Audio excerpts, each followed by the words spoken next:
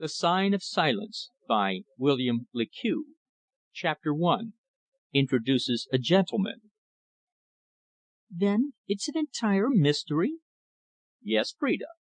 "But it's astounding. It really seems so utterly impossible," declared my well beloved, amazed at what I had just related.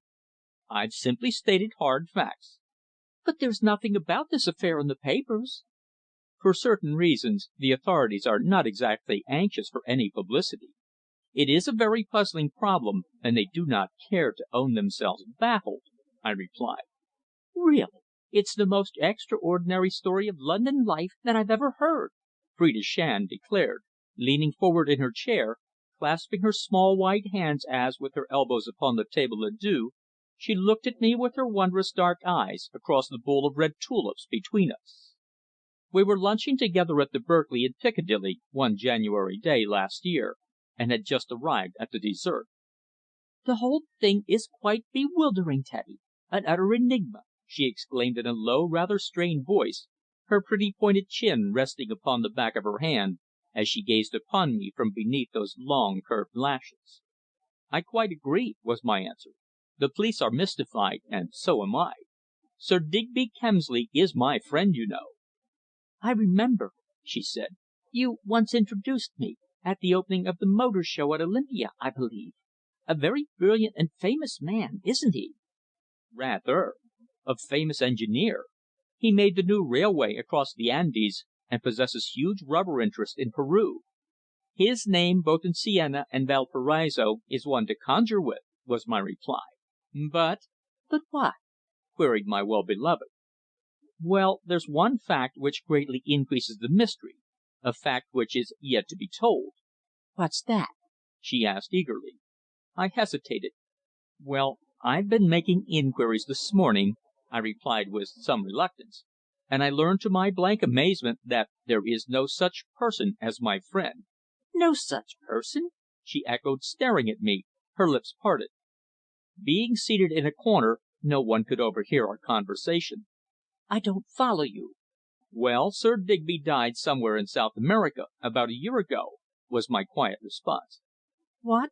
Was your friend a fraud, eh?" "Apparently so.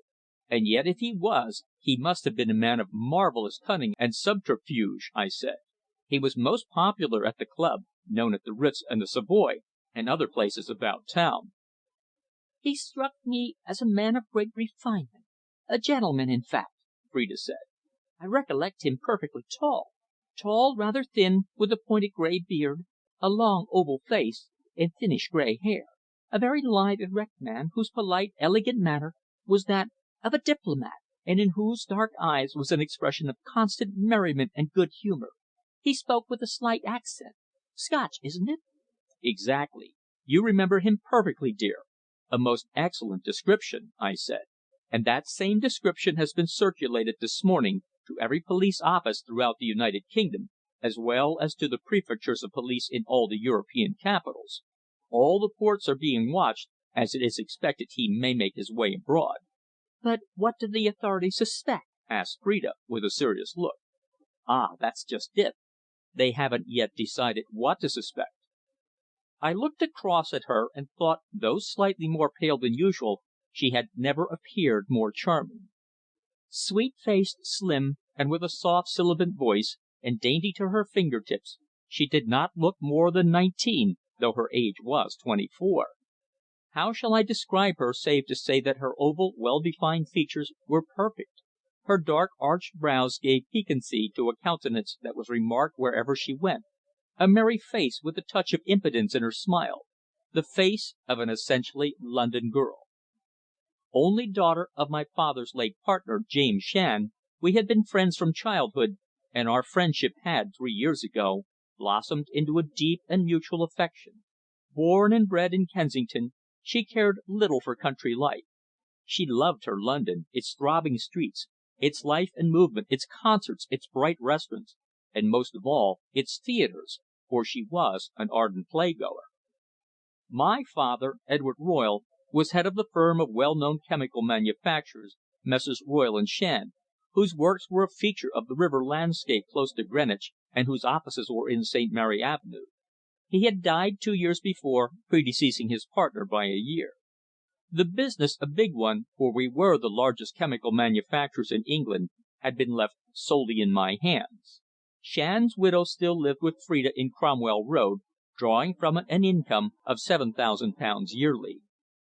As for myself, I was a bachelor, aged 32, and if golf be a vice, I was greatly addicted to it. I occupied a cosy set of chambers half way up Albemarle Street, and am thankful to say that in consequence of my father's business acumen, my balance at my banker's was increasing annually. At the works at Greenwich nearly 2,000 hands were employed, and it had always been the firm's proud boast that they laboured under the most healthy conditions possible to secure in the manufacture of chemicals. My father, upon his death bed, had held my hand and expressed to me his profoundest satisfaction at my engagement with the daughter of his partner, and almost with his last breath had pronounced a blessing upon our union.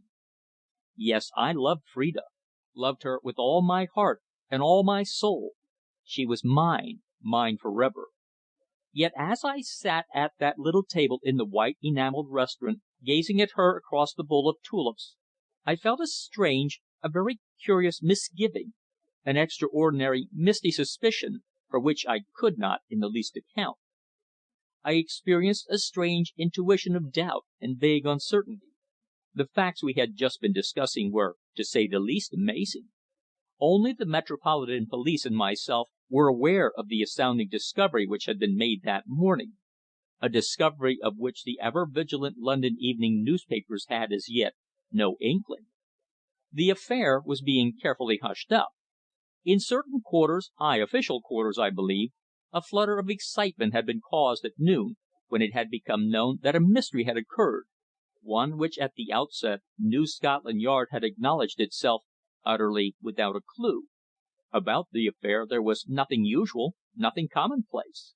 The murder mysteries of London always form exciting reading, for it is surely the easiest work of the practised journalist to put forward from day to day fresh clues and exciting propositions.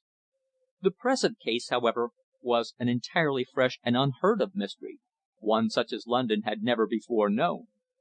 In the whole annals of Scotland Yard no case presenting such unusual features had previously been reported. "Have you no theory as to what really occurred?" Phrida asked slowly, after a very long and pensive silence.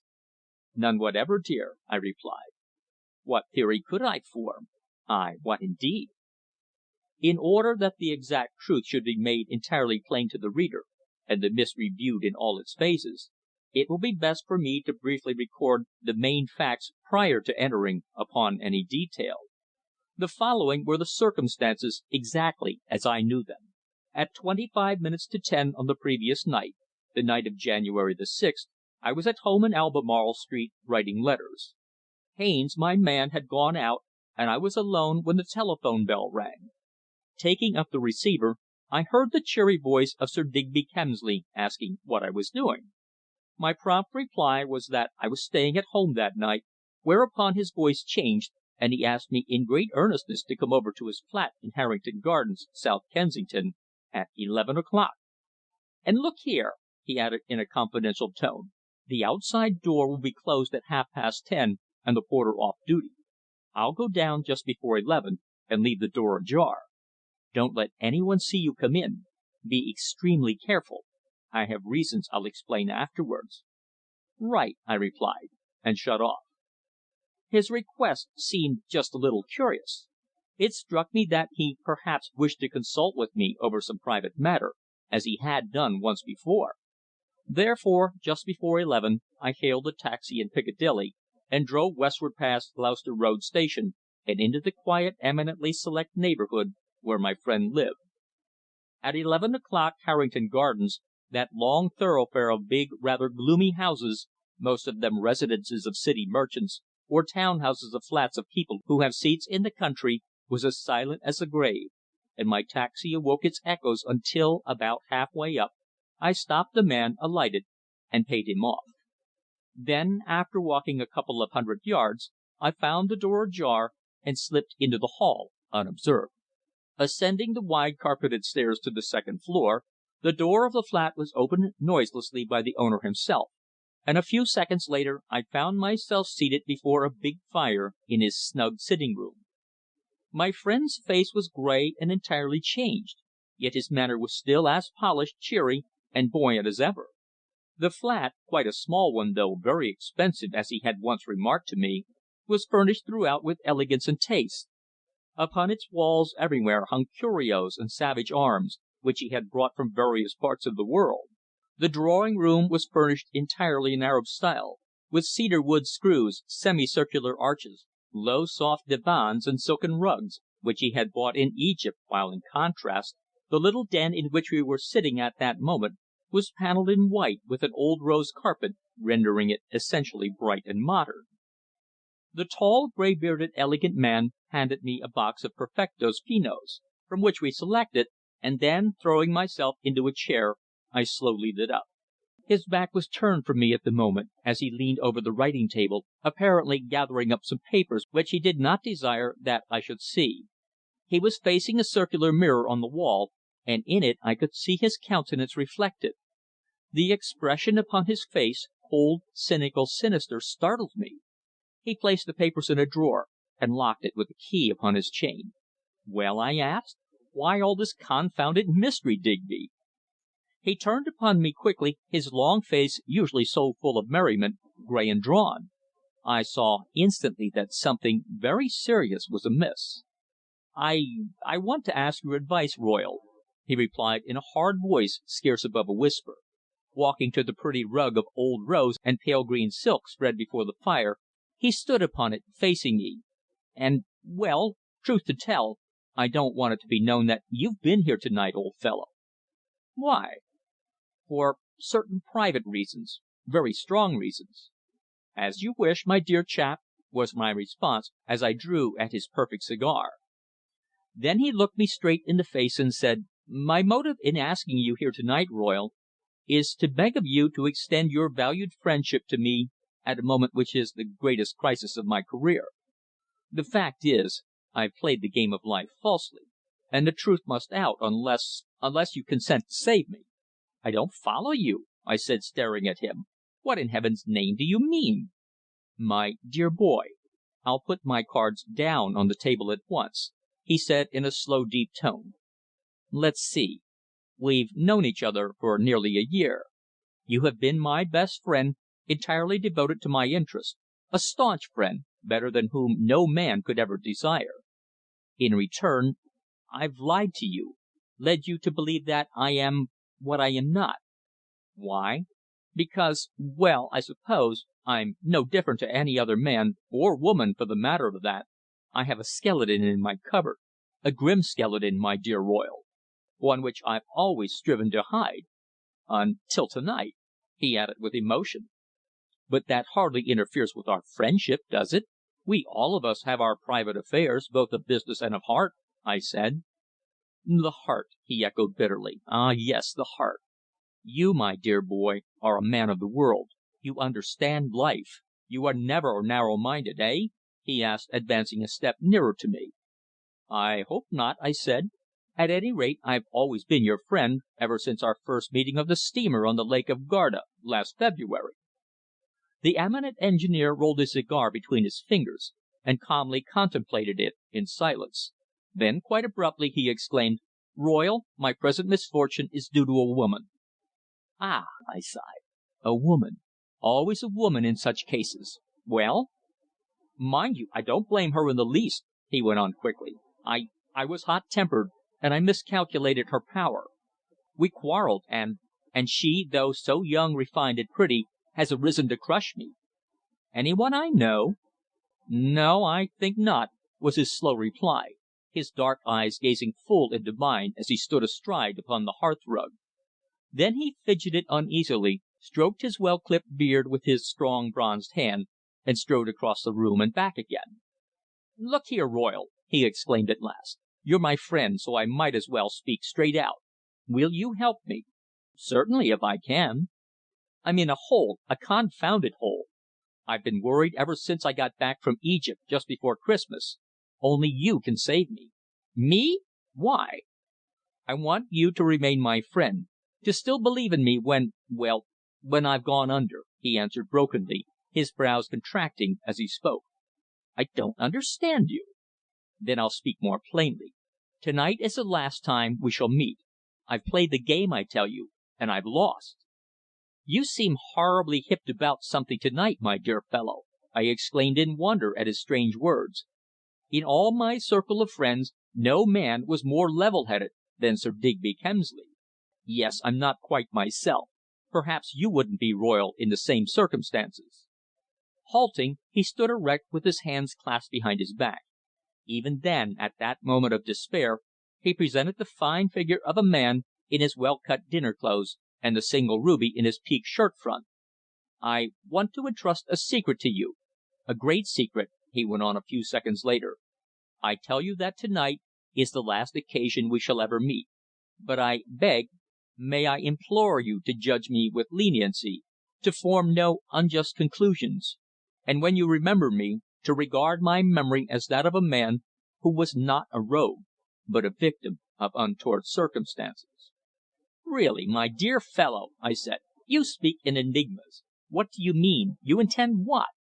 "That matters nothing to you, Royle," was his hoarse reply. "I merely ask for your continued friendship. I ask that you will treat my successor here in the exact manner in which you have treated me, that you will become his firm friend, and that you will perform for me one great and most important service." "Your successor? Who will succeed you? You have no son." "No, I have no male relation whatever," he replied. "But we were speaking of the favour I am begging of you to perform for me. On the 14th of January I shall not be here, but it is highly necessary that on that evening, at 8 o'clock, a secret message should be delivered into the hands of a certain lady a message from myself. Will you do it?" "Certainly. Are you going abroad again?" Well, I can hardly tell. I may be dead by then. Who knows?" And he smiled grimly. He returned to his writing table, unlocked a drawer, and took therefrom a letter which was carefully sealed with black wax. "Now listen," he said, holding the letter in his fingers. "On the night of the 14th, just at 8 o'clock precisely, go to Piccadilly Tube Station. Stand at the telephone box numbered 4 on the Haymarket side, when a lady in black will approach you and ask news of me. In response you will give her this note. But there is a further condition. You may be watched and recognized, therefore be extremely careful that you are not followed on that day, and above all, adopt some effective disguise. Go there dressed as a working man, I would suggest." "That request, Kemsley, is certainly a very queer one," I remarked. "Is she the lady?" He smiled, and I took that as an affirmative. "You say she'll be dressed in black? Lots of ladies dress in black. I might mistake her." "Not very likely. I forgot to tell you that she will wear a small spray of mimosa." "Ah, that shows originality," I remarked. "Mimosa is not often worn on the person." "It will serve as a distinguishing mark." Then after a pause he added, handing me the letter, "There is one further request I want to make, or at least I want you to give me your promise, Royle. I ask you to make a solemn vow to me that if any suspicion arises within your mind, that you will believe nothing without absolute and decisive proof. I mean that you will not misjudge her." "I certainly will not." "Your hand upon it?" I put forth my hand, and, gripping his warmly, gave him my word of honour. "I hope you will never regret this, Royle," he said in an earnest tone. "We are friends," I remarked simply. "And I trust, Royle, you will never regret the responsibility which you have accepted on my behalf," he said in a deep, hard voice of a desperate man. "Remember to treat my successor exactly as you have treated me. Be his best friend, and he will be yours. You will be astonished, amazed, mystified, no doubt, at the events which must, alas! inevitably occur. But it is not my fault, Royle, believe me," he declared with solemn emphasis. "It is, alas! my misfortune." CHAPTER II. THE SCENT. After giving me the letter, and receiving my assurance that it would be safely delivered, Sir Digby's spirits seemed somewhat to revive. He chatted in his old good humoured style, drank a whisky and soda, and just before 1 o'clock let me out, urging me to descend the stairs noiselessly, lest the hall porter should know that he had had a visitor. Time after time I had questioned him regarding his strange reference to his successor, but to all my queries he was entirely dumb. He had, I recollected, never been the same since his return from a flying visit to Egypt. "The future will no doubt astound you, but I know, Royle, that you are a man of honour and of your word, and that you will keep your promise at all hazards," was all he would reply. The secrecy with which I had entered and left caused me considerable curiosity. Kemsley was one of those free, bluff, open hearted, open handed men. He was never secretive, never elusive. I could only account for his curious, mystifying actions by the fact that the reputation of a woman was at stake, that he was acting for her protection. And I was to meet that woman face to face in 8 days' time. As I walked towards Gloucester Road Station, where I hoped to find a taxi, all was silence. At that hour the streets of South Kensington are as deserted as a graveyard, and as I bent towards the cutting wind from the east, I wondered who could be the mysterious woman who had broken up my dear friend's future plans. Yet he bore her no malice. Some men's temperaments are really curious. Beneath a street lamp I paused and looked at the superscription upon the envelope. It ran, "For E. P. K." The initial K. Was the lady Digby's wife? That was the suspicion which at once fell upon me, and by which I became convinced. At 1:30 o'clock I let myself into my own flat at Albemarle Street. The faithful Haines, who had been a marine wardroom servant in the Navy before entering my employ, was awaiting me. "The telephone bell rang minutes ago, sir," he said. "Sir Digby Kemsley wishes to speak to you." "Very well," I replied. "You can go to bed." The man placed my tray with whisky and soda upon the little table near my chair, as was his habit, and wishing me good night, retired. I went to the telephone and asked for Digby's number. After a few seconds a voice, which at first I failed to recognize, replied to mine. "I say, Royle, I'm so sorry to disturb you, old chap, but could you possibly come back here at once?" "What?" I asked, very surprised. "Is it so very important? Can't it wait till to morrow?" "No, unfortunately it can't. It's most imperative that I should see you. Something has happened. Do come," he begged. "But don't attract attention. You understand?" "Something happened?" I echoed. "What?" "That woman. Come at once, do, that's a good fellow. Will you, for my sake and hers?" The mention of the woman decided me, so I replied, "All right," and hung up the receiver. Within half an hour I alighted in Courtfield Gardens and walked up Harrington Gardens to the door of my friend's house, which I saw was already ajar in anticipation of my arrival. Closing the door noiselessly, in order not to attract the attention of the alert porter who lived in the basement, I crept up the carpeted stairs to the door of the flat, which I found also ajar. Having closed the door, I slipped into the hall and made my way to the warm, cosy room I had left earlier that night. The door was closed, and without ceremony I turned the handle. I threw it open laughingly, in order to surprise my friend, but next instant halted in amazement upon the threshold. I stood there breathless, staring in speechless wonder, and drawing back. "I'm really very sorry," I exclaimed. "I thought Sir Digby was here." The man, who had risen from his chair and bowed when I opened the door, was about the same build, but apparently a trifle younger. He had iron grey hair and a pointed beard, but his face was more triangular, with higher cheekbones and eyes more brilliant and deeper set. His thin countenance relaxed into a pleasant smile as he replied in a calm, suave voice: "I am Sir Digby Kemsley, and you, I believe, are Mr. Edward Royle, my friend, my very intimate friend, are you not?" "You?" I gasped, staring at him. And then for several seconds I failed to articulate any further words. The imposture was so utterly barefaced. "You are not Sir Digby Kemsley!" I went on angrily at last. "What trick is this?"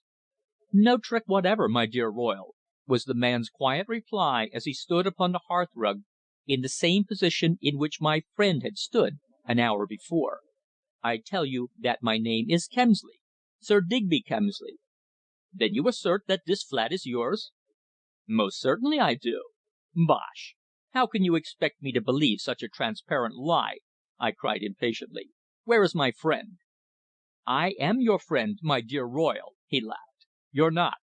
"But did you not, only an hour ago, promise him to treat his successor in the same manner in which you had treated himself?" the man asked very slowly, his high, deep set eyes fixed upon me with a crafty, almost snake like expression, an expression that was distinctly one of evil. "True, I did," was my quick reply. "But I never bargained for this attempted imposture." "I tell you it is no imposture," declared the man before me.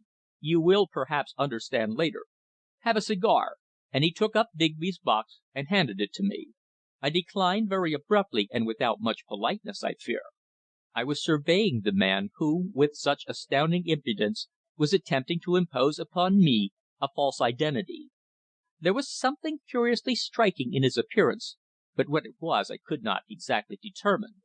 His speech was soft and educated, in a slightly higher pitch than my friend's, his hands white and carefully manicured, yet as he stood I noted that his left shoulder was slightly higher than the other, that his dress clothes ill fitted him in consequence, that in his shirt front were two rare orange coloured gems such as I had never seen before, and further that when I caught him side face, it much resembled Digby's, so aquiline as to present an almost bird like appearance. "Look here!" I exclaimed in anger a few moments later. "Why have you called me over here?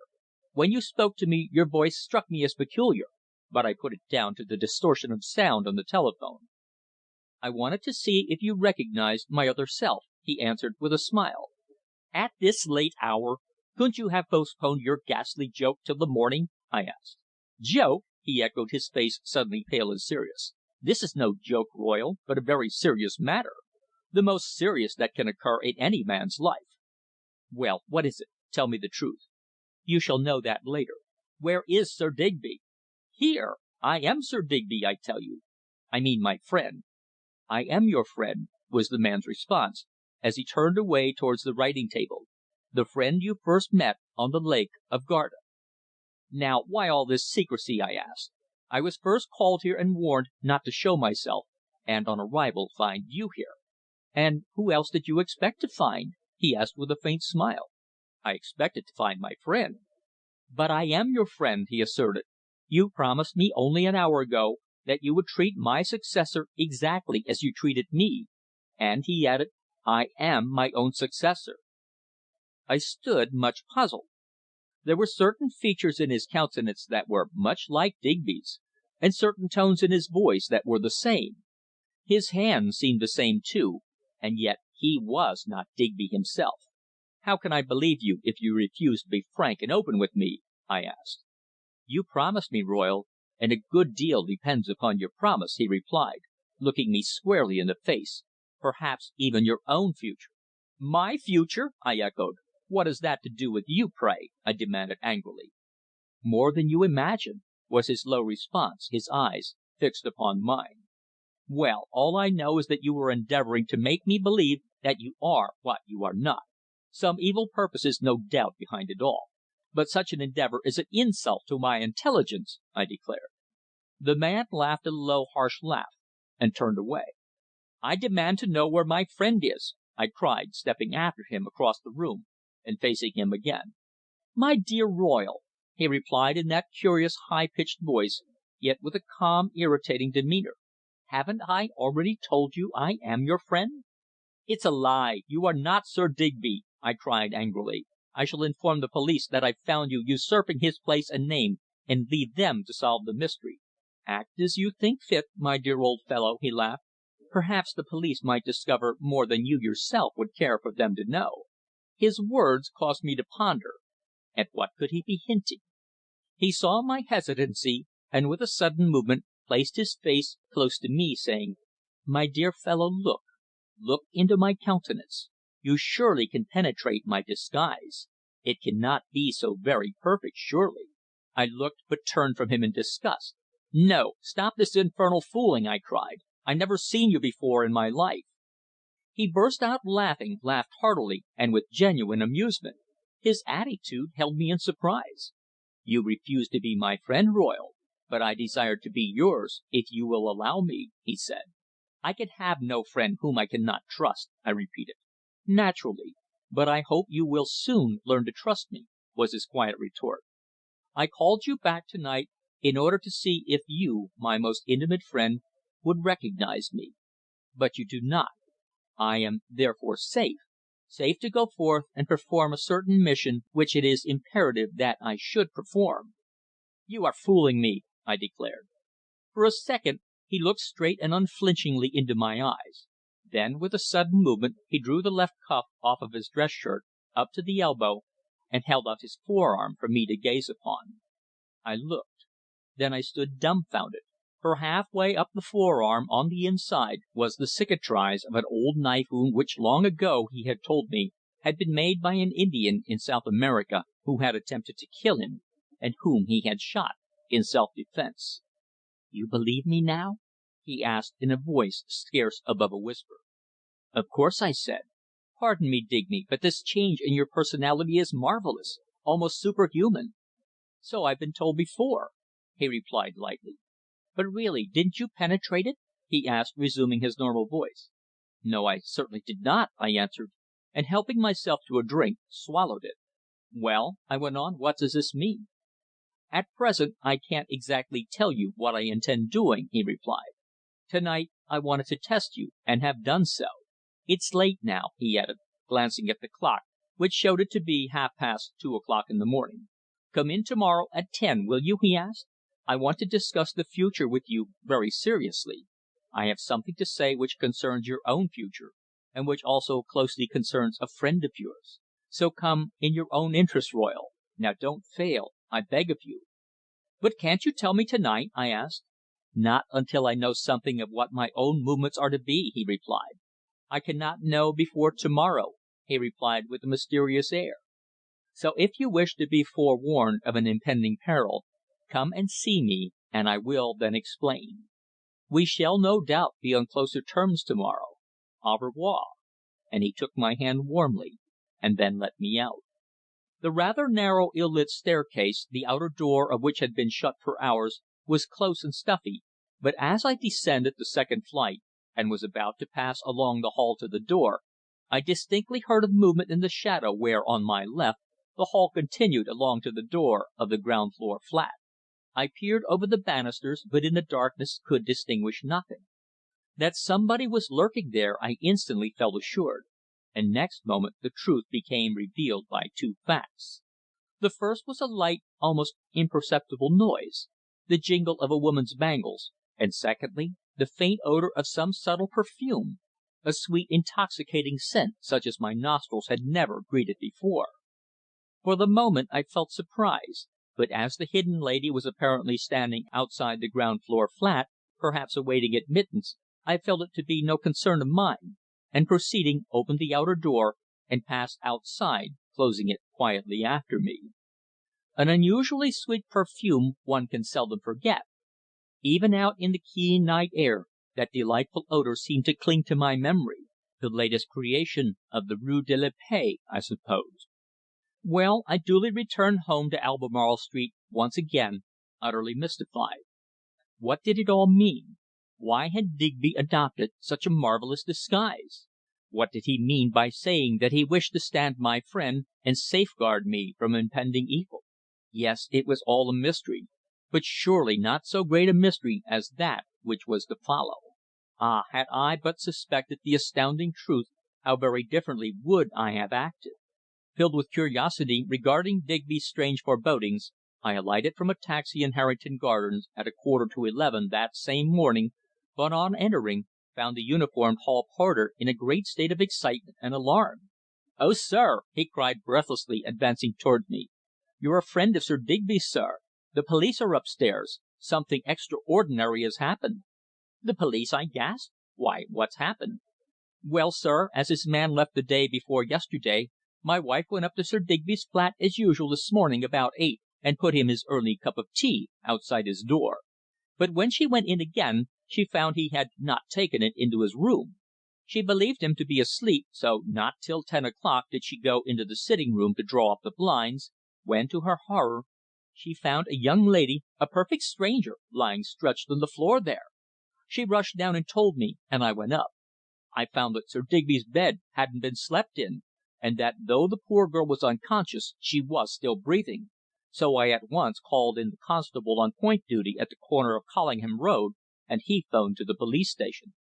"But the girl is she dead?" I inquired quickly. "I don't know, sir. You'd better go upstairs. There's an inspector, 2 plain clothes men, and a doctor up there." He took me up in the lift, and a few moments later I stood beside Digby's bed, whereon the men had laid the inanimate form of a well dressed girl whom I judged to be about 22, whose dark hair, unbound, lay in disorder upon the pillow. The face, white as marble, was handsome and clean cut, but upon it, alas! was the ashen hue of death, the pale lips slightly parted, as though in a half sarcastic smile.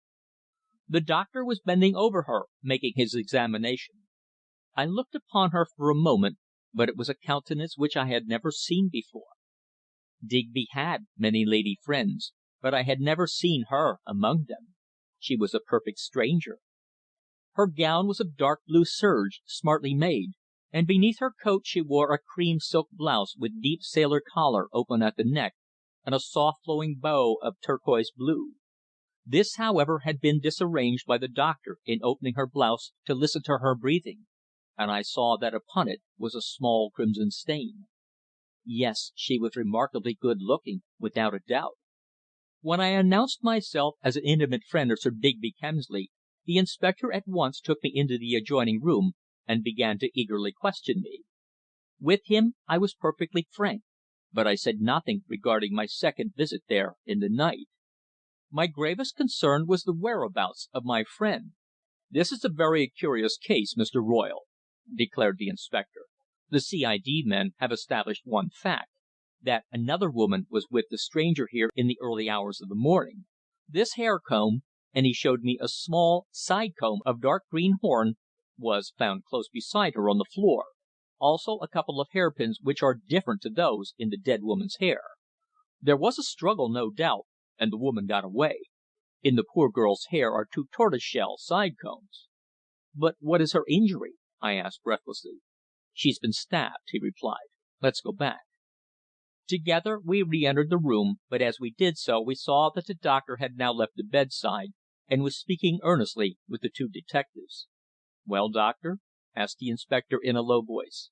"She's quite dead murder without a doubt," was his reply. "The girl was struck beneath the left breast, a small punctured wound, but fatal."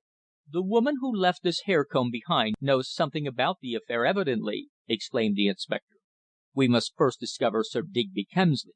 He seems to have been here up until 11 o'clock last night.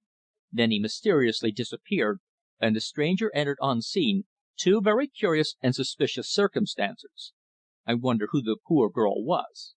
The 2 detectives were discussing the affair in low voices. Here was a complete and very remarkable mystery, which from the first the police told me they intended to keep to themselves, and not allow a syllable of it to leak out to the public through the newspapers. A woman had been there. Did there not exist vividly in my recollection that strange encounter in the darkness of the stairs? The jingle of the golden bangles, and the sweet odour of that delicious perfume? But I said nothing. I intended that the police should prosecute their inquiries, find my friend, and establish the identity of the mysterious girl who had met with such an untimely end, presumably at the hands of that woman who had been lurking in the darkness awaiting my departure. Truly it was a mystery, a most remarkable problem among the many which occur each week amid the amazing labyrinth of humanity which we term London life. Sir Digby Kemsley had disappeared. Where? Half an hour after noon I had left Harrington Gardens utterly bewildered, and returned to Albemarle Street, and at 1:30 met Phrida at the Berkeley, where, as I have already described, we lunched together. I had revealed to her everything under seal of the secrecy placed upon me by the police. Everything save that suspicion I had had in the darkness, and the suspicion the police also held, the suspicion of a woman. Relation of the curious affair seemed to have unnerved her. She had become paler, and was fidgeting with her serviette. Loving me so devotedly, she seemed to entertain vague and ridiculous fears regarding my own personal safety. "It was very foolish and hazardous of you to have returned there at that hour, dear," she declared with sweet solicitation, as she drew on her white gloves preparatory to leaving the restaurant, for I had already paid the bill and drained my liqueur glass. "I don't see why," I said. "Whatever could have happened to me when " My sentence remained unfinished. I held my breath. The colour must have left my cheeks, I know. My well beloved had at that moment opened her handbag and taken out her wisp of lace handkerchief. My nostrils were instantly filled with that same sweet, subtle perfume which I so vividly recollected, the identical perfume of the woman concealed in that dark passageway.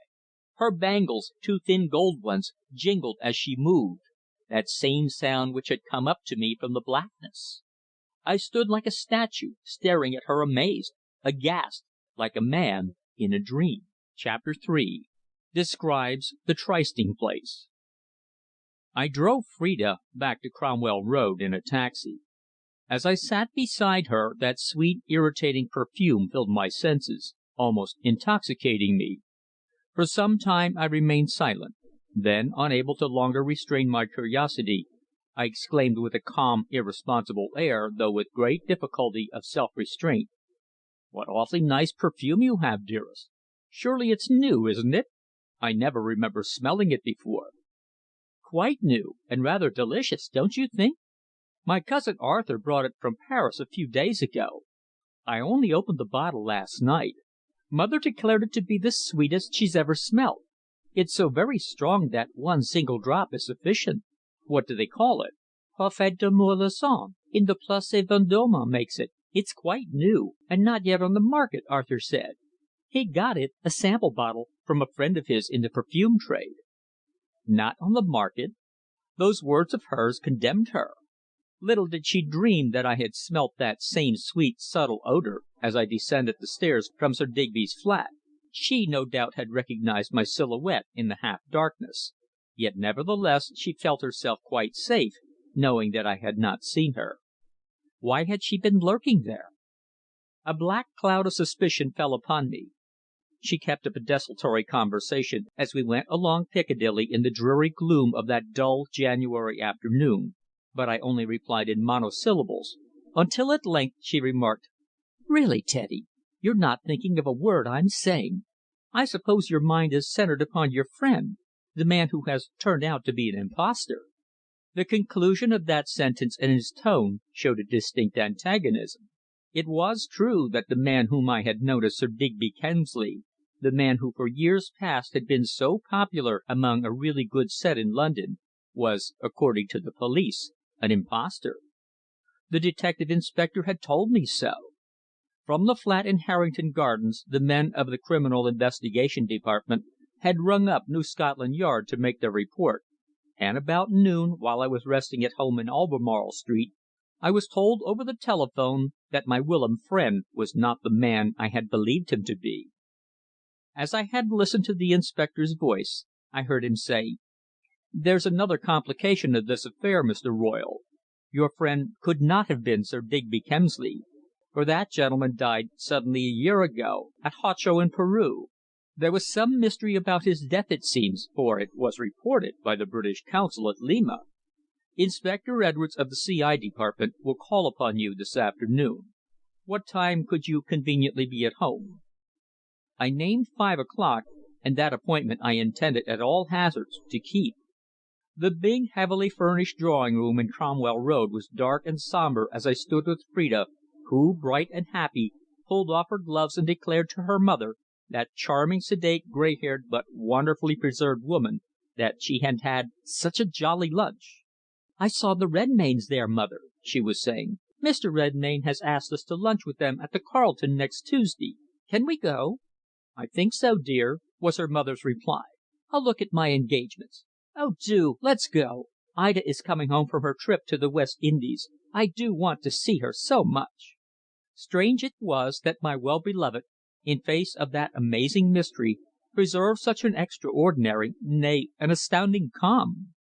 I was thinking of the little side comb of green horn, for I had seen her wearing a pair exactly similar. Standing by, I watched her pale sweet countenance full of speechless wonder. After the first moment of suspense she had found herself treading firm ground, and now, feeling herself perfectly secure, she had assumed a perfectly frank and confident attitude. Yet the perfume still arose to my nostrils, the sweet, subtle scent which had condemned her. I briefly related to Mrs. Shand my amazing adventures of the previous night, my eyes furtively upon Phrida's countenance the while. Strangely enough, she betrayed no guilty knowledge, but fell to discussing the mystery with ease and common sense calm. "What I can't really make out is how your friend could have had the audacity to pose as Sir Digby Kemsley, well knowing that the real person was alive," she remarked. "The police have discovered that Sir Digby died in Peru last January," I said. "While your friend was in London?" "Certainly. My friend I shall still call him Sir Digby, for I have known him by no other name has not been abroad since last July, when he went on business to Moscow." "How very extraordinary," remarked Mrs. Shand. "Your friend must surely have had some object in posing as the dead man." "But he posed as a man who was still alive," I exclaimed. "Until perhaps he was found out," observed Phrida shrewdly. "Then he bolted." I glanced at her quickly. Did those words betray any knowledge of the truth, I wondered? "Apparently there was some mystery surrounding the death of Sir Digby at Huacho," I remarked. "The British Consul in Lima made a report upon it to the Foreign Office, who in turn handed it to Scotland Yard. I wonder what it was." "When you know, we shall be better able to judge the matter and to form some theory," Phrida said, crossing the road and rearranging the big bowl of daffodils in the window. I remained about an hour, and then, amazed at the calmness of my well beloved, I returned to my rooms. In impatience I waited till 5:15, when Haines ushered in a tall, well dressed, clean shaven man, wearing a dark grey overcoat and white slip beneath his waistcoat, and who introduced himself as Inspector Charles Edwards. "I've called, Mr. Royle, in order to make some further inquiries regarding this person you have known as Sir Digby Kemsley," he said when he had seated himself. "A very curious affair happened last night. I've been down to Harrington Gardens and have had a look around there myself. Many features of the affair are unique." "Yes," I agreed. "It's curious very curious." "I have a copy of your statement regarding your visit to the house during the night," said the official who was one of the Council of Seven at the Yard, looking up at me suddenly from the cigarette he was about to light. "Have you any suspicion who killed the young lady?" "How can I, except that my friend " "Is missing, eh?" "Exactly."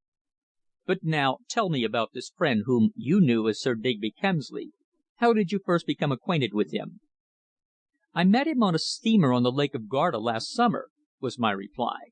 "I was staying at Riva, the little town at the north end of the lake, over the Austrian frontier, and one day took the steamer down to Gardone in Italy. We sat next each other at luncheon on board, and owing to a chance conversation became friends." "What did he tell you?" "Well, only that he was travelling for his health. He mentioned that he had been a great deal in South America, and was then over in Europe for a holiday. Indeed, on the first day we met he did not even mention his name, and I quite forgot to ask for it. In travelling one meets so many people who are only of brief passing interest. It was not until a week later, when I found him staying in the same hotel as myself, the Cavour in Milan, I learnt from the hall porter that he was Sir Digby Kemsley, the great engineer. We travelled to Florence together, and stayed at the Baglioni. But one morning when I came down I found a hurried note awaiting me. From the hall porter I learned that a gentleman had arrived in the middle of the night, and Sir Digby, after an excited controversy, left with him for London. In the note he gave me his address in Harrington Gardens, and asked me not to fail to call on my return to town." "Curious to have a visitor in the middle of the night," remarked the detective reflectively. "I thought so at the time, but knowing him to be a man of wide business interests, concluded that it was someone who had brought him an urgent message," I replied. "Well, the rest is quickly told. On my return home I sought him out, with the result that we became great friends." "You had no suspicion that he was an impostor?" "None whatever. "He seemed well known in London," I replied. "Besides, if he was not the real Sir Digby, how is it possible that he could have so completely deceived his friends? Why, he has visited the office of Colliers, the great railway contractors in Westminster, the firm who constructed the railway in Peru. I recollect calling there with him in a taxi one day." Edward smiled. "He probably did that to impress you, sir," he replied. "They may have known him as somebody else. Or he simply went in and made an inquiry. He's evidently a very clever person. Personally, I could not see how my friend could possibly have posed as Sir Digby Kemsley if he were not, even though Edwards pointed out that the real Sir Digby had only been in London a fortnight for the past 9 years. Still, on viewing the whole situation, I confess inclination towards the belief that my friend was, notwithstanding the allegations, the real Sir Digby. And yet those strange words of his, spoken in such confidence on the previous night, recurred to me. There was mystery somewhere, a far more obscure mystery even than what was apparent at that moment. "Tell me what is known concerning Sir Digby's death in Peru?" I asked. "From the report furnished to us at the Yard, it seems that one day last August, while the gentleman in question was riding upon a trolley on the Cerro de Pasco railway, the conveyance was accidentally overturned into a river, and he was badly injured in the spine. A friend of his, a somewhat mysterious Englishman named Cane, brought him down to the hospital at Lima, and after 2 months there, he becoming convalescent, was conveyed for fresh air to Huacho on the sea. Here he lived with Cane in a small bungalow in a somewhat retired spot, until on one night in February last year something occurred, but exactly what nobody is able to tell. Sir Digby was found by his Peruvian servant dead from snake bite. Cane evinced the greatest distress and horror until, of a sudden, a second manservant declared that he had heard his master cry out in terror as he lay helpless in his bed. He heard him shriek, 'You blackguard, Cane! Take the thing away! Ah, God, you've killed me!' Cane denied it, and proved that he was at a friend's house playing cards at the hour when the servant heard his master shout for help. Next day, however, he disappeared. Our counsel in Lima took up the matter, and in due course a full report of the affair was forwarded to the Yard, together with a very detailed description of the man wanted. This we sent around the world, but up to day without result." "Then the man Cane was apparently responsible for the death of the invalid," I remarked. "I think so, without a doubt."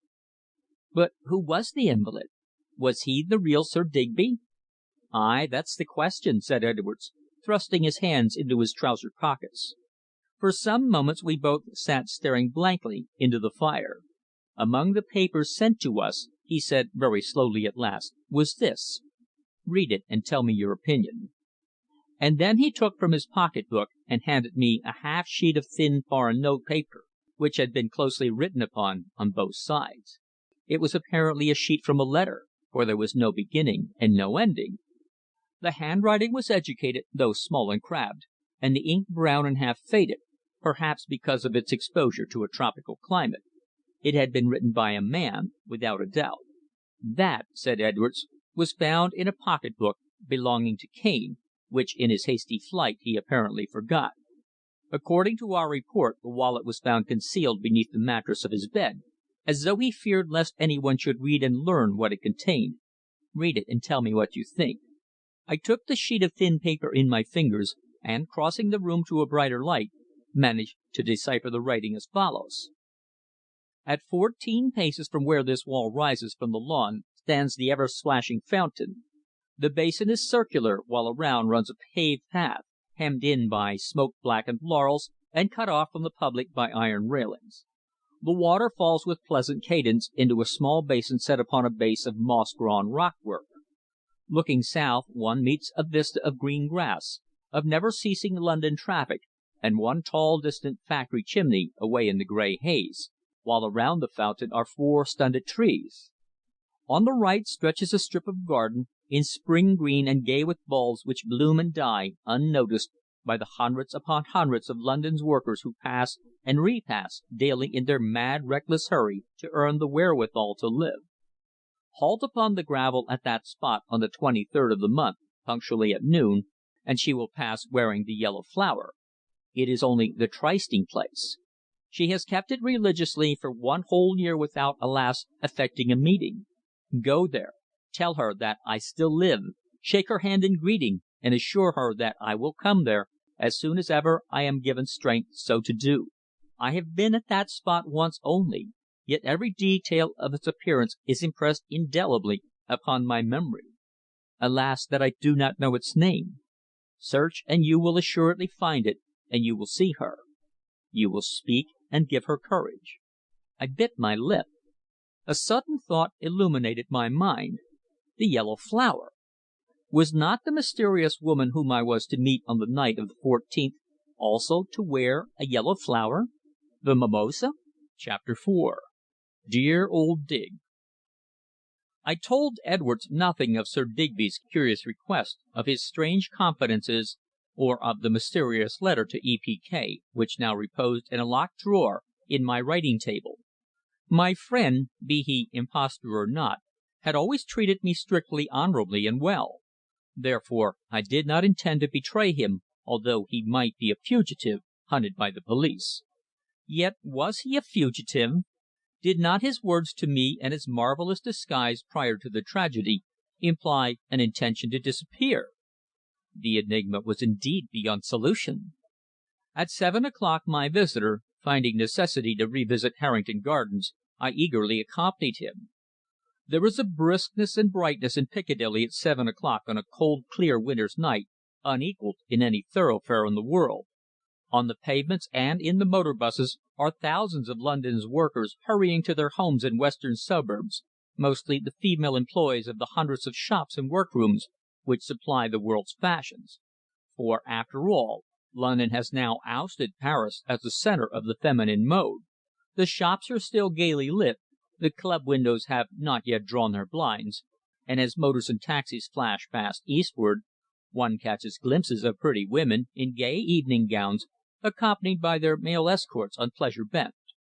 The restaurant, the theatre, and the supper, until the unwelcome cry, that cry which resounds at 12:30 from end to end of Greater London, "Time, please, ladies and gentlemen, time!" The pharisaical decree that further harmless merriment is forbidden. How the foreigner laughs at our childish obedience to the decree of the killjoys! And well he may, especially when we know full well that while the good people of the middle class are forced to return to the dulness of their particular suburb, the people of the class above them can sneak in by back doors of unsuspected places, and indulge in drinking, gambling, and dancing till daylight. Truly, the middle class Londoner is a meek, obedient person. One day, however, he may revolt. Piccadilly was particularly bright and gay that night, as, passing the end of St. James's Street, we sped forward in the taxi towards Brompton Road, and past the Natural History Museum to Gloucester Road. On our arrival, the door of the flat was opened by a constable without a helmet. Recognizing the famous inspector, he saluted. The body of the unknown girl had been removed to the mortuary for a post mortem examination, but nothing else had been moved, and two officers of the C.I.D. were busy making examination for finger prints. I allowed them to take mine for comparison, but some they found upon the mahogany table and upon the back of a chair were undoubtedly those of the victim himself. The small glass-topped specimen table still lay where it had been overturned, and the fragments of the two green grass flower vases were strewn upon the carpet with the drooping red anemones themselves. Regarding the overturned table, the two detectives held that it had separated the assassin from his victim, that the girl had been chased around it several times before her assailant had thrown it down, suddenly sprung upon her, and delivered the fatal blow full in her chest. "We've thoroughly examined it for finger prints, sir," the elder of the two officers explained to my companion. "Both on the glass top and on the mahogany edge there are a number of prints of the victim herself, as well as a number made by another hand." "A man's?" I asked. "No. Curiously enough, it seems to be a woman's," was the reply. "A woman's?" I thought of that sweet perfume, and of the person who had lurked in the shadow of the stairs. "That's interesting," remarked Edwards. "They may be those of the woman who wore green combs in her hair, or else of the porter's wife." "The owner's manservant is away abroad on business for his master, we've found out," answered the man addressed. "So of late the porter's wife, who lives in the basement of the next house, has been in the habit of coming in every day and tidying up the room. We took her prints this morning, and have found quite a lot about the place. No," added the man emphatically, "the finger prints on that little table yonder are not those of the porter's wife, but of another woman who's been here recently. We only find them upon the door handle and on the edge of the writing table against which the woman must have leaned. We'll have them photographed to morrow." The men then showed us the marks in question, distinct impressions of small finger tips, which they had rendered vivid and undeniable by the application of a finely powdered chalk of a pale green colour. Apparently the two experts had devoted the whole day to the search for finger print clues, and they had established the fact that two women had been there, the victim and another. Who was she? The investigation of the papers in my friend's writing table had not yet been made. Inspector Edwards had telephoned earlier in the day, stating that he would himself go through them. Therefore, exercising every care not to obliterate the three finger marks upon the edge of the table, the officers proceeded to break open drawer after drawer and methodically examine the contents, while I looked on. The work was exciting. At any moment we might discover something which would throw light upon the tragedy, the grim evidence of which remained in that dark, still damp stain upon the carpet, the life-blood of the unknown victim. Already the face of the dead girl had been photographed, and would before morning be circulated everywhere in an endeavour to secure identification. I had learnt from Edwards before noon that morning, upon the notice board outside the Bow Street Police Station, there had been posted one of those pale buff-coloured bills headed in great bold capitals, "Body found," in which the description had been filled in by a clerkish hand, and at the bottom a statement that the corpse was lying at the Kensington mortuary, awaiting identification. That she was a lady seemed established by her dress, her well-kept hands, innocent of manual labour, by the costly rings and bracelets she was wearing, and the fact that, in the pocket of her coat, was found her purse containing £11 in gold and some silver. Sir Digby's papers promised to be extremely interesting, as we cleared the books off a side table and sat down to carefully investigate them. The writing table was a pedestal one, with a centre drawer and four drawers on either side. The first drawer burst open was the top one on the left, and from it Edwards drew two bundles of letters, each secured by faded pink tape. These bundles he handed to me, saying, "See what you think of these, Mr. Royle." One after another I opened them. They were all in the same sprawly handwriting of a woman who simply signed herself "Mittie." They were love letters written in the long ago, many commencing "My darling," or "Dearest," and some with "Dear old Dig."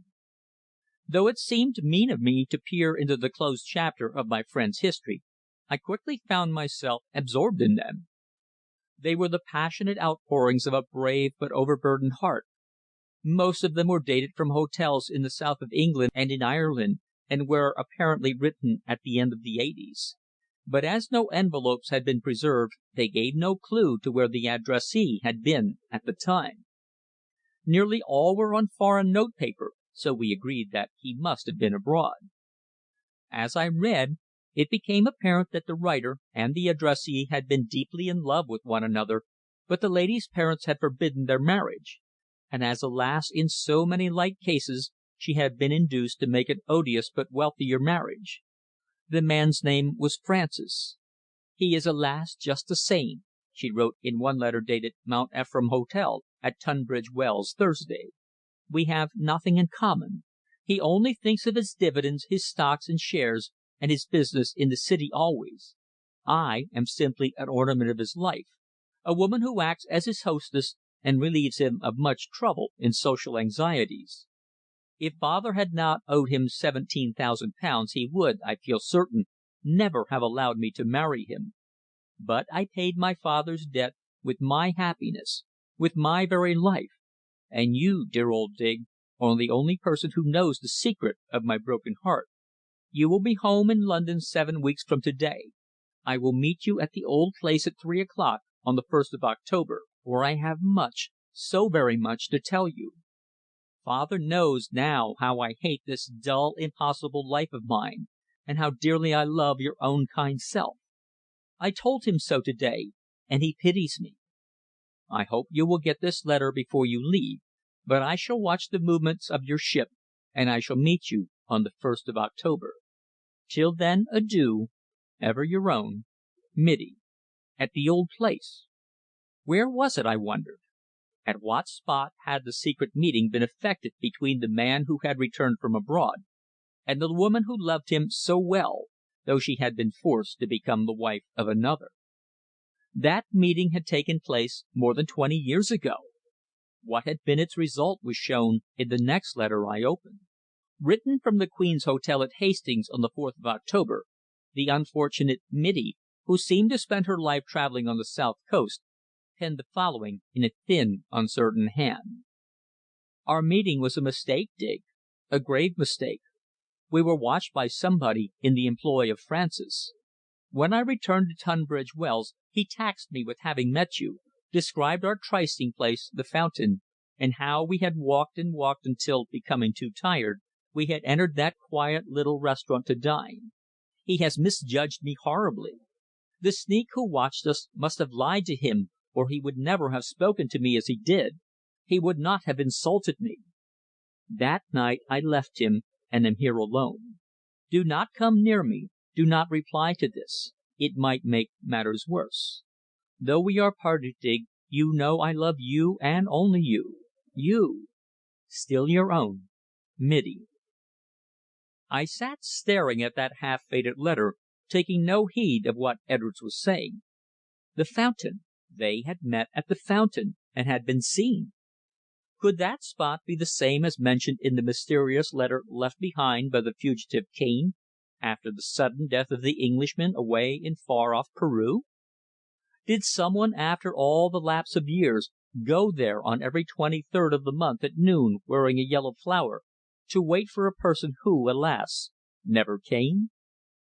The thought filled me with romance, even though we were at that moment investigating a very remarkable tragedy.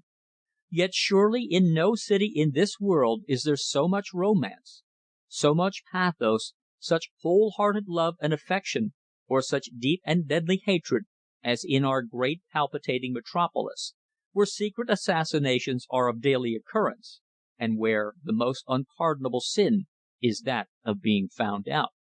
"What's that you've got hold of?" Edwards asked me, as he crossed the table and bent over me. I started. Then, recovering myself, for I had no desire that he should know, replied quite coolly: "Oh, only a few old letters, written long ago in the '80s." "Ah, ancient history, eh?" "Yes," I replied, packing them together and retying them with the soiled pink tape. "But have you discovered anything?" "Well," he replied, with a self-conscious smile, "I found a letter here which rather alters my theory," and I saw that he held a piece of grey notepaper in his hand. "Here is a note addressed to him as long ago as 1900 in the name of Sir Digby Kemsley. Perhaps, after all, the man who died so mysteriously in Peru was an impostor, and the owner of this place was the real Sir Digby." "Exactly my own theory," I declared. "But that fountain," he remarked. "The fountain mentioned in the letter left behind by the man Cane. We must take immediate steps to identify it, and it must be watched on the 23rd for the coming of the woman who wears a yellow flower. When we find her we shall be able to discover something very interesting, Mr. Royle. Don't you agree?" Chapter 5. Time Will Prove. These are truly the fever days of journalistic enterprise the world over. There are no smarter journalists than those of Fleet Street, and none, not even in New York, with scent more keen for sensational news. The day's story is the first thought in every newspaper office, and surely no story would have been a greater scoop for any journal than the curious facts which I have related in the foregoing pages. But even though the gentlemen of the press are ubiquitous, many a curious happening and many a remarkable coroner's inquiry often remain unreported. And so in this case. When, on the following morning, the coroner for the Borough of Kensington held his inquiry in the little court off the High Street, no reporter was present, and only half a dozen idlers were seated in the back of the gloomy room. When the jury had taken their seats after viewing the remains, according to custom, the police inspector reported to the coroner that the body remained unidentified, though the description had been telegraphed everywhere. "I might add, sir," went on the inspector, "that there is strong belief that the young lady may be a foreigner. Upon the tab of her coat she was wearing the name of a costumier, Sartori via Roma. Only the name of the street and not the town is given, but it must be somewhere in Italy. We are in communication with the Italian police with a view to ascertaining the name of the town, and hope thus to identify the deceased." "Very well," said the coroner, a shrewd, middle-aged, clean-shaven man in gold pince nez. "Let us have the evidence," and he arranged his papers with businesslike exactitude. The procedure differed in no way from that in any other coroner's court in the kingdom, the relation of dry details by matter-of-fact persons, spoken slowly in order that they might be carefully taken down. The place was indeed a gloomy one, for the morning was dark and the place was lit by electric light. The jury, 12 honest householders of Kensington, appeared from the outset eager to get back to their daily avocations. They were unaware of the curious enigma about to be presented to them. Not until I began to give my evidence did they appear to evince any curiosity regarding the case. But presently, when I had related my midnight interview with my friend, who was now a fugitive, the foreman put to me several questions. "You say that after your return from your visit from this man, Sir Digby Kemsley, he rang you up on the telephone?" "Yes." "What did he say?" inquired the foreman, a thin, white-headed man, whose social standing was no doubt slightly above that of his fellow jurymen. "He asked me to return at once," was my reply. "But this appears extraordinary." "We are not here to criticise the evidence, sir," interrupted the coroner sharply. "We are only here to decide how the deceased came by her death, by accident or by violence. Have you any doubt?" The foreman replied in the negative, and refrained from further cross-examining me. The coroner himself, however, put one or two pointed questions. He asked me whether I believed that it had been actually Sir Digby speaking on the second occasion, when I had been rung up, to which I replied: "At first the voice sounded unfamiliar." "At first? Did you recognize it afterwards?" I paused for a few seconds, and then was compelled to admit that I had not been entirely certain. "Voices are, of course, often distorted by the telephone," remarked the coroner. "But in this case you may have believed the voice to have been your friend's because he spoke of things which you had been discussing in private only half an hour before. It may have been the voice of a stranger." "That is my own opinion, sir," I replied. "Ah!" he ejaculated. "And I entirely agree with you, for if your friend had contemplated the crime of murder he would scarcely have telephoned to you to come back. He would be most anxious to get the longest start he could before the raising of any hue and cry." This remark further aroused the curiosity of the hitherto apathetic jury, who sat and listened intently to the medical evidence which followed. The result of the doctor's examination was quickly told, and not of great interest. He had been called by the police, and found the young woman dying from a deep wound under the breast, which had penetrated to the heart, the result of a savage blow of some long, thin, and very sharp instrument. The girl was not dead when he first saw her, but she expired about 10 minutes afterwards. "I should think that the weapon used was a knife with a very sharp triangular blade, judging from the wound," the spruce-looking doctor explained. "The police, however, have failed to discover it." The words of the witness held me dumbfounded. "Have you ever met with knives with triangular blades, doctor?" inquired the coroner. "Oh, yes," was the reply. "One sees them in collections of medieval arms. In ancient days they were carried almost universally in southern Europe, the blade about 9 inches long and sometimes perforated. Along the blade grease impregnated with mineral poison was placed, so that on striking some of the grease would remain in the wound. This form of knife was most deadly, and in Italy it was known as a misericordia." I sat there listening with open mouth. Why? Because I knew where one of those curious knives had been, one with a carved handle of cracked yellow ivory. I had often taken it up and looked at the coat of arms carved upon the ivory, the shield with the 6 balls of the princely house of the Medici, "And in your opinion, doctor, the deceased came by her death from a blow from such a weapon as you describe?" the coroner was asking. "That's my firm opinion. The wound penetrated to the heart, and death was probably almost instantaneous." "Would she utter a cry?" "I think she would." "And yet no one seems to have heard any noise," remarked the coroner. "Is that so?" he asked, turning to the police inspector. "We have no evidence of any cry being heard," replied the officer. "I purposely asked the other tenants of the flats above and below, but they heard no unusual sound." One of the detective sergeants was then called. Inspector Edwards, though present, being purposely omitted. In reply to the coroner, he described the finding of the body, its examination, and the investigation which ensued. "I need not ask you if you have any clue to the assassin," said the coroner, when he had concluded writing down the depositions. "I presume you are actively prosecuting inquiries?" "Yes, sir," was the brief response. "I think, gentlemen," the coroner said, turning at last to the jury, "that we can go no further with this inquiry to day. We must leave it for the police to investigate, and if we adjourn, let us say for a fortnight, we may then, I hope, have evidence of identification before us.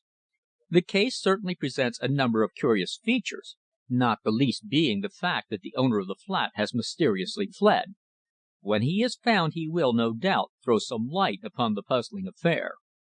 I have to thank you for your attendance to day, gentlemen," he added, addressing the dozen respectable householders, "and ask you to be present again this day fortnight at noon."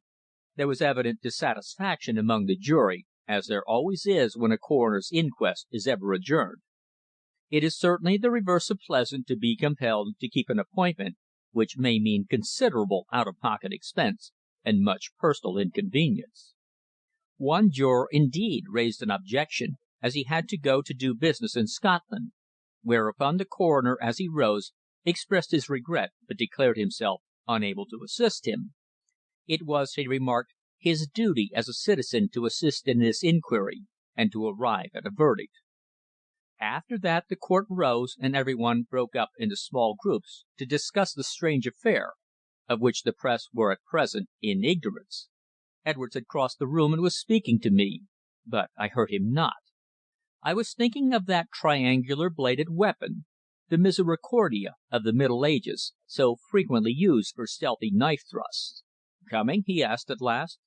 This aroused me to a sense of my surroundings, and I followed him blindly out into the afternoon shopping of Bustle High Street, Kensington. Outside the Underground station were the flower sellers. Some were offering that tribute which the Riviera never fails to send to us Londoners in spring, sprigs of mimosa, the yellow flower which would be worn by the mysterious E.P.K., the written message to whom reposed in my writing table at home. Personally, I am not a man of mystery, but just an ordinary London business man, differing in no way to thousands of others who are at the head of prosperous commercial concerns. London, with all its garish glitter, its moods of dulness and of gaiety, its petrol-smelling streets, its farces of passing life, and its hard and bitter dramas always appealed to me. It was my home, the atmosphere in which I had been born and bred, nay, my very existence. I loved London, and was ever true to the city of my birth, even though its climate may be derided, and Paris claimed as the one city in which to find the acme of comfort and enjoyment. I had not sought mystery, far from it. It had been thrust upon me. And now, as we went along the High Street in Kensington towards the police station, I found myself a sudden but important factor in a stern chase, a man hunt, such as London had seldom known. For Edwards was saying to me, "At all hazards we must find your friend Kemsley, and you, Mr. Royle, must help us. You know him, and can identify him. There are grave suspicions against him, and these must be cleared up in view of the mysterious tragedy in Harrington Gardens." "You surely don't expect me to denounce my friend?" I cried. "It is not a question of denouncing him. His own actions have rendered the truth patent to every one. The girl was brutally killed, and he disappeared. Therefore he must be found," Edwards said. "But who was it who telephoned to me, do you think?" "Himself, perhaps. He was full of inventiveness, and he may have adopted that course hoping, when the time came, to prove an alibi. Who knows?" asked the famous inspector. "Look here," I said as we crossed the threshold of the police station. "I don't believe Sir Digby was either an impostor or an assassin." "Time will prove, Mr. Royle," he laughed with an incredulous air. "A man don't take all these precautions before disappearing unless he has a deeper motive. Your friend evidently knew of the lady's impending visit. Indeed, how could she have entered the flat had he not admitted her?" "She might have had a key," I hazarded. "Might, but not very likely," he said. "No, my firm conviction is that the man you know as Sir Digby Kemsley struck the fatal blow and took the knife away with him." I shrugged my shoulders, but did not reply. Inside the station we passed into the long room devoted to the officers of the Criminal Investigation Department attached to the division, and there met two sergeants who had given evidence. I was shown the photograph of the dead unknown, calm and even pretty, just as I had seen her lying in Digby's room. "The medical evidence was curious, Mr. Royle, wasn't it?" Edwards remarked. "That triangular knife ought not to be very difficult to trace. There surely are not many of them about." "No," I replied faintly, for the recollection of one which I had seen only a few days prior to the tragic occurrence, the one with the arms of the Medici carved upon its hilt, arose vividly before me. To me, alas! the awful truth was now plain. My suspicion regarding the culprit had, by the doctor's evidence, become entirely confirmed. I set my jaws hard in agony of mind. What was a mystery of London was to me no longer a mystery. CHAPTER VI. The Peace of Conviction. The morning of the 10th of January was one of those gloom and darkness which are, on occasions, the blots upon London's reputation. There seemed no fog, only a heavy, threatening cloud of night fell suddenly upon the city, and at 3 o'clock it might have been midnight. Streets, shops and offices were lit everywhere, and buses and taxis compelled to light up, while in the atmosphere was a sulphurous odour with a black deposit which caused the eyes to smart and the lungs to irritate. Londoners know those periods of unpleasant darkness only too well. I was sitting in my room in Albemarle Street watching Haines, who was cleaning a piece of old silver I had bought at an auction on the previous day. The collecting of old silver is, I may say, my hobby, and the piece was a very fine old Italian reliquary, about 10 inches in height, with the Sicilian mark of the 17th century. Haines, under my tuition, had become an expert and careful cleaner of silver, and I was watching and exhorting him to exercise the greatest care, as the ornamentation was thin, and some of the scroll work around the top extremely fragile. It had, according to the inscription at its base, contained a bone of a certain saint, a local saint of Palermo it seemed, but the relic had disappeared long ago. Yet the silver case, which for centuries had stood upon an altar somewhere, was a really exquisite piece of the silversmith's art. Suddenly the telephone bell rang, and on answering it I heard Phrida's voice asking: "I say, Teddy, is that you? Why haven't you been over since Thursday?" I started, recollecting that I had not been to Cromwell Road since the afternoon of the inquest, 3 days ago. "Dear, do forgive me," I craved. "I've been so horribly busy had to be at the works each day." "But you might have been over in the evening," she responded in a tone of complaint. "You remember you promised to take me to the St. James's last night, and I expected you." "Oh, dearest, I'm so sorry," I said. "But I've been awfully worried, you know. Do forgive me." "Yes, I know," she answered. "Well, I'll forgive you if you'll run over now and take me to tea at the Leslies. I've ordered the car for 4 o'clock. Will that suit you?" The Leslies! They were snobbish folk from whom I had but little in common, and yet what could I do but agree? And then my well beloved rang off. When I got down to Cromwell Road just before 4 o'clock the darkness had not lifted. My feelings as I passed along the big old fashioned hall and up the thickly carpeted stairs to the drawing room were mixed ones of doubt, and yet of deep affection. Ah, I loved Phrida, loved her better than my own life. And yet, fresh in my memory was the doctor's evidence that the crime in Harrington Gardens had been committed with a thin triangular knife, a knife such as that I had often seen lying upon the old fashioned walnut whatnot in the corner of the room I was just about to enter. I had known it lying in the same place for years. Was it still there? Purposely, because I felt that it could no longer be there, I had refrained from calling upon my love, and now when I paused and turned the handle of the drawing room door, I hardly dared to cast my eyes upon that antiquated piece of furniture. Phrida, who was sitting with her hat and coat already on, jumped up gaily to meet me. "Oh, you really are prompt, Teddy!" she cried, with a flush of pleasure. Then, as I bent over her mother's hand, the latter said: "You're quite a stranger, Mr. Royle. I expect you have been very upset over the curious disappearance of your friend. We've searched the papers every day, but could find nothing whatever about it." Phrida had turned towards the fire, her pretty head bent as she buttoned her glove. "No," I replied.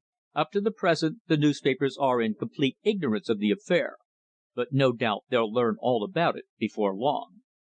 Then, crossing the room to pick up a magazine lying upon a chair, I halted against the old walnut whatnot. Yes, the medieval poignard was still lying there, just as I had always seen it. Had it been used, and afterwards replaced? I scarcely dared to glance at it lest I should betray any unusual interest. I felt that Phrida's eyes were watching me, that she suspected my knowledge. I took up the magazine idly, glanced at it, and replacing it, returned to her side. "Well," she asked, "are you ready?" And then together we descended to the car. All the way up to Abbey Road she hardly spoke. She seemed unusually pale and haggard. I asked her what was the matter, but she only replied in a faint, unnatural voice: "Matter? Why, nothing nothing, I assure you, Teddy." I did not reply. I gazed upon a pretty, pale faced figure at my side in wonder, and yet in fear. I loved her. Ah, I loved her well and truly, with all my soul. Yet was it possible that by means of that knife lying there so openly in that West End drawing room, a woman's wife had been treacherously taken? Had my friend Digby the fugitive actually committed the crime? When I put the whole matter clearly and with common sense before myself, I was bound to admit that I had a strong belief of his innocence. What would those finger prints reveal? The thought held me breathless. Yes, to satisfy myself, I would surreptitiously secure finger prints of my well beloved, and then in secret compare them with those found in Sir Digby's rooms. But how? I was reflecting as the car passed by Apsley House and into the park on its way to St. John's Wood. Was I acting honestly? I doubted it, I quite admit. Yet I felt that if I took some object, a glass or something with a polished surface, that she had touched, and submitted it to examination, I would be acting as a sneak. The idea was repugnant to me. Yet with that horrible suspicion obsessing me, I felt that I must do something in order to satisfy myself. What inane small talk I uttered in the Leslies' big over furnished drawing room, I know not. All I remember is that I sat with some insipid girl whose hair was flaxen and as colourless as her mind, sipping my tea while I listened to her silly chatter about a cook's tour she had just taken through Holland and Belgium. The estimable cook is, alas, responsible for much tea table chatter among the fair sex. Our hostess was an obese, flashily dressed, dogmatic lady, the wife of the chairman of a big drapery concern who, having married her eldest daughter to a purchased knighthood, fondly believed herself to be in society, thanks to the paid paragraphs in the social columns of certain morning newspapers. It is really wonderful what half guineas will do towards social advancement in these days. For a guinea one's presence can be recorded at a dinner, or at a home, or one's departure from town can be notified to the world in general in a paragraph all to oneself, a paragraph which rubs shoulders with those concerning the highest in the land. The snobbery of the social column would really be amusing were it not so painfully apparent.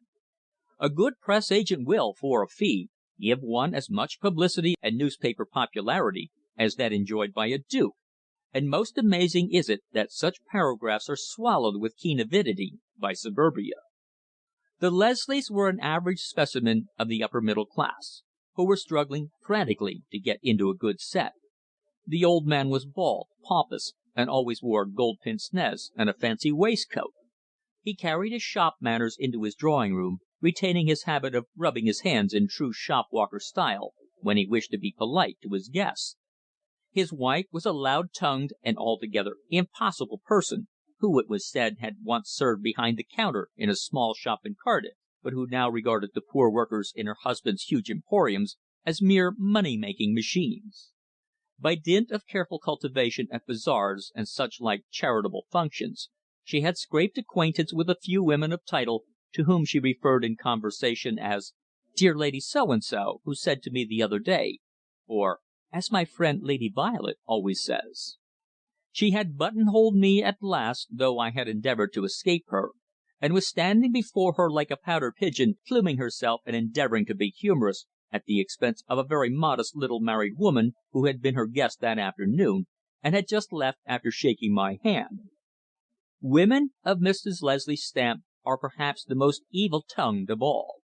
They rise from obscurity, and, finding wealth at their command, imagine that they can command obeisance and popularity. Woe betide other women who arouse their jealousy, for they will scandalize and blight the reputation of the purest of their sex, in the suburban belief that the invention of scandal is the hall-mark of smartness. At last I got rid of her, thanks to the arrival of an elegant young man, the younger son of a well-known peer, to whom, of course, she was at once all smiles, and presently I found myself out in the hall with Phrida. I breathed more freely when at last I passed into the keen air and entered the car. "Those people are impossible, dearest," I blurted out when the car had moved away from the door. "They are the most vulgar pair I know." "I quite agree," replied my well beloved, pulling the fur rug over her knees. "But they are old friends of mother's, so I'm compelled to go and see them sometimes." "Ah!" I sighed. "I suppose the old draper will buy a knighthood at this year's sale for the King's birthday, and then his fat wife will have a tin handle to her name." "Really, Teddy, you're simply awful," replied my companion. "If they heard you, I wonder what they would say." "I don't care," I replied frankly. "I only speak the truth. The Government sell their titles to anybody who cares to buy. Ah! I fear that few men who really deserve honour ever get it in these days. No man can become great unless he has the influence of money to back him. The biggest swindler who ever walked up Threadneedle Street can buy a peerage, always providing he is married and has no son. As old Leslie buys his calicoes, ribbons and women's frills, so he'll buy his title. He hasn't a son, so perhaps he'll fancy a peerage and become the Lord Bargain of Sale." Phrida laughed heartily at my biting sarcasm. Truth to tell, though I was uttering bitter sentiments, my thoughts were running in a very different direction. I was wondering how I could best obtain the finger prints of the woman who held my future so irrevocably in her hands. I had become determined to satisfy myself of my love's innocence, or can I write the words, of her guilt? And as I sat there beside her, my nostrils again became filled by that sweet subtle perfume, the perfume of tragedy. Chapter 7. Fatal Fingers. 2 days passed. Those fingerprints, impressions left by a woman, upon the glass-topped specimen table in Sir Digby's room and on the door handle, were puzzling the police as they puzzled me. They had already been proved not to be those of the porter's wife, the lines being lighter and more refined. According to Edwards, after the fingerprints had been photographed, search had been made in the archives at Scotland Yard, but no record could be found that they were those of any person previously convicted. Were they imprints of the hand of my well beloved? I held my breath each time that black and terrible suspicion filled my mind. I tried to put them aside, but like a nightmare they would recur to me hourly until I felt impelled to endeavour to satisfy myself as to her guilt or her innocence. I loved her, yes, passionately and truly, yet somehow I could not prevent this ever recurring suspicion to fill my mind. There were so many small points to be elucidated. The jingle of the golden bangles, and especially the perfume, which each time I entered her presence recalled to me all the strange and unaccountable happenings of that fatal night. Again, who was the poor unidentified victim, the pale-faced, pretty young woman who had visited Digby clandestinely and gone to her death? Up to the present the police notices circulated throughout the country had failed to establish who she was. Yet if she were a foreigner, as seemed so likely, identification might be extremely difficult. Indeed, she might ever remain a mystery. It was nearly 10 o'clock at night when I called at Cromwell Road, for I had excused myself for not coming earlier, having an object in view. I found Phrida in the library, sweet and attractive in a pale blue gown cut slightly décolleté. She and her mother had been out to dinner somewhere in Holland Park, and had only just returned. Mrs. Shand drew an armchair for me to the fire, and we all three sat down to chat in the cosiness of the sombre little book lined den. Bain, the old butler, who had known me almost since childhood, placed the Tantalus, a syphon and glasses near my elbow, and at Phrida's invitation I poured myself out a drink and lit a cigarette. "Come," I said, "you will have your usual lemonade?" And at my suggestion her mother ordered Bain to bring a syphon of that harmless beverage. My love reached for one of the glasses, whereupon I took one, and, with a word of apology, declared that it was not quite clean. "Not clean!" exclaimed Mrs. Shand quickly. "There are a few smears upon it," I said, and adding, "Excuse my handkerchief, it is quite clean," I took the silk handkerchief I carried with me purposely, and polished it with the air of a professional waiter. Both Phrida and her mother laughed. "Really, Mr. Royle, you are full of eccentricities," declared Mrs. Shand. "You always remind me of your poor father. He was most particular." "One cannot be too careful or guard sufficiently against germs, you know," I said, handling the clean glass carefully, and pouring out the lemonade from the syphon. Phrida took the glass from my hand, and lapping happily across its edge, drank. Her fingers were leaving telltale impressions upon its surface. And yet she was unconscious of my duplicity. Ah, yes, I hated myself for my double dealing. And yet so filled was I now by darkness and breathless suspicion that I found myself quite unable to resist an opportunity of establishing proof. I watched her as she, in all innocence, leaned back in the big saddle bag chair holding her glass in her hand, and now and then contemplating it. The impressions which could not lie, would be the means of exonerating her, or of condemning her. Those golden bangles upon her slim white wrist, and that irritating perfume held me entranced. What did she know concerning that strange tragedy in Harrington Gardens? What indeed was the secret? My chief difficulty was to remain apparently indifferent, but to do so was indeed a task. I loved her, I, with all my strength and all my soul. Yet the black cloud which had fallen upon her was one of impenetrable mystery, and as I sat gazing upon her through the haze of my cigarette smoke, I fell to wondering, just as I had wondered during all those hours which had elapsed since I had scented that first whiff of parfum d'amour with which her chiffons seemed impregnated. At last she put down her empty glass upon the bookshelf near her. Several books had been removed, leaving a vacant space. Mrs. Shand had already risen and bade me good night, therefore we were alone. So I rose from my chair and, bending over her, kissed her fondly upon the brow. No, I would believe her innocent. That white hand, the soft little hand I held in mine, could never have taken a woman's life. I refused to believe it. And yet, did she know more of Sir Digby Kemsley than she had admitted? Why had she gone to his flat at that hour, lurking upon the stairs until he should be alone, and no doubt in ignorance that I was his visitor? As I bent over her, stroking her soft hair with my hand, I tried to conjure up the scene which had taken place in Sir Digby's room, the tragedy which had caused my friend to flee and hide himself. Surely something of a very terrible nature must have happened, or my friend, impostor or not, would have remained, faced the music, and told the truth. I knew Digby better than most men. The police had declared him to be an impostor. Nevertheless, I still believed in him, even though he was now a fugitive. Edwards had laughed at my faith in the man who was my friend, but I felt within me a strong conviction that he was not so black as pig-headed officialdom had painted him. The Council of Seven at Scotland Yard might be a clever combination of expert brains, but they were not infallible, as had been proved so many times in the recent annals of London crime.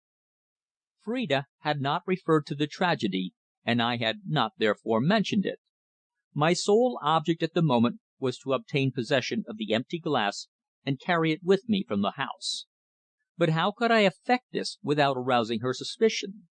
She had risen and stood with her back to the blazing fire, Her pretty lips parted in a sweet smile. We were discussing a play at which she had been on the previous evening, a comedy that had taken the town by storm. Her golden bangles jingled as she moved, that same light metallic sound I had heard in the darkness of the staircase at Harrington Gardens. My eager fingers itched to obtain possession of that glass which stood so tantalizingly within a couple of feet of my hand. By its means I could establish the truth. "Well, Teddy?" my beloved said at last, as she glanced at the chiming clock upon the mantelshelf. "It's past 11, so I suppose I must go to bed. Mallock is always in a bad temper if I keep her up after 11." "I suppose that is only natural," I laughed. "She often waits hours and hours for you. That I know." "Yes," she sighed. "But Mallock is really a model maid. So much better than Rayne." Personally, I did not like the woman valet. She was a thin nosed, angular person who wore pince nez, and was of a decidedly inquisitive disposition. But I, of course, had never shown any antagonism towards her. Indeed, I considered it diplomatic to treat her with tact and consideration. She had been maid to the oldest daughter of a well known and popular countess before entering Phrida's service, and I could well imagine that her principal topic of conversation in the servants' hall was the superiority of her late mistress, whose service she had left on her marriage to a wealthy peer. "I'm glad she is an improvement upon Rayne," I said for want of something else to say, and rising, I took her little hand and pressed it to my lips in farewell. When she had kissed me, I said: "I'll just finish my cigarette, and I can let myself out." "Very well, but look in to morrow, dear, won't you?"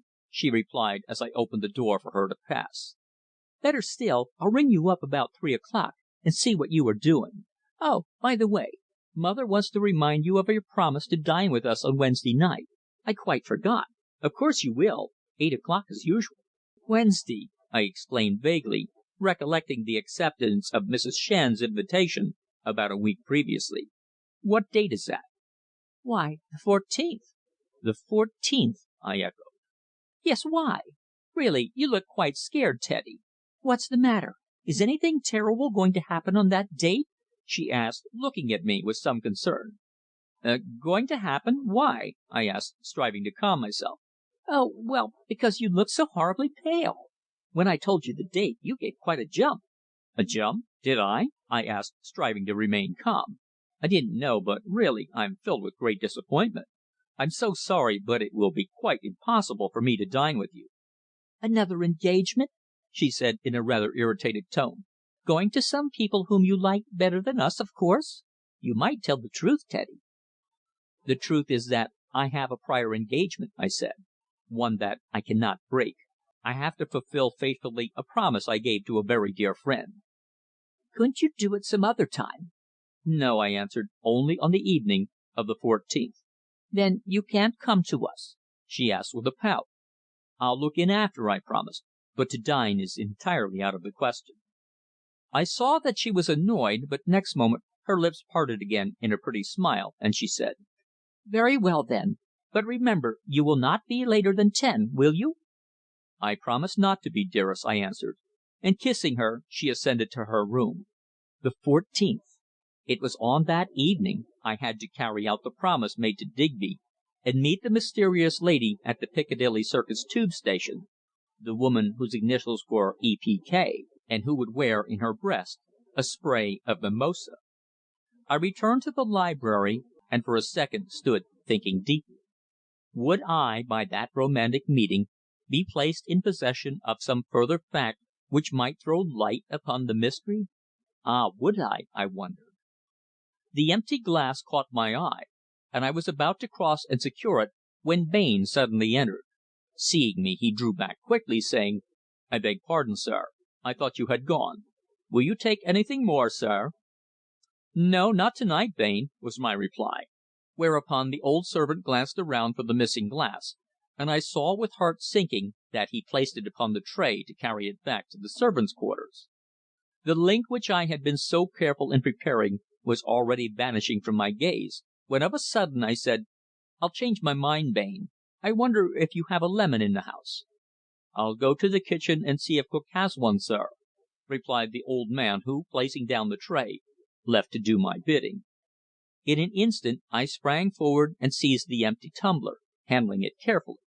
Swiftly I tore a piece off the evening paper, and wrapping it around the glass, placed it in the pocket of my dinner jacket. Then going into the hall, I put on my overcoat and hat, and awaited Bain's return. "I shan't want that lemon," I cried to him as he came up from the lower regions. "Good night, Bain," and a few moments later I was in a taxi speeding towards Albemarle Street, with the evidence I wanted safe in my keeping. That finger prints remained on the polished surface of the glass I knew full well, the prints of my beloved's fingers. But would they turn out to be the same as the fingers which had rested upon the glass topped specimen table in Digby's room? Opening the door with my latch key, I dashed upstairs, eager to put my evidence to the proof by means of the finely powdered green chalk I had already secured, the same as that used by the police. But on the threshold of my chambers Haines met me with a message which caused me to halt breathless and staggered. Chapter 8 contains further evidence. "Sir Digby Kemsley was here an hour ago, sir. He couldn't wait," Haines exclaimed, bringing himself to attention. "Sir Digby!" I gasped, starting. "Why in heaven's name didn't you ring me up at Mrs. Shand's?" I cried. "Because he wouldn't allow me, sir. He came to see you in strictest secrecy, sir. When I opened the door I didn't know him. He shaved off his beard and moustache, and was dressed like a clergyman." "A clergyman?" "Yes, sir. He looked just like a parson. I wouldn't have known him in the street." "An excellent ruse!" I exclaimed. "Of course, Haines, you know that that the police are looking for him, eh?" "Perfectly well, but you can trust me, sir. I'll say nothing. Sir Digby's a friend of yours." "Yes, a great friend, and I feel that he's falsely accused of that terrible affair which happened at his flat," I said.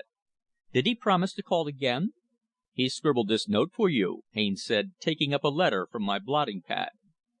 With trembling fingers I tore it open, and upon a sheet of my own notepaper read the hurriedly written words: "Sorry you were out. Wanted to see you most urgently. Keep your promise at Piccadilly Circus and know nothing concerning me. My movements are most uncertain, as something amazing has occurred which prevents me from making explanation. I will, however, send you my address in secret as soon as I have one. I trust you, Teddy, for you are my only friend. Digby." I read the note several times, and gathered that he was in hourly fear of arrest. Every corner held for him a grave danger. Yet what could have occurred that was so amazing and which prevented him from speaking the truth? That I had not been in when he called was truly unfortunate, but by the fact that he was in clerical attire I surmised that he was living in obscurity, perhaps somewhere in the suburbs. London is the safest city in the world in which to hide, unless, of course, creditors or plaintiffs make it necessary to seek peace beyond the jurisdiction of the court. Many a good man is driven to the latter course through no fault of his own, but by the inexorable demands of the Commissioners of Income Tax, or by undue pressure from antagonistic creditors. Every English colony on the Continent contains some who have fallen victims, good, honest Englishmen, who are dragging out the remainder of their lives in obscurity, men whose names are perhaps household words, but who conceal them beneath one assumed. Digby would probably join the throng of the exiled. So I could do naught else than wait for his promised message, even though I was frantic in my anxiety to see and to question him regarding the reason of the presence of my well beloved at his flat on that fatal night. Imagine my bitter chagrin that I had not been present to receive him. It might be many months before I heard from him again, for his promise was surely very vague. Presently I took the glass very carefully from my pocket, unwrapped it from its paper, and locked it in a little cabinet in the corner of my room, until next morning I brought it forth, and, placing it upon a newspaper, powdered it well with the pale green chalk which revealed at once a number of finger prints: mine, Bain's, and Phrida's. I am something of a photographer, as everybody is in these days of photo competitions. Therefore I brought out my kodak with its anastigmatic lens, a camera which I had carried for some years up and down Europe, and after considerable arrangement of the light, succeeded in taking a number of pictures. It occupied me all the morning, and even then I was not satisfied with the result. My films might, for aught I know, be hopelessly fogged. Therefore, with infinite care, I took the glass to a professional photographer I knew in Bond Street, and he also made a number of pictures, which were duly developed and enlarged some hours later, and showed the distinctive lines and curves of each finger print. Not until the morning of the day following was I able to take these latter to Edwards, and then a great difficulty presented itself. How was I to explain how I had obtained the prints? I sat for an hour smoking cigarettes furiously and thinking deeply. At last a plan presented itself, and taking a taxi I went down to Scotland Yard, where I had no difficulty in obtaining an interview in his airy, barely furnished, businesslike room. "Hello, Mr. Royle!" he exclaimed cheerily as I entered. "Sit down. Well, do you know anything more of that mysterious friend of yours, eh?" I did not reply. Why should I lie? Instead I said: "I've been doing some amateur detective work.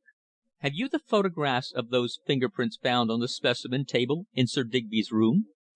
"Yes, of course," was his prompt reply, and going over to a cupboard he brought out a pile of papers concerning the case, and from it produced a number of photographic prints. My heart stood still when I saw them. Were either of them exactly similar to any of those I carried with me? I almost feared to allow comparison to be made. Edwards, noticing my hesitation, asked in what quarter my efforts had been directed. "I've been getting some finger prints, that's all," I blurted forth, and from my pocket drew the large envelope containing the prints. The detective took them across to the window and regarded them very closely for some time, while I looked eagerly over his shoulder. The curves and lines were extremely puzzling to me, unaccustomed as I was to them. Edwards, too, remained in silent indecision. "We'll send them along to Inspector Tirel in the finger print department," my friend said at last. "He's an expert, and will tell at a glance if any marks are the same as ours." Then he rang a bell, and a constable, at his instructions, carried all the prints to the department in question. "Well, Mr. Royle," exclaimed the inspector when the door had closed, "how did you obtain those prints?" I was ready for his question, and a lie was at once glibly upon my lips. Sir Digby, on the night of his disappearance, returned to me a small steel despatch box which he had borrowed some weeks before. Therefore, after the affair, I examined it for finger prints, with the result I have shown you," I said. "Ah, but whatever prints were upon it were there before the entrance of the victim to your friend's rooms!" he exclaimed. "He gave it to you when you bade him good night, I suppose?" "Yes." "And you carried the box home with you?" "Yes," I repeated, in fear, nevertheless, that my lie might in some way incriminate me. Yet how could I tell him of my suspicion of Phrida? That secret was mine and mine alone, and, if necessary, I would carry it with me to the grave. Edwards was again silent for some minutes. "No, Mr. Royle, I can't see that your evidence helps us in the least. If there should be the same prints on your despatch box as we found upon the specimen table, then what do they prove? Why, nothing. If the box had been in the room at the time of the tragedy, then it might have given us an important clue, because such an object would probably be touched by any malefactor or assassin. But " "Ah!" I cried, interrupting. "Then you do not suspect Sir Digby after all, eh?" "Pardon me, Mr. Royle, but I did not say that I held no suspicion," was his quiet answer. "Yet if you wish to know the actual truth, I at present am without suspicion of anyone, except of that second woman, the mysterious woman whose finger prints we have, and who was apparently in the room at the same time as the unidentified victim." "You suspect her, then?" I asked breathlessly. "Not without further proof," he replied with a calm, irritating smile. "I never suspect unless I have good grounds for doing so. At present we have 3 clear finger prints of a woman whom nobody saw enter or leave, just as nobody saw the victim enter. Your friend Sir Digby seems to have held a midnight reception of persons of mysterious character, and with tragic result." "I feel sure he is no assassin!" I cried. "It may have been a drama of jealousy. Who knows?" said Edwards, standing erect near the window and gazing across at me. "Your friend, in any case, did not care to remain and explain what happened. A girl, an unknown girl, was struck down and killed." "By whom do you think?" "Ah, Mr. Royle, the identity of the assassin is what we are endeavouring to discover," he replied gravely. "We must first find this man who has so successfully posed as Sir Digby Kemsley. He is a clever and elusive scoundrel, without a doubt, but his portrait is already circulated both here and on the Continent. The ports all are being watched, while I have 5 of the best men I can get engaged on persistent inquiry. He'll try to get abroad, no doubt. No doubt, also, he has a banking account somewhere, and through that we shall eventually trace him. Every man entrusts his banker with his address. He has to, in order to obtain money. Unless he draws his money out in cash, and then goes to a tourist agency and gets a letter of credit." "Ah, yes, that's often done," my friend admitted. "The tourist agencies are of greatest use to thieves and forgers. They take stolen notes, change them into foreign money, and before the numbers can be circulated are off across the Channel with their booty. If we look for stolen notes we are nearly certain to find them in the hands of a tourist agency or a money changer." "Then you anticipate that you may find my friend Digby through his bankers?" "Perhaps," was his vague answer. "But as he is your friend, Mr. Royle, I perhaps ought not to tell you of the channels of information we are trying," he added with a dry laugh. "Oh, I assure you I'm entirely ignorant of his whereabouts," I said. "If I knew, I should certainly advise him to come and see you." "Ah, you believe in his innocence, I see." "I most certainly do." "Well, we shall see, we shall see," he said in that pessimistic tone which he so often adopted. "What are you doing about those letters, that letter which mentions the fountain?" I asked. "Nothing. I've dismissed those as private correspondence regarding some love episode of the long ago," he replied. "They form no clue, and are not worth following." At that moment the constable re entered, bearing the photographs. "Well, what does Inspector Tirrell say?" Edwards asked quickly of the man. "He has examined them under the glass, sir, and says that they are the same prints in both sets of photographs. The thumb and index finger of a woman, probably a young and refined woman. He's written a memo there, sir." Edwards took it quickly, and after glancing at it, handed it to me to read. It was a mere scribbled line, signed with the initials W.H.T., to the effect that the same prints appeared in both photographs, and concluded with the words, "No record of this person is known in this department." I know I stood pale and breathless at the revelation, at the incontestable proof that my well beloved had actually been present in Digby's room after my departure on that fatal night. Why? By dint of a great effort I succeeded in suppressing the flood of emotions which so nearly overcame me, and listened to Edwards as he remarked: "Well, after all, Mr. Royle, it doesn't carry us any further. Our one object is to discover the identity of the woman in question, and I think we can only do that from your absconding friend himself.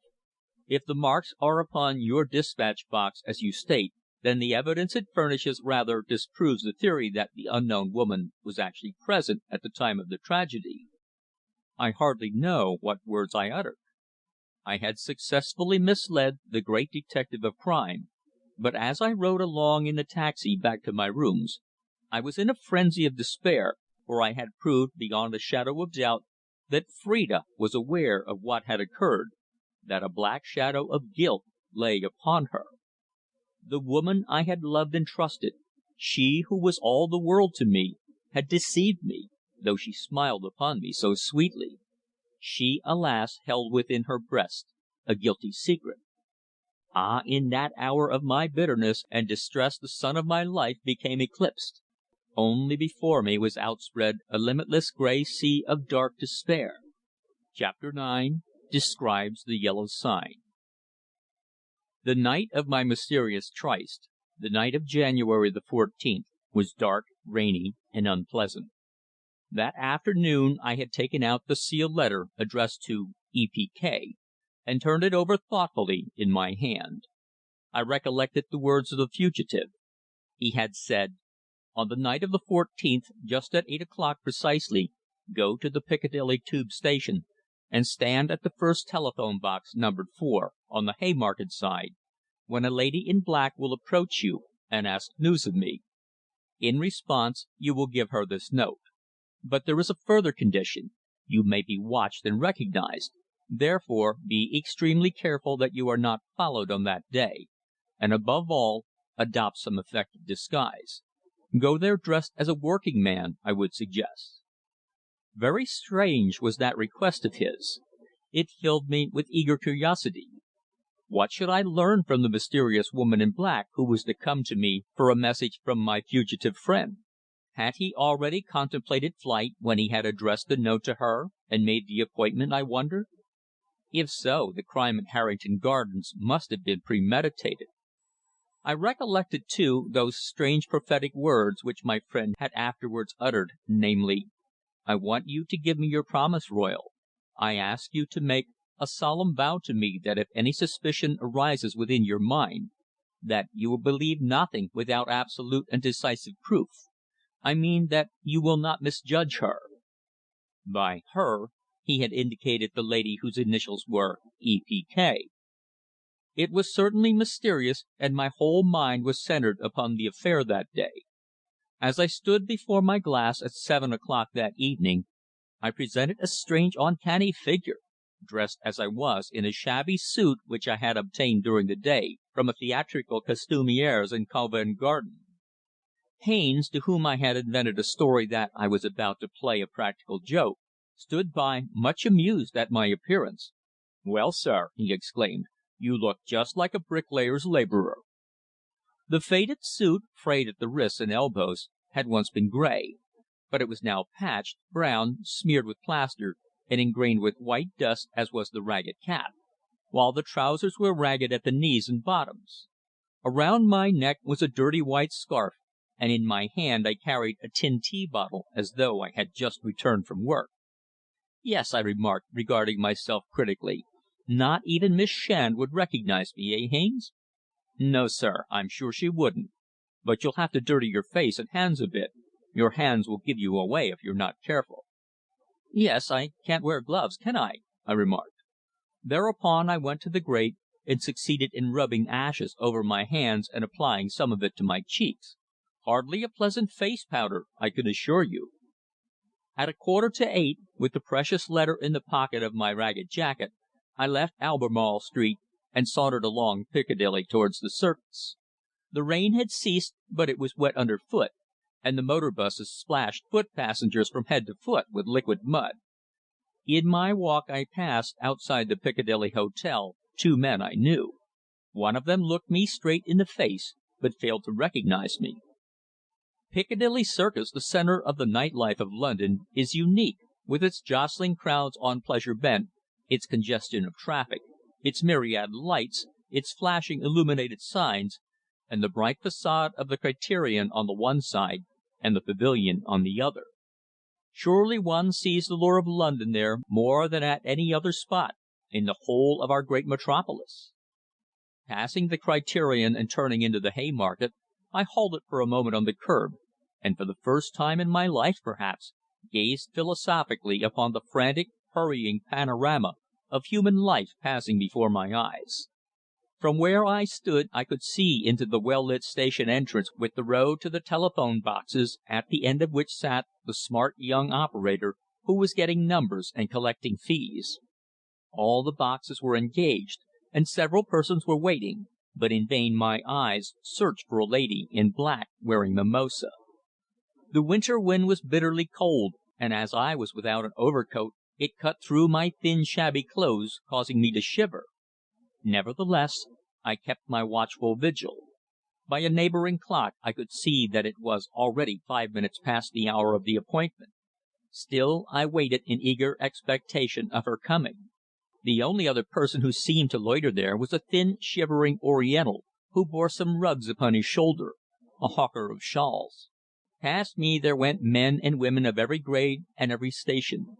Boys were crying extra special, and evil-looking loafers, those foreign scoundrels who infest the West End, lurked about, sometimes casting a suspicious glance at me, with the thought perhaps that I might be a detective. Ah, the phantasmagoria of life outside the Piccadilly Tube at 8 o'clock in the evening is indeed a strangely complex one. The world of London has then ceased to work, and has given itself over to pleasure, and alas, in so many cases, to evil. In patience I waited. The moments seemed hours, for in my suspense I was dubious whether, after all, she would appear. Perhaps she already knew by some secret means of Sir Digby's flight, and if so, she would not keep the appointment. I strolled up and down the pavement, for a policeman, noticing me hanging about, had gruffly ordered me to "move on." He perhaps suspected me of loitering for the purpose of committing a felony.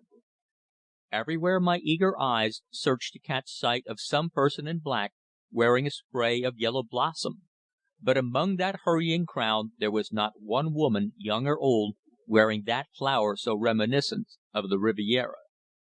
I entered the station and for some moments stood outside the telephone box numbered 4. Then, with failing heart, I turned and went along to the spacious booking hall, where the lifts were ever descending with their crowds of passengers. Would she ever come? Or was my carefully planned errand entirely in vain? I could not have mistaken the date, for I had made a note of it in my diary directly on my return from Harrington Gardens, and before I had learned of the tragedy. No, it now wanted 9:15, and she had not appeared. At 9 I would relinquish my vigil and assume my normal identity. I was sick to death of lounging there in the cutting east wind with a smoke blackened tin bottle in my hand. I had been idly reading an advertisement on the wall, and turned when my quick eyes suddenly caught sight of a tall, well dressed woman of middle age, who, standing with her back to me, was speaking to the telephone operator. I hurried eagerly past her, when my heart gave a great bound. In the corsage of her fur trimmed coat she wore the sign for which I had been searching for an hour, a sprig of mimosa. With my heart beating quickly in wild excitement, I drew back to watch her movements. She had asked the operator for a number, paid him, and was told that she was "on" at box number 4. I saw her enter, and watched her through the glass door speaking vehemently with some gesticulation. The answer she received over the wire seemed to cause her the greatest surprise, for I saw how her dark handsome face fell when she heard the response. In a second her manner changed. From a bold commanding attitude she at once became apprehensive and appealing. Though I could not hear the words amid all that hubbub and noise, I knew that she was begging the person at the other end to tell her something, but was being met with a flat refusal. I saw how the black gloved hand, resting upon the little edge, clenched itself tightly as she listened. I fancied that fears had come into her big dark eyes, but perhaps it was only my imagination. At last she put down the receiver and emerged from the box, with a strange look of despair upon her handsome countenance. What, I wondered, had happened? She halted outside the box for a moment, gazing about her as though in expectation of meeting someone. She saw me, but seeing only a labourer, took no heed of my presence. Then she glanced at the tiny gold watch in her bracelet, and noting that it was just upon 9, drew a long breath, a sign as though of despair. I waited until she slowly walked out towards the street, and following, came up beside her and said in a low voice: "I wonder, madam, if you are looking for me?" She glanced at me quickly, with distinct suspicion, and noting my dress, regarded me with some disdain. Her dark brows were knit for a second in distinct displeasure, even of apprehension, and then in an instant I recollected my friend's injunction that I might be watched and followed. In giving her the message the greatest secrecy was to be observed.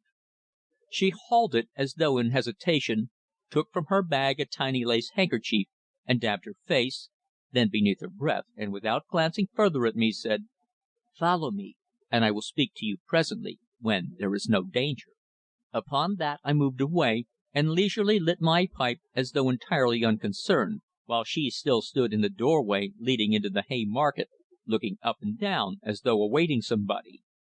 Yes, she was a distinctly handsome woman, tall, erect, and well preserved.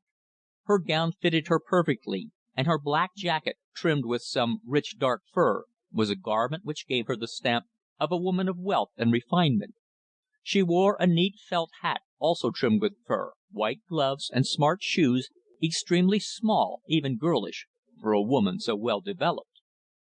Presently she sauntered forth down the Haymarket, and a few moments afterwards, still smoking and carrying my bottle, I lounged lazily after her. At the corner by the Carlton she turned into Pall Mall, continuing along that thoroughfare without once looking back. Opposite the United Service Club she crossed the road, and passing across the square in front of the Athenaeum, descended the long flight of steps which led into the Mall. There in the darkness beneath the trees, where there were no onlookers, for at that hour the Mall is practically deserted, save for a few loving couples and a stray taxi or two, she suddenly paused, and I quickly approached and raised my cap politely. "Well?" she asked sharply, almost in a tone of annoyance. "What is it? What do you want with me, my man?" Chapter 10. Cherchez la femme. I confess that her attitude took me aback. I was certainly unprepared for such a reception. "I believed, madam, that you were in search of me," I said with polite apology. "I certainly was not. I don't know you in the least," was her reply. "I went to the Tube to meet a friend who did not keep his appointment. Is it possible that you have been sent by him? In any case it was very injudicious for you to approach me in that crowd. One never knows who might have been watching." "I come as messenger from my friend Sir Digby Kemsley," I said in a low voice. "From him?" she gasped eagerly. I expected him. Is he prevented from coming? It was so very important, so highly essential, that we should meet," she added in frantic anxiety, as we stood there in the darkness beneath the bare trees, through the branches of which the wind whistled weirdly. "I have this letter," I said, drawing it from my pocket. "It is addressed for E.P.K." "For me?" she cried with eagerness, as she took it in her gloved hand, and then leaving my side she hurried to a street lamp, where she tore it open and read the contents. From where I stood I heard her utter an ejaculation of sudden terror. I saw how she crushed the paper in one hand, while with the other she pressed her brow. Whatever the letter contained, it was news which caused her the greatest apprehension and fear, for dashing back to me she asked: "When did he give you this? How long ago?" "On the night of January the 6th," was my reply. "The night when he left Harrington Gardens in mysterious circumstances." "Mysterious circumstances!" she echoed. "What do you mean? Is he no longer there?" "No, madam. He has left, and though I am perhaps his most intimate friend, I am unaware of his whereabouts. There were," I added, "reasons, I fear, for his disappearance." "Who are you? Tell me first." "My name is Edward Royle," was my brief response. "Ah, Mr. Royle!" the woman cried. "He has spoken of you many times. You were his best friend, he said. I am glad indeed to meet you, but tell me why he has disappeared. What has occurred?" "I thought you would probably know that my friend is wanted by the police," I replied gravely. "His description has been circulated everywhere." "But why?" she gasped, staring at me. "Why are the police in search of him?" For a few seconds I hesitated, disinclined to repeat the grave charge against him. "Well," I said at last in a low, earnest voice, "the fact is the police have discovered that Sir Digby Kemsley died in South America some months ago." "I don't follow you," she said. "Then I will be more plain. The police, having had a report of the death of Sir Digby, believe our mutual friend to be an impostor." "An impostor! How utterly ridiculous! Why, I myself can prove his identity. The dead man must have been some adventurer who used his name." "That is a point which I hope with your assistance to prove," I said. "The police at present regard our friend with distinct suspicion." "And I suppose his worst enemy has made some serious allegation against him that woman who hates him so? Ah, I see it all now. I see why he has written this to me. This confession, which astounds me. Ah, Mr. Royle," she added, her gloved hands tightly clenched in her despair, "you do not know in what deadly peril Sir Digby now is. Yes, I see it plainly. There is a charge against him, a grave and terrible charge, which he is unable to refute, and yet he is perfectly innocent. Oh, what can I do? How can I act to save him?" and her voice became broken by emotion. "First tell me the name of this woman who was such a deadly enemy of his. If you reveal this to me, I may be able to throw some light upon circumstances which are at the present moment a complete mystery." "No, that is his secret," was her low, calm reply. "He made me swear never to reveal the woman's name." "But his honour, nay, his liberty, is now at stake," I urged. "That does not exonerate me from breaking my word of honour, Mr. Royle." "Then he probably entertains affection for the woman, and is hence loath to do anything which might cause her pain. Strangely enough, men often love women whom they know are their bitterest enemies." "Quite so.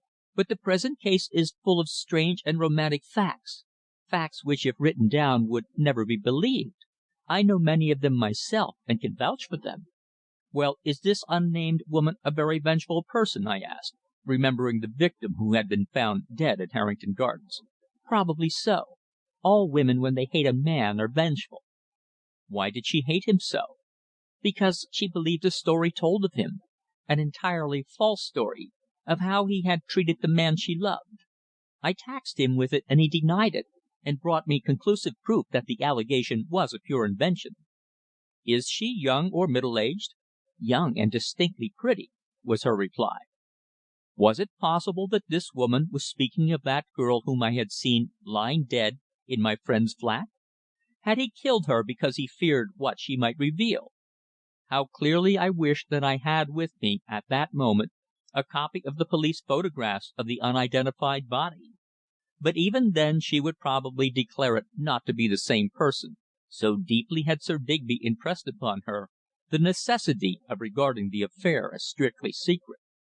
Indeed, as I walked slowly at her side, I saw that, whatever the note contained, it certainly had the effect upon her of preserving her silence. In that case, could the crime have been premeditated by my friend? Had he written her that secret message well knowing that he intended to kill the mysterious woman who was his deadliest enemy? That theory flashed across my brain as I walked with her, and I believed it to be the correct one. I accepted it the more readily because it removed from my mind those dark suspicions concerning Phrida, and also, in face of facts which this unknown lady had dropped, it seemed to be entirely feasible. Either the unsuspecting woman fell by the hand of Digby Kemsley, or how can I pen the words by the hand of Phrida, the woman I loved. There was the evidence that a knife with a triangular blade had been used, and such a knife had been, and was still, in the possession of my well beloved. But from what I had learned that night it seemed that, little as I had dreamed the truth, my friend Digby had been held in bondage by a woman whose tongue he feared. Ah, how very many men in London are the slaves of women whom they fear. All of us are human, and the woman with evil heart is, alas, only too ready to seize the opportunity of the frailty of the opposite sex, and whatever may be the secret she learns, of business or of private life, she will most certainly turn it to her advantage. It was similar circumstances, I feared, in the case of dear old Digby. I was wondering, as I walked, whether I should reveal to my companion, whose name she had told me was Mrs. Petre, the whole of the tragic circumstances. "Is it long ago since you last saw Digby?" I asked her presently, as we strolled slowly together, and after I had given her my address, and we had laughed together over my affected disguise. "Nearly 2 months," she replied. "I've been in Egypt since the beginning of November, at Assuan." "I was there 2 seasons ago," I said. "How delightful it is in Upper Egypt, and what a climate in winter! Why, it is said that it has never rained there for 30 years." "I had a most awfully jolly time at the Cataract.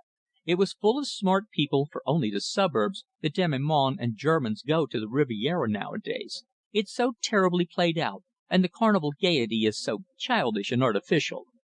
"It amuses the Cookites," I laughed, "and it puts money in the pockets of the hotel keepers of Nice and the neighbourhood." "Monte is no longer chic," she declared. "German women in blouses predominate, and the really smart world has forsaken the rooms for Cairo, Heliopolis and Assuan. They are too far off and too expensive for the bearer of Cook's coupons." I laughed. She spoke with the nonchalant air of the smart woman of the world, evidently much travelled and cosmopolitan. But I again turned the conversation to our mutual friend, and strove with all the diplomatic powers I possessed to induce her to reveal the name, or give me a description of the woman whom she had alleged to be his enemy, the woman who was under a delusion that he had wronged her lover. To all my questions, however, she remained dumb. That letter which I had placed in her hand had, no doubt, put a seal of silence upon her lips. At one moment she assumed a haughtiness of demeanour which suited her manner and bearing, at the next she became sympathetic and eager.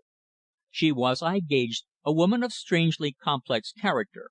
Yet whom could she be? I knew most, perhaps even all, of Digby's friends, I believed. He often used to give cosy little tea parties to which women, many of them well known in society, came. Towards them he always assumed quite a paternal attitude, for he was nothing if not a ladies' man. She seemed very anxious to know in what circumstances he had handed me the note, and what instructions he had given me. To her questions I replied quite frankly. Indeed, I repeated his words. "Ah, yes," she cried. "He urged you not to misjudge me. Then you will not, Mr. Royle, will you?" she asked with sudden earnestness. "I have no reason to misjudge you, Mrs. Petre," I said quietly. "Why should I?" "Ah, but you may. Indeed, you most certainly will." "When?" I asked in some surprise. "When you know the bitter truth." "The truth of what?" I gasped, my thoughts reverting to the tragedy in Harrington Gardens. Though I had not referred to it, I felt that she must be aware of what had occurred, and of the real reason of Digby's flight.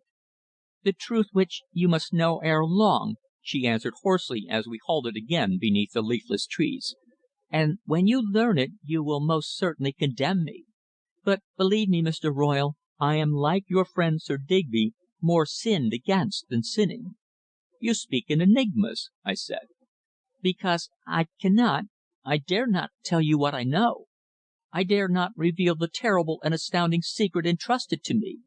You will know it all soon enough, but there," she added in a voice broken in despair, "what can matter now that Digby has shown the white feather and fled?" "He was not a coward, Mrs. Petre," I remarked very calmly. "No. He was a brave and honest man until " and she paused, her low voice fading to a whisper that I did not catch. "Until what?" I asked. "Did something happen?" "Yes, it did," she replied in a hard, dry tone. "Something happened which changed his life." "Then he is not the impostor the police believe?" I demanded. "Certainly not," was her prompt reply. "Why he has thought fit to disappear fills me with anger. And yet from this letter he has sent to me I can see now the reason. He was no doubt compelled to fly, poor fellow. His enemy forced him to do so." "The woman, eh?" "Yes, the woman," she admitted, bitter hatred in her voice. Then after a pause I said: "If I can be of any service to you, Mrs. Petre, for we are both friends of Digby's, I trust you will not fail to command me." And I handed her a card from my case, which I had carried expressly. "You are very kind, Mr. Royle," she replied. "Perhaps I may be very glad of your services one day. Who knows? I live at Park Mansions." "And may I call?" "For the present, no. I let my flat out while I went abroad, and it is still occupied for several weeks. I shall not be there before the first week in March." "But I want to find Digby. I want to see him most urgently," I said. "And so do I." "How can we trace him?" I asked. "Ah, I'm afraid he is far too elusive. If he wishes to hide himself, we need not hope to find him until he allows us to," she replied. "No, all we can do is to remain patient and hopeful." Again a silence fell between us. I felt instinctively that she wished to confide in me, but dare not do so. Then I exclaimed suddenly: "Will you not tell me, Mrs. Petre, the identity of this great enemy of our friend, this woman? Upon information which you yourself may give, Digby's future entirely depends," I added earnestly. "His future!" she echoed. "What do you mean?" "I mean only that I am trying to clear his good name of the stigma now resting upon it." The handsome woman bit her lip. "No," she replied with a great effort. "I'm sorry, deeply sorry, but I am now in a most embarrassing position. I have made a vow to him, and that vow I cannot break without first obtaining his permission. I am upon my honour." I was silent. What could I say? This woman certainly knew something which, if revealed, would place me in possession of the truth of what had actually occurred at Harrington Gardens on that fatal night. If she spoke she might clear Phrida of all suspicion. Suddenly, after a pause, I made up my mind to try and clear up one point. that serious, crucial point which had for days so obsessed me. "Mrs. Petre," I said, "I wonder if you will answer me a single question, one which does not really affect the situation much. Indeed, as we are, I hope, friends, I ask it more out of curiosity than anything else." "Well, what is it?" she asked, regarding me strangely. "I want to know whether, being a friend of Digby's, you have ever met or ever heard of a certain young lady living in Kensington, named Phrida Shand." The effect of my words was almost electrical. She sprung towards me, with fire in her big dark eyes. "Phrida Shand!" she cried wildly, her white gloved hands again clenched. "Phrida Shand! You know that woman eh? You know her, Mr. Royle. Is she a friend of yours, or is she your enemy? Your friend, perhaps, because she is pretty." "Oh, yes!" she laughed hysterically. "Oh, yes, of course she is your friend. If she is, then curse her, Mr. Royle. Invoke all the curses of hell upon her, as she so richly deserves." And from her lips came a peal of laughter that was little short of demoniacal, while I stood glaring at her in blank dismay. What did she mean? Aye, what indeed? Chapter 11, in which an allegation is made. I stood aghast at her words. I strove to induce her to speak more openly, and to tell me why I should not regard Phrida as my friend, but she only laughed mysteriously, saying: "Wait, and you will see." "You make a distinct charge against her, therefore I think you ought to substantiate it," I said in a tone of distinct annoyance. "Ah, Mr. Royle, heed my words, I beg of you." "But tell me, is Miss Shand the same person as you have denounced as Digby's enemy?" I asked in breathless apprehension. "Surely you will tell me, Mrs. Petre, now that we are friends." "Ah, but are we friends?" she asked, looking at me strangely beneath the light of the street lamp in that deserted thoroughfare where all was silence save the distant hum of the traffic. The dark trees above stood out distinct against the dull red night glare of London as the mysterious woman stood before me uttering that query. "Because we are mutual friends of Sir Digby's, I hope I may call you a friend," I replied as calmly as I was able. She paused for a moment in indecision. Then she said: "You admit that you are friendly with the girl Shand, eh?" "Certainly." "More than friendly, I wonder?" she asked in a sharp tone. "Well, I'll be perfectly frank," was my answer. "I am engaged to be married to her." "Married!" she gasped. "To her! Are you mad, Mr. Royle?" "I think not," I answered, greatly surprised at her sudden attitude. "Why?" "Because," she replied in a low, earnest voice, scarce above a whisper, "because before you take such a step, make further inquiry." "Inquiry about what?" I demanded. "About about what has occurred at Harrington Gardens." "Then you know!" I cried. "You know the truth, Mrs. Petre?" "No," she replied quite calmly. "I know from this letter what must have occurred there. But who killed the girl I cannot say." "Who was the girl they found dead?" I asked breathlessly. "Ah, how can I tell? I did not see her." In a few quick words I described the deceased, but either she did not recognize her from the description, or she refused to tell me. In any case, she declared herself in ignorance. The situation was galling and tantalizing. I was so near discovering the truth, and yet my inquiries had only plunged me more deeply into a quagmire of suspicion and horror. The more I tried to extricate myself, the deeper I sank. "But whoever the poor girl may have been, you still maintain that Phrida Shand was Digby's most deadly enemy?" I asked quickly, setting a trap for her. I took her unawares, and she fell into it. "Yes," was her prompt reply. An instant later, however, realizing how she had been led to make an allegation which she had not intended, she hastened to correct herself, saying: "Ah, no. Of course I do not allege that. I only know that Digby was acquainted with her, and that." "Well?" I asked slowly, when she paused. "That he regretted the acquaintanceship." "Regretted? Why?" The woman shrugged her shoulders. All along she had been cognizant of the tragedy, yet with her innate cleverness she had not admitted her knowledge. "A man often regrets his friendship with a woman," she said with a mysterious air. "What?" I cried fiercely. "Do you make an insinuation that " "My dear Mr. Royle," she laughed, "I make no insinuation. It was you who have endeavoured to compel me to condemn her as Digby's enemy. You yourself suggested it. But you have told me that his fiercest and most bitter enemy was a woman." "Certainly. But I have not told you that woman's name, nor do I intend to break my vow of secrecy to Digby, fugitive that he may be at this moment. Yet depend upon it, he will return and crush his enemies in the dust." "I hope he will," was my fervent reply. "Yet I love Phrida Shand, and upon her there rests a terrible cloud of suspicion." She was silent for a moment, still standing beneath the lamp, gazing at me with those big dark eyes. At last she said: "The way out is quite easy." "How?" "If you have any regard for your future, put your love aside," was her hard response. "You hate her!" I said, knitting my brows, yet recollecting the proof I had secured of her presence in Digby's flat. "Yes," was her prompt response. "I hate her. I have cause to hate her." "What cause?" "That is my own affair, Mr. Royle. My own secret. Find Digby, and he will, no doubt, tell you the truth." "The truth concerning Phrida?" "Yes." "But he knew I was engaged to her. Why did he not speak?" "And expose her secret?" she asked.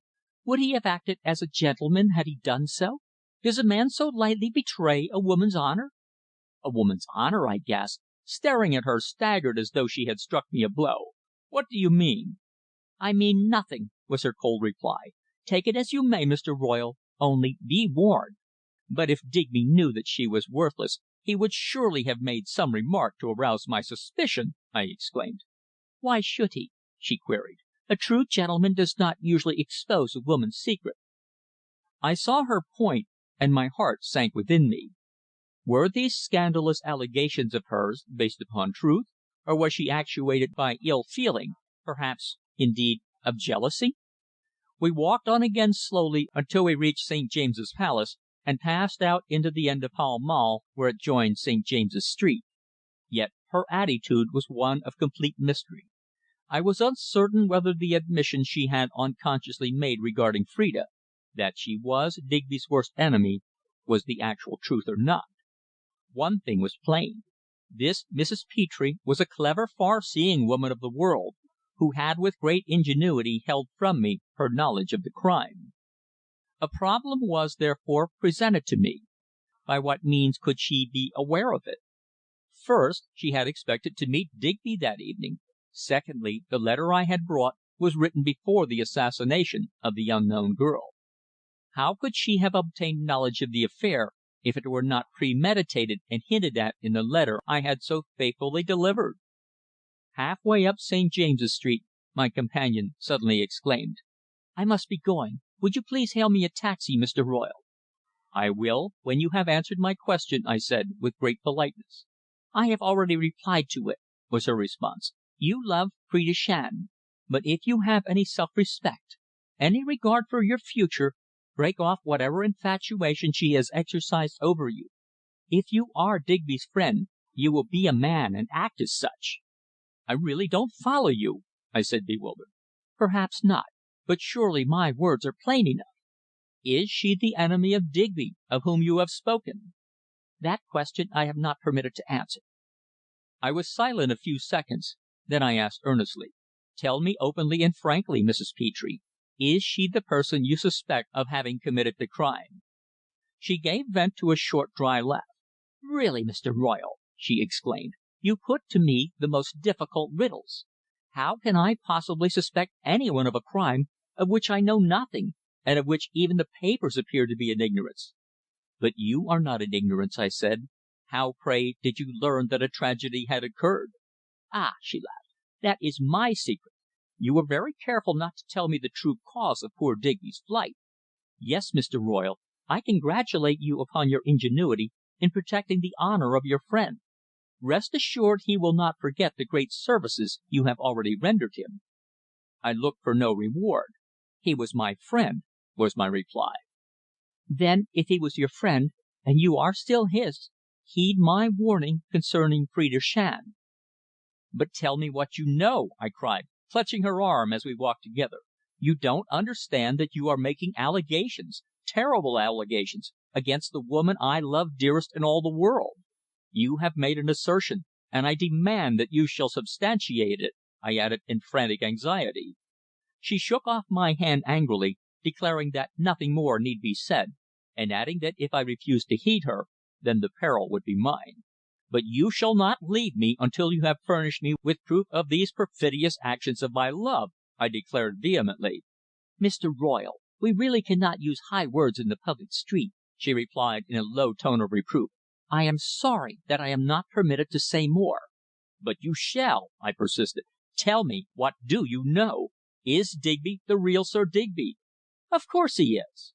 "And what are his exact relations with Phrida?" "Ah!" she laughed. "You had better ask her yourself, Mr. Royle. She will no doubt tell you. Of course she will. Well, if you are to marry her. But there, I see that you are not quite responsible for your words this evening. It is perhaps natural in the circumstances, therefore I will forgive you." "Natural?" I echoed. "I should think it is natural that I should resent such dastardly allegations when made against the woman I love." "All I repeat is, go and ask her for yourself," was the woman's quiet response, as she drew herself up and pulled her fur more closely about her throat. "I really can't be seen here talking with you in that garb," she added. "But you must tell me," I persisted. "I can tell you no more than I have done.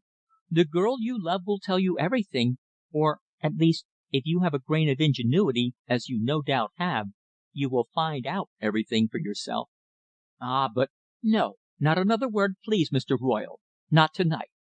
If, after making inquiry into the matter, you care to come and see me when I am back in Park Mansions, I shall be very happy to receive you. By that time, however, I hope we shall have had news of poor Digby's whereabouts." "If I hear from him, as I expect to, how can I communicate with you?" I asked. For a few seconds she stood wondering. "Write to me, to Park Mansions," she replied. "My letters are always forwarded."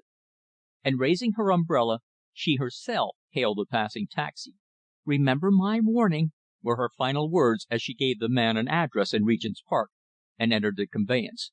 "Go and see Phrida Shand at once, and tell her what I have said." "May I mention your name?" I asked hoarsely.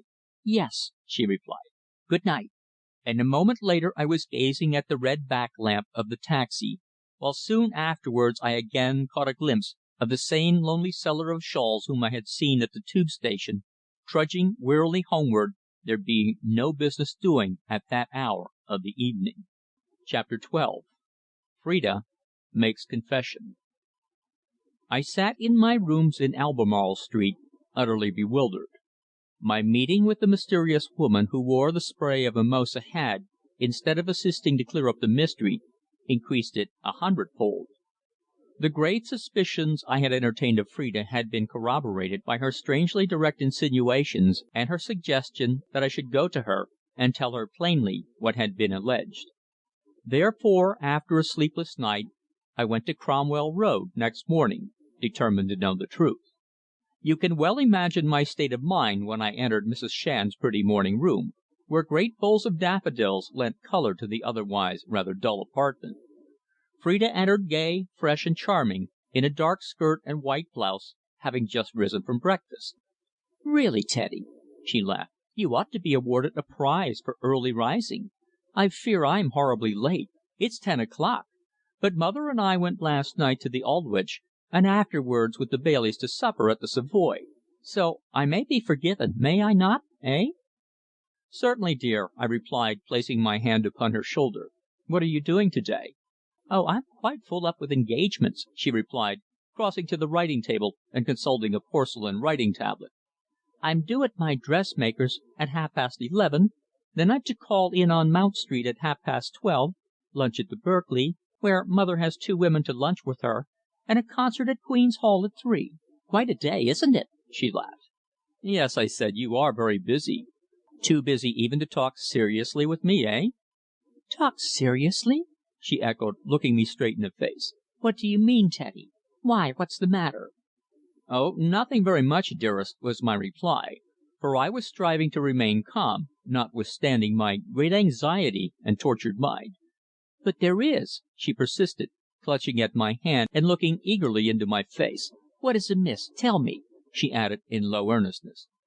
I was silent for a moment, and leaving her I crossed to the window and gazed out into the broad grey thoroughfare, grim and dispiriting on that chilly January morning. For a moment I held my breath, then with sudden determination I walked back to where she was standing, and placing both hands upon her shoulders, kissed her passionately upon the lips. "You are upset to day, Teddy," she said with deep concern. "What has happened? Tell me, dear." I hardly know what's happened," I replied in a low voice. "But, Phrida," I said, looking straight into her great eyes, "I want to ask you a question."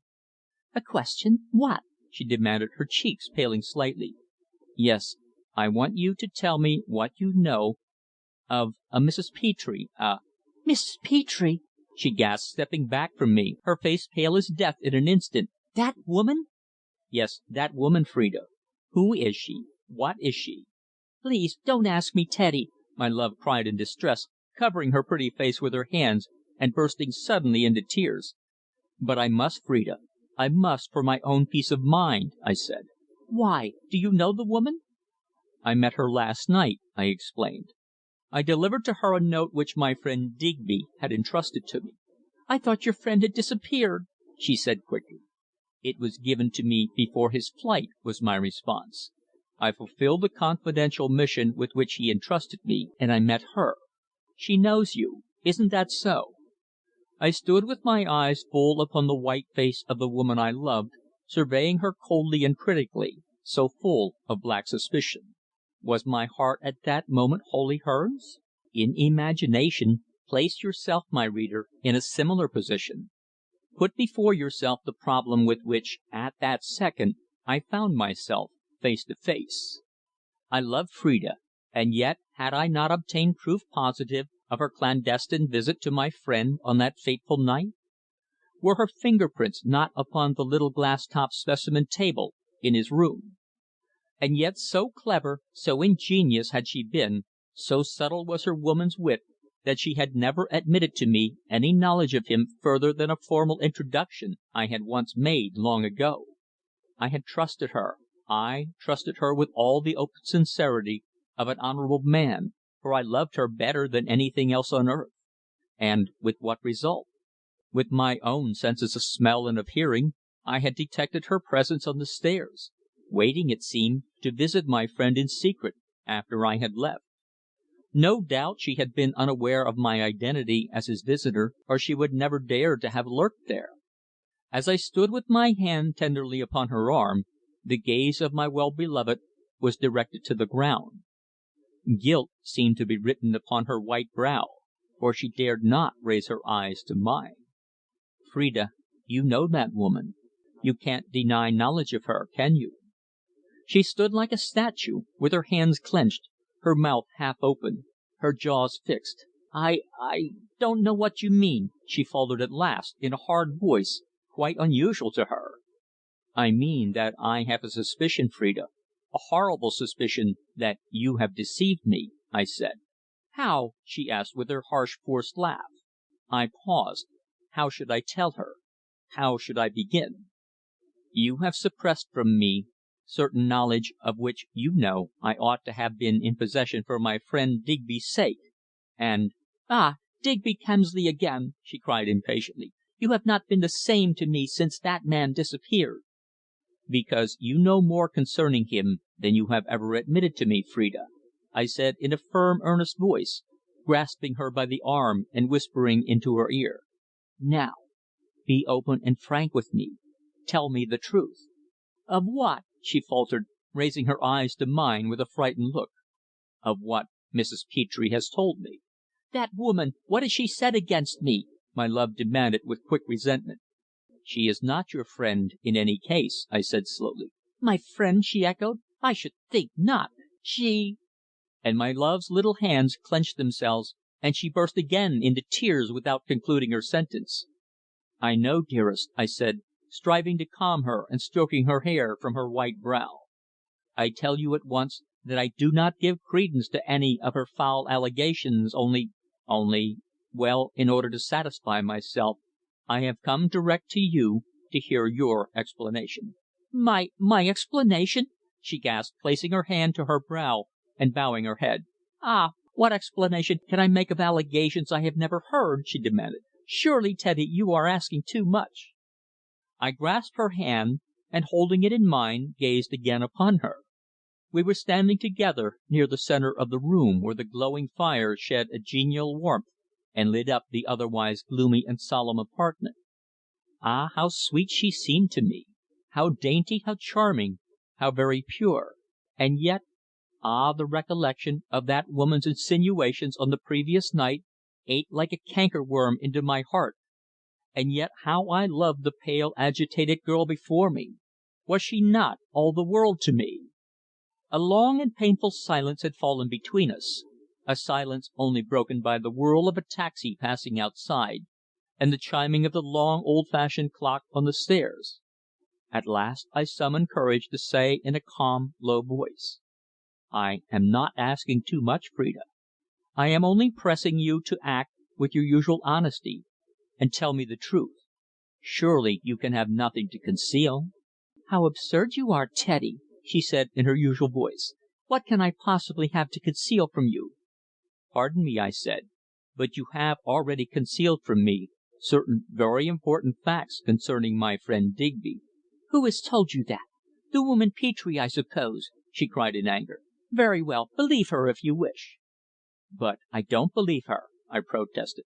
"Then why ask me for an explanation?" "Because one is, I consider, due from you in the circumstances." "Then you have set yourself up to be my judge, have you?" she asked, drawing herself up proudly, all traces of her tears having vanished.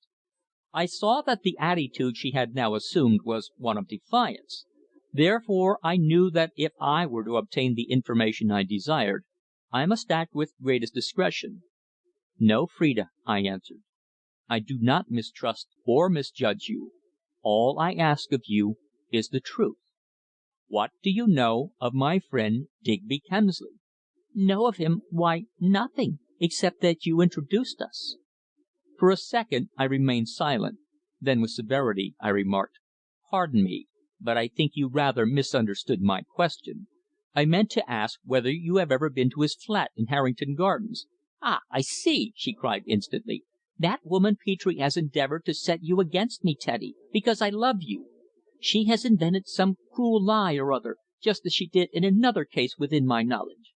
Come," she added, "tell me out plainly what she has alleged against me." She was very firm and resolute now, and I saw in her face a hard, defiant expression, an expression of bitter hatred against the woman who had betrayed her. "Well," I said, "loving you as intensely as I do, I can hardly bring myself to repeat her insinuations." "But I demand to know them," she protested, standing erect and facing me. "I am attacked, therefore I am within my right to know what charges the woman has brought against me." "She has brought no direct charges," was my slow reply. "But she has suggested certain things certain scandalous things." "What are they?" she gasped, suddenly pale as death. "First, tell me the truth, Phrida," I cried, holding her in my arms, and looking straight into those splendid eyes I admired so much. "Admit it, you knew Digby. He was a friend of yours?" "A friend," she gasped, half choking with emotion. "A friend, yes." "You knew him intimately. You visited him at his rooms, unknown to me," I went on fiercely. "Ah!" she shrieked. "Don't torture me like this, Teddy, when I love you so deeply. You don't know, you can never know all I have suffered, and now this woman has sought to ruin and crush me." "Has she spoken the truth when she says that you visited Digby at night in secret?" I demanded, bitterly between my teeth, still holding her, her white, hard set face but a few inches from my own. She drew a long, deep breath, and in her eyes was a strange, half fascinated look, a look that I had never seen in them before. "Ah, Teddy," she gasped, "this is the death of all our love. I foresee only darkness and ruin before me. But I will not lie to you. No, I " Then she paused, and a shudder ran through her slim frame which I held within my grasp. "I'll tell you the truth. Yes, I went to your friend unknown to you." "You did?" I cried hoarsely, with fierce anger possessing my soul. "Yes, dear," she faltered in a voice so low that I could scarce catch her reply. "Yes, I went there," she faltered. "Because he compelled me." "Compelled you?" I echoed in blank dismay. But at that instant I saw that the blackness of unconsciousness had fallen upon my love, even as I held her in my embrace. And for me too, alas! the sun of life had ceased to shine, and the world was dead. Chapter 13 The Fugitive's Secret. Tenderly I placed my love upon the couch, and then rang the bell. In answer to my summons the young Italian manservant appeared. "Send Mallock here quickly," I said. "Miss Shand is not well. But say nothing of this to your mistress or to the other servants. You understand, Egisto?" "Certainly, sir," replied the smart young Tuscan, and a few moments later the door reopened to admit the thin faced maid in black, wearing her muslin apron and gold rimmed glasses. She dashed across to the couch in an instant and bent, looking into the white, immobile face of my well beloved. "I fear your mistress has fainted, Mallock, so I thought it best to call you. I have, unfortunately, imparted to her some news which has upset her. Will you please see after her?" "Of course, sir. I'll go and get some smelling salts and some water." And quickly the girl disappeared. Then, when she had gone, I stood before the inanimate form of the woman I loved so well, and wondered what could be the real, actual truth. Her admission had taken me aback. She had confessed to visiting my friend, but had alleged that he had compelled her. Was she actually beneath some mysterious thraldom? Was she held in some secret bondage by the man I had trusted, and who was my best friend? The very suspicion of it filled me with a fierce, irresponsible anger, and I clenched my fists. Ah, I would find him and face him. I would clutch his throat and force the truth from his lips. And if he had betrayed me, if he had exercised any evil influence over Phrida, then, by heaven, I would take his life. Mallock bustled in the next moment, and sinking upon her knees began to apply restoratives. "Tell your mistress that I will return after luncheon, if she will see me," I said. "Yes, sir." "And tell her, Mallock, to remain calm until I see her. Will you?" "Yes, sir," answered the maid, and then I went out into the hall, struggled into my overcoat, and left the house. Out in Cromwell Road the scene, grey, dull and dismal, was alas in accord with my own feelings. The blow I had feared had fallen. The terrible suspicion I had held from that moment when, upon the stairs at Harrington Gardens, I had smelt that sweet, unusual perfume, and heard the jingle of golden bangles, had been proved. She had actually admitted her presence there, with the man I had believed to be my friend, the man whom up to the present I had sought to shield and protect. I hailed a taxi, and not knowing what I did, drove to the Reform.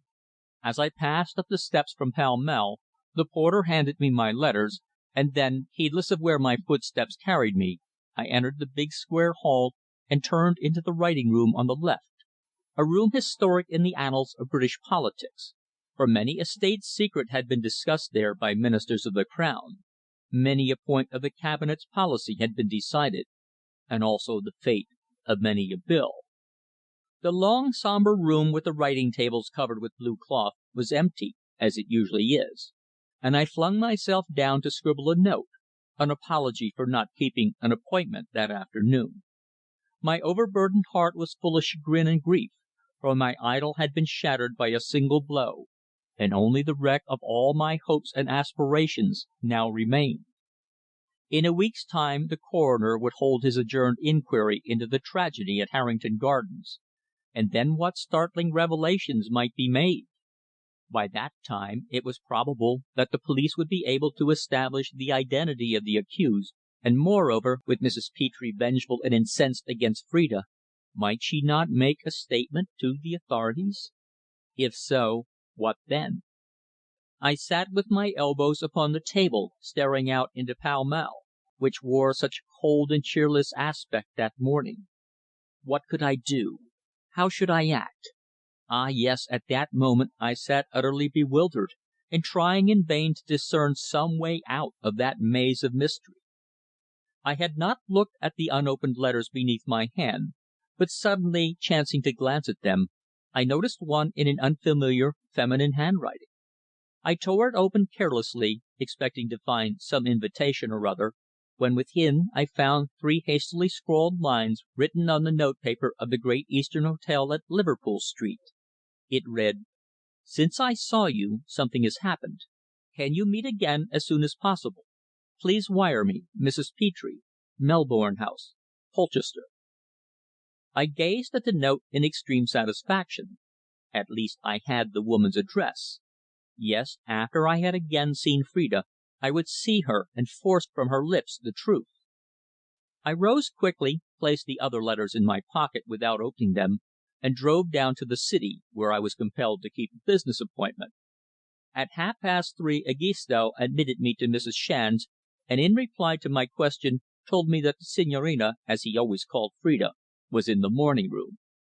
Dressed in a pale grey gown, relieved with lace at the collar and wrist, she rose slowly from a big armchair as I entered, and came across to me, her face pale, drawn, and anxious. "Ah, dearest," I cried, "I'm glad to see you better. Are you quite yourself again now?" "Quite, thanks," was her low, rather weak reply. I felt very unwell this morning. I don't know what was the matter." Then clinging to me suddenly, she added, "Ah, forgive me, Teddy, won't you?"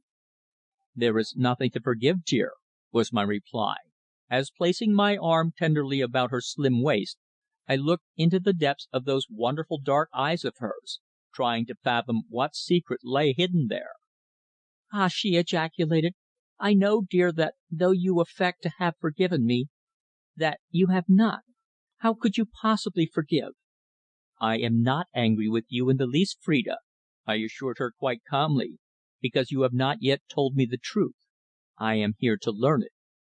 "Yes," she gasped, sinking into a chair and staring straight into the fire. The short winter's day was dying, and already the light had nearly faded, but the fire threw a mellow glow upon her pale, hard set features, and she presented a strangely dramatic picture as she sat there with head bent in shame. "Ah, yes, you are here again to torture me, I suppose," she sighed bitterly.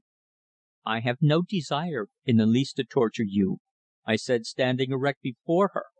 "But I certainly think that some explanation of your conduct is due to me, the man whom you are to marry." "Marry!" she echoed in a blank voice, with a shrug of her shoulders, her eyes still fixed upon the fire. "Yes, marry," I repeated. "You made an admission to me this morning, one of which any man would in such circumstances demand explanation. You said that my friend had forced you to go to Harrington Gardens. Tell me why? What power does that man hold over you?" "Ah, no, Teddy!" she cried, starting wildly to her feet. "No, no!" she protested, grasping my hands frantically. "Don't ask that question. Spare me that. Spare me that for the sake of the love you once bore for me." "No. I repeat my question," I said slowly, but very determinedly. "Ah, no, I can't answer it. For a few moments a silence fell between us. Then I said in a low, meaning tone: "You can't answer it, Phrida, because you are ashamed, eh?" She sprang upon me in an instant, her face full of resentful fire. "No," she declared vehemently. "I am not ashamed, only I cannot tell you the reason I went to Harrington Gardens. That's all." "Yours is, to say the least, a rather thin excuse, is it not?" I asked. "What else can I say? Simply I can tell you nothing." "But you admit that you went to Harrington Gardens. Did you go more than once?" I asked very quietly. She nodded in the affirmative. "And the last occasion was on the night when my friend was forced to fly, eh?" I suggested. I saw that she was about to elude answering my question, therefore I added: "I already know you were there. I have established your presence beyond the shadow of a doubt, so you may just as well admit it." "I do," she faltered, sinking again into her chair and resting her elbows upon her knees. "You were there. You were present when the crime was committed," I said, looking straight at her as I stood before her with folded arms. "Whoever has said that tells wicked lies," was her quick response. "You were in Digby's room that night, after I left," I declared. "How do you know?" "Because the police have photographs of your finger prints," was my quiet reply. The effect of my words upon her were electrical. "The police!" she gasped, her face instantly pale as death. "Do they know?" Inspector Edwards is in possession of your finger prints," I replied briefly. Then they will suspect me!" she shrieked in despair. "Ah, Teddy, if you love me, save me!" And she flung herself wildly at my feet, clutching my hands and raising her face to mine in frantic appeal. "For that very reason I have returned here to you to day, Phrida," I replied in a low tone of sympathy. "If I can save you from being implicated in this terrible affair, I will. But you must tell me the whole truth from the start. Then I may be able to devise a plan to ensure your security." And I slowly assisted her to her feet and led her back to her chair. She sat without moving or speaking for some moments, gravely thinking. Then of a sudden she said in a hard, hoarse voice: "Ah, you don't know, Teddy, what I have suffered, how I have been the innocent victim of a foul and dastardly plot. I was entrapped. "Entrapped?" I echoed. "By whom? Not by Digby Kemsley. He was not the sort of man." "He is your friend, I know. But if you knew the truth you would hate him with as deep and fierce a hatred as I do now," she declared with a strange look in her great eyes. "You told me he had forced you to go to his flat." "He did." "Why?" "Because he wanted to tell me something to tell you what?" "I refuse to explain. I can't tell you, Teddy." "Because it would be betraying his secret eh?" I remarked with bitterness. "And yet, in the same breath, you have told me you hate him. Surely this attitude of yours is an unusual one, is it not? You cannot hate him and strive to shield him at the same moment." She paused for a second before replying. Then she said: "I admit that my attitude towards your friend is a somewhat strange one. But there are reasons strong personal reasons of my own which prevent me revealing to you the whole of what is a strange and ghastly story. Surely it will suffice you to know that I did not conceal all knowledge of your friend and call upon him in secret all of my own free will. No, Teddy, I loved you, and I still love you, dear, far too well for that." "I trusted you, Phrida, but you deceived me," I replied, with a poignant bitterness in my heart. "Under compulsion, because " And she paused with a look of terror in her eyes. "Because what?" I asked slowly, placing my hand tenderly upon her shoulder. She shrank from contact with me. "No, I can't tell you. It's all too terrible, too horrible," she whispered hoarsely, covering her white face with her hands. "I loved you, but alas! all my happiness, all the joy of which I have so long dreamed, has slipped away from me because of the one false step, my one foolish action of which I have so long repented." "Tell me, Phrida," I urged, in deep earnestness, bending down to her. "Confide in me." "No," she replied with an air of determination. "It is my own affair. I have acted foolishly, and must bear the consequences." "But surely you will not sacrifice our love rather than tell me the truth!" I cried. Hot tears welled in her eyes, and I felt her frail form tremble beneath my touch. "Alas! I am compelled," she faltered. "Then you refuse to tell me? You refuse to explain why this man, whom I believe to be my friend, and to whom I have rendered many services, has held you in his thraldom?" I exclaimed bitterly. Chapter XIV Reveals a further deception. My love paused. She remained silent for a long time. Then with her head bowed she faltered: "Yes, I am compelled to refuse." "Why compelled?" I demanded. I cannot tell you," she whispered hoarsely. "I dare not." "Dare not? Is your secret so terrible, then?" "Yes. It is all a mystery. I do not know the truth myself," she replied. "I only know that I love you, and that now, because that woman has spoken, I have lost you and left to face the world the police alone." "Have I not told you, dearest, that I will do my best to protect and defend you if you will only reveal the truth to me?" I said. "But I can't." "You still wish to shield this blackguard who has held you in secret in his hands?" I cried in anger. "No, I don't," she cried in despair. "I tell you, Teddy, now, even if this is the last time we ever meet, that I love you and you alone. I have fallen the victim of a clever and dastardly plot, believe me or believe me not. What I tell you is the truth." "I do believe you," I replied fervently. "But if you love me, Phrida, as you declare, you will surely reveal to me the perfidy of this man I have trusted." "I can't now," she said in a voice of excuse. "It is impossible. But you may know some day." "You knew that I visited him on that fatal night? Answer me." She hesitated, then presently in a low tone replied: "Yes, Teddy, I knew. Ah!" she went on, her face white and haggard, "you cannot know the torture I have undergone, fearing that you might be aware of my presence there. Each time I met you I feared to look in your face." "Because your secret is a guilty one, eh?" "I fell into a trap, and I cannot extricate myself," she declared hoarsely. "Now that the police know, there is only one way out for me," she added in a tone of blank despair. "I cannot face it. No, now that I have lost your love, dear, I care for naught more. My enemies will hound me to my death." And she burst into a torrent of bitter tears. "No, no," I answered her, placing my hand tenderly upon her shoulder. "Reveal the truth to me, and I will protect you and shield you from them. At present, though the police are in possession of your finger prints as being those of a person who had entered the flat on that night, they have no knowledge of your identity, therefore, dear, have no fear." "Ah, but I am in peril!" she cried, and I felt her shudder beneath my touch. "That woman ah, she may tell the police!" "What woman?" "Mrs. Petre, the woman who has already betrayed me to you." "Then she knows she knows your secret?" I gasped. She bent her head slowly in the affirmative.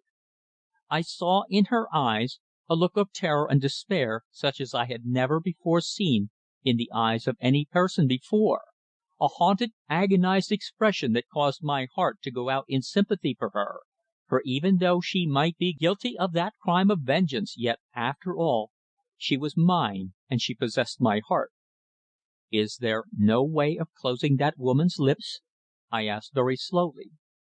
She was silent, for, apparently, the suggestion had not before occurred to her. Of a sudden she looked up into my face earnestly and asked: "Tell me, Teddy, will you promise me promise not to prejudge me?" "I do not prejudge you at all, dearest," I declared with a smile. "My annoyance is due to your refusal to reveal to me anything concerning the man who has falsely posed as my friend." "I would tell you all, dearest," she assured me, "but it is impossible. If I spoke I should only further arouse your suspicions, for you would never believe that I spoke the truth." "Then you prefer that I should remain in ignorance, and by doing so your own peril becomes increased?" I remarked rather harshly. "Alas! my silence is imperative," was all she would reply. Again and again I pressed her to tell me the reason of the evil influence held over her by the man who was now a fugitive, but with the greatest ingenuity she evaded my questions, afterwards declaring that all my inquiries were futile. The secret was hers. "And so you intend to shield this man, Phrida," I remarked at last in bitter reproach. "I am not silent for his sake," my love cried, starting up in quick resentment. "I hate him too much. No, I refuse to tell the truth because I am compelled." "But supposing you were compelled to clear yourself in a criminal court, I suppose. Supposing that this woman went to the police. What then? You would be compelled to speak the truth." "No, I'd rather kill myself," she declared in frantic despair. "Indeed, that is what I intend to do, now that I know I have lost you." "No, no!" I cried. "You have not lost me, Phrida.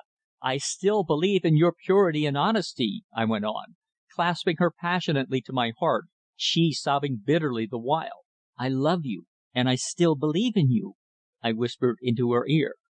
She heaved a great sigh. "Ah, I wonder if you really speak the truth," she murmured.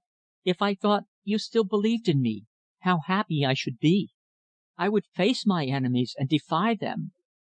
"I repeat, Phrida, that notwithstanding this suspicion upon you, I love you," I said very earnestly. "Then you will not prejudge me?" she asked, raising her tear stained eyes to mine. "You will not believe evil of me until I can prove to you the contrary? You will not believe what Mrs. Petre has told you?" she implored. "I promise, dearest, that I will believe nothing against you," I said fervently, kissing her cold, hard lips. "But cannot you, in return, assist me in solving the mystery of Harrington Gardens? Who was the girl found there? Surely you know?" "No, I don't. I swear I don't," was her quick reply, though her face was blanched to the lips. "But Mrs. Petre gave me to understand that you knew her," I said. "Yes, that woman!" she cried in anger. "She has lied to you as to the others. Have I not told you that she is my most deadly enemy?"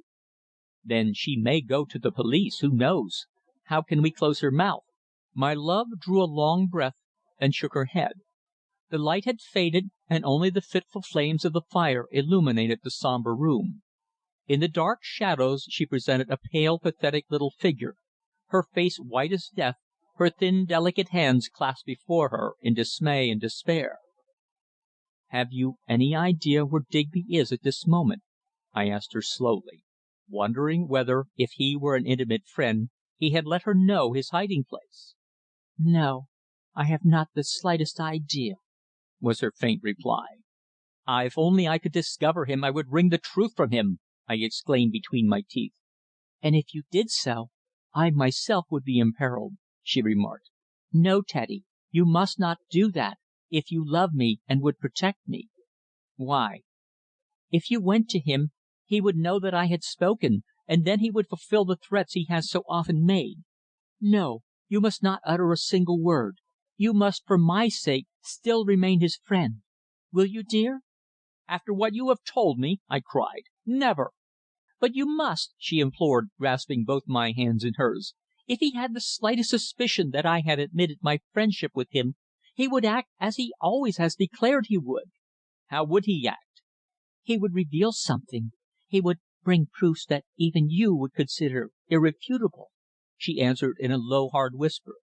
"No, dear," and her grip upon my hands tightened. "In any case there only remains to me one course to end it all, for in any case I must lose you. Your confidence and love can never be restored." "You must not speak like that," I said very gravely. "I have not yet lost confidence in you, Phrida. I " "Ah, I know how generous you are, dear," she interrupted. "But how can I conceal from myself the true position? You have discovered that I visited that man's flat clandestinely, that we were friends, and that " She paused, not concluding her sentence, and bursting again into tears, rushed from the room before I could grasp and detain her. I stood silent, utterly dumbfounded. Were those words an admission of her guilt? Was it by her hand, as that woman had insinuated, the unknown girl's life had been taken? I recollected the nature of the wound, as revealed by the medical evidence, and I recalled that the knife which was lying upon the table in the drawing room above. Why did Phrida so carefully conceal from me the exact truth concerning her friendship with the man I had trusted? What secret power did he exercise over her? And why did she fear to reveal anything to me, even though I had assured her that my confidence in her remained unshaken? Was not guilt written upon that hard, white face? I stood staring out of the window in blank indecision. What I had all along half feared had been proved.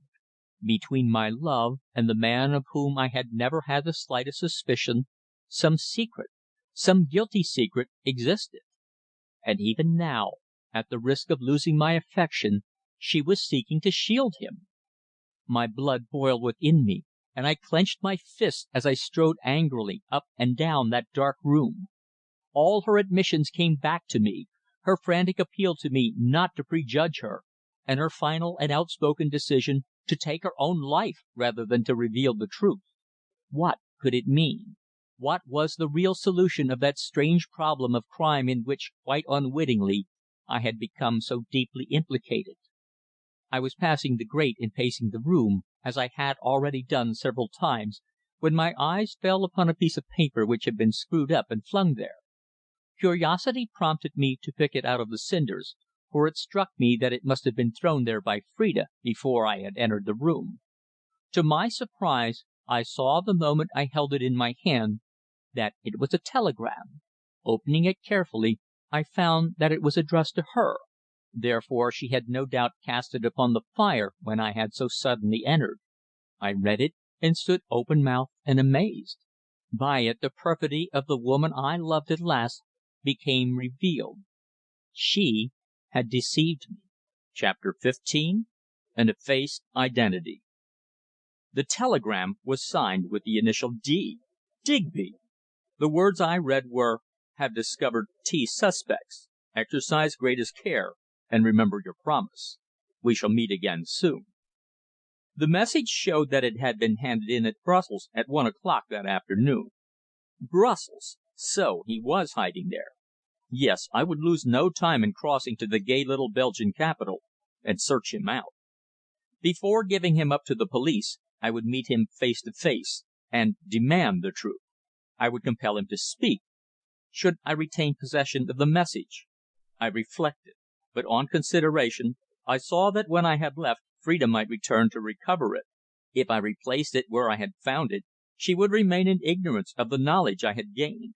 So I screwed it up again, and put it back among the cinders in the grate, afterwards leaving the house. Next morning I stepped out upon the platform of the great Gare du Nord in Brussels, a city I knew well, as I had often been there on business, and drove in a taxi along the busy bustling Boulevard Auspach to the Grand Hotel. In the courtyard, as I got out, the frock-coated and urbane manager welcomed me warmly, for I had frequently been his guest, and I was shown to a large room overlooking the boulevard, where I had a wash and changed. Then descending, I called a taxi, and immediately began a tour of the various hotels where I thought it most likely that the man I sought might be. The morning was crisp and cold, with a perfect sky and brilliant sunshine, bright and cheerful indeed after the mist and gloom of January in London. Somehow the aspect, even in winter, is always brighter across the Channel than in our much maligned little island.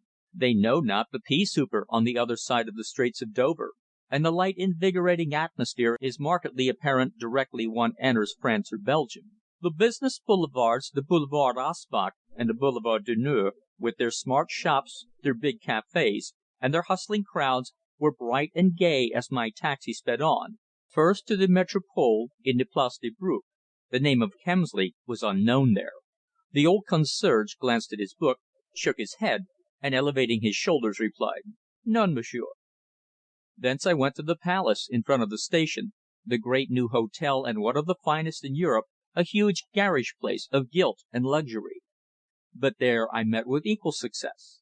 Then I made the tour of the three lined outer boulevards, up past the Botanical Gardens, and along the Rue Royale, first to the Hôtel de France, then to the Europe, the Bellevue, the Carlton in the Avenue Louise, the new Wiltshires a few doors away, and a very noted English house from the Boulevard Waterloo, as well as a dozen other houses in various parts of the town, the Cecil in the Boulevard du Nord, the Astoria in the Rue Royale, and even one or two of the cheaper pensions, the Dufour, de Bourgs, and Natels, but all to no purpose. Though I spent the whole of that day making investigations, I met with no success. Though I administered judicious tips to concierge after concierge, I could not stir the memory of a single one that within the past 10 days any Englishman answering the description I gave had stayed at their establishment.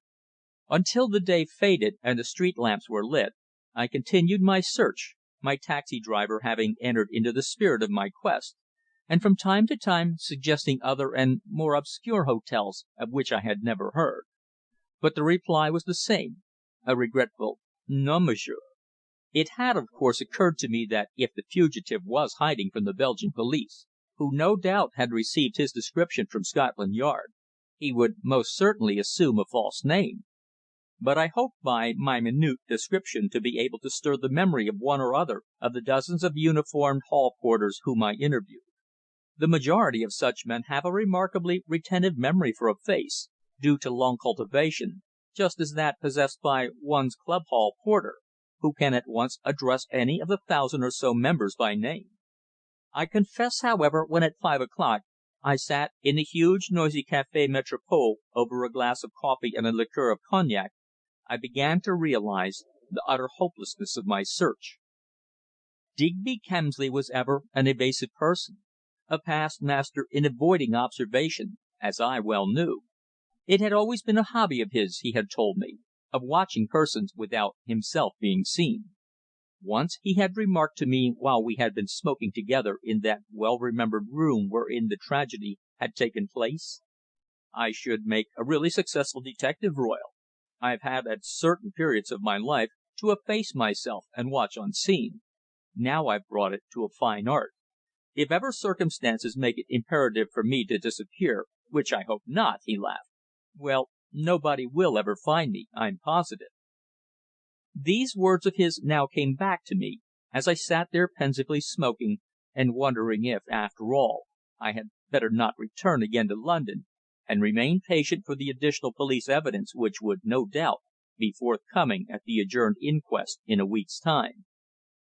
I thought of the clever cunning exercised by the girl whom I so dearly loved, and in whose innocence I had so confidently believed, of her blank refusal to satisfy me, and alas! of her avowed determination to shield the scoundrel who had posed as my friend, and whom the police had declared to be only a vulgar impostor. My bitter reflection maddened me. The jingle and chatter of that noisy café, full to overflowing at that hour, or rain had commenced to fall outside in the boulevard, irritated me. From where I sat in the window I could see the crowds of business people hurrying through the rain to their trams and trains, the neat waisted little modistes, the felt hatted young clerks, the obese and overdressed and whiskered men from their offices on the Bourse, the hawkers crying the soir and the deniers with strident voices, the poor girls with rusty shawls and pinched faces, selling flowers, and the gaping, idling Cookites who seemed to eternally pass and repass the Métropole at all hours of the day and the night. Before my eyes was there presented the whole phantasmagoria of the life of the thrifty, hard working Bruxellois, that active, energetic race which the French have so sarcastically designated the brave Belgians.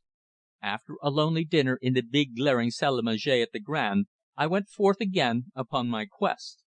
That the fugitive had been in Brussels on the previous day was proved by his telegram. Yet evasive as he was, he might have already left. Yet I hoped he still remained in the capital, and if so he would, I anticipated, probably go to one of the music halls or variety theatres. Therefore I set out upon another round. I strolled eagerly through the crowded promenade of the chief music hall of Brussels, the Pont Neuf, the lounge wherein men and women were promenading, laughing and drinking, but I saw nothing of the man of whom I was in search. I knew that he had shaved off his beard and otherwise altered his appearance. Therefore my attention upon those about me was compelled to be most acute. I surveyed both stalls and boxes, but amid that gay, well dressed crowd I could discover nobody the least resembling him. From the Pont Neuf I went to the Scala, where I watched part of an amusing revue. But my search there was likewise in vain, as it also was at Olympia, the Capucines, and the Folies Bergère, which I visited in turn. Then at midnight I turned my attention to the big cafés, wandering from the Bourse along the Boulevard Auspach, entering each café and glancing around, until at 2 o'clock in the morning I returned to the Grand, utterly fagged out by my long vigil of over 15 hours. In my room I threw off my overcoat and flung myself upon the bed in utter despair. Until I met that man face to face I could not, I saw, learn the truth concerning my love's friendship with him. Mrs. Petre had made foul insinuations, and now that my suspicions had been aroused that Phrida might actually be guilty of that terrible crime in Harrington Gardens, the whole attitude of my well beloved seemed to prove that my suspicions were well grounded. Indeed, her last unfinished sentence as she had rushed from the room seemed conclusive proof of the guilty secret by which her mind was now overburdened. She had never dreamed that I held the slightest suspicion. It was only when she knew that the woman Petre had met me and had talked with me that she saw herself betrayed. Then, when I had spoken frankly and told her what the woman had said, she saw that to further conceal her friendship with Digby was impossible. Every word she had spoken, every evasive sentence, every protest that she was compelled to remain silent, recurred to me as I lay there staring blankly at the painted ceiling. She had told me that she was unaware of the fugitive's whereabouts, and yet not half an hour before she had received a telegram from him. Yes, Phrida, the woman I trusted and loved with such a fierce, passionate affection, had lied to me, deliberately and barefacedly. But I was on the fellow's track, and cost what it might in time, or in money, I did not intend to relinquish my search until I came face to face with him. That night, as I tossed restlessly in bed, it occurred to me that even though he might be in Brussels, it was most probable in the circumstances that he would exercise every precaution in his movements, and knowing that the police were in search of him, would perhaps not go forth in the daytime.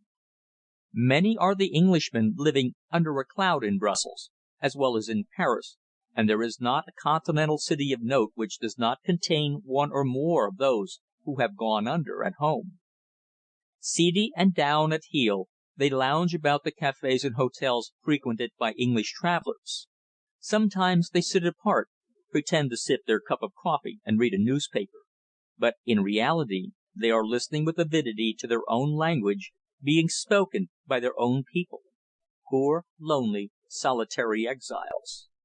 Every man who knows the byways of the Continent has met them often in far off, obscure towns, where they bury themselves in the lonely wilderness of a drab back street, and live high up for the sake of fresh air and that single streak of sunshine which is the sole pleasure of their broken, blighted lives. Yes, the more I reflected, the more apparent did it become that if the man whom Inspector Edwards had declared to be a gross impostor was still in the Belgian capital, he would most probably be in safe concealment in one or other of the cheaper suburbs. But how could I trace him? To go to the Bureau of Police and make a statement would only defeat my own ends. No, if I intended to learn the truth, I must act upon my own initiative. Official interference would only thwart my own endeavours. I knew Digby Kemsley. He was as shrewd and cunning as any of the famous detectives, whether in real life or in fiction. Therefore, to be a match for him, I would, I already realized, be compelled to fight him with his own weapons. I did not intend that he should escape me before he told me with his own lips the secret of my well-beloved. Chapter 16 reveals another enigma. The identity of the victim has not yet been established, sir. These words were spoken to the coroner by Inspector Edwards at the adjourned inquest held on January the 22nd. Few people were in court, for until the present the public had had no inkling as to what had occurred on that fatal night in Harrington Gardens. The first inquest had not been covered by any reporter, as the police had exercised considerable ingenuity in keeping the affair a secret. But now, at the adjourned inquiry, secrecy was no longer possible, and the three reporters present were full of inquisitiveness regarding the evidence given on the previous occasion, and listened with attention while it was being read over. Inspector Edwards, however, had dealt with them in his usually genial manner, and by the exercise of considerable diplomacy had succeeded in allaying their suspicions that there was any really good newspaper story in connection with it. The medical witnesses were recalled, but neither had anything to add to the depositions they had already made. The deceased had been fatally stabbed by a very keen knife with a blade of peculiar shape. That was all. The unknown had been buried, and all that remained in evidence was a bundle of blood-stained clothing, some articles of jewellery, a pair of boots, hat, coat, gloves, and a green leather vanity bag. Endeavours have been made, sir, to trace some of the articles worn by the deceased, and also to establish the laundry marks on the underclothing, the inspector went on. But unfortunately the marks have been pronounced by experts to be foreign ones, and the whole of the young lady's clothes appear to have been made abroad, in France or Belgium, it is thought. The laundry marks are foreign, eh? Remarked the coroner, peering at the witness through his pince nez, and poising his hand in his pen. Are you endeavouring to make inquiry abroad concerning them? Every enquiry is being made, sir, in a dozen cities on the Continent, in fact, in all the capitals. And the description of the deceased has been circulated? Yes, sir. Photographs have been sent through all the channels in Europe, but up to the present we have met with no success, Edwards replied. There is a suspicion, because of a name upon a tab in the young girl's coat, that she may be Italian. Hence the most ardent search is being made by the Italian authorities into the matter, and descriptions of females lately reported as missing." "The affair seems remarkably curious," said the coroner. "It would certainly appear that the lady who lost her life was a stranger to London." "That is what we believe, sir," Edwards replied. Seated near him, I saw how keen and shrewd was the expression upon his face. "We have evidence that certain persons visited the flat on the night in question, but these have not yet been identified. The owner of the flat has not yet been found, he having absconded." "Gone abroad, I suppose?" "It would appear so, sir." "And his description has been circulated also?" asked the coroner. "Yes, a detailed description, together with a recent photograph," was Edwards' reply. Then he added: "We have received this at Scotland Yard, sir. An anonymous communication which may or may not throw considerable light on the affair." And he handed a letter on blue paper to the coroner, which the latter perused curiously, afterwards passing it over to the foreman of the jury. "Rather remarkable!" he exclaimed. Then, when the jury had completed reading the anonymous letter, addressing them, he said: "It is not for you gentlemen to regard that letter in the light of the evidence, but nevertheless it raises a very curious and mysterious point. The writer, as you will note, is prepared to reveal the truth of the whole affair in return for a monetary reward. It is, of course, a matter to be left entirely at the discretion of the police." I started at this statement and gazed across the court, dull and cheerless on that cold winter's afternoon. Who had written that anonymous letter? Who could it be who was ready to reveal the truth, if paid for doing so? Was Phrida's terrible secret known? I held my breath and listened to the slow, hard words of the coroner as he again addressed some questions to the great detective. "Yes, sir," Edwards was saying. "There is distinct evidence of the presence at the flat on the night in question of some person, a woman whose identity we have not yet been successful in establishing. We, however, have formed a theory which certainly appears to be borne out by the writer of the letter I have just handed you." "That the unknown was struck down by the hand of a woman, eh?" asked the coroner, looking sharply across at the inspector, who briefly replied in the affirmative, while I sat there staring straight before me like a man in a dream. I heard the coroner addressing the jury in hard, businesslike tones, but I know not what he said. My heart was too full to think of anything else besides the peril of the one whom I loved. I know that the verdict returned by the jury was one of wilful murder.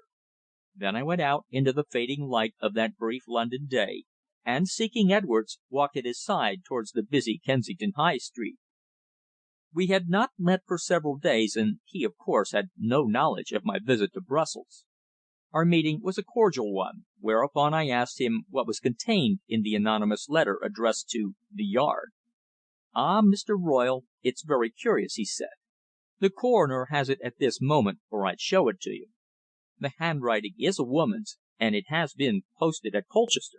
"At Colchester?" I echoed in dismay. "Yes. Why?" he asked, looking at me in surprise. "Oh, nothing, only well, Colchester is a curious place for any one to live who knows the truth about an affair in Kensington," was my reply, for fortunately I quickly recovered myself. "Why not Colchester as well as Clapham, eh?" "Yes, of course," I laughed. "But tell me, what does the woman say?" "She simply declares that she can elucidate the mystery and give us the correct clue, even bring evidence, if required, as to the actual person who committed the crime, if we on our part will pay for the information." "And what shall you do?" I asked eagerly. "I don't exactly know.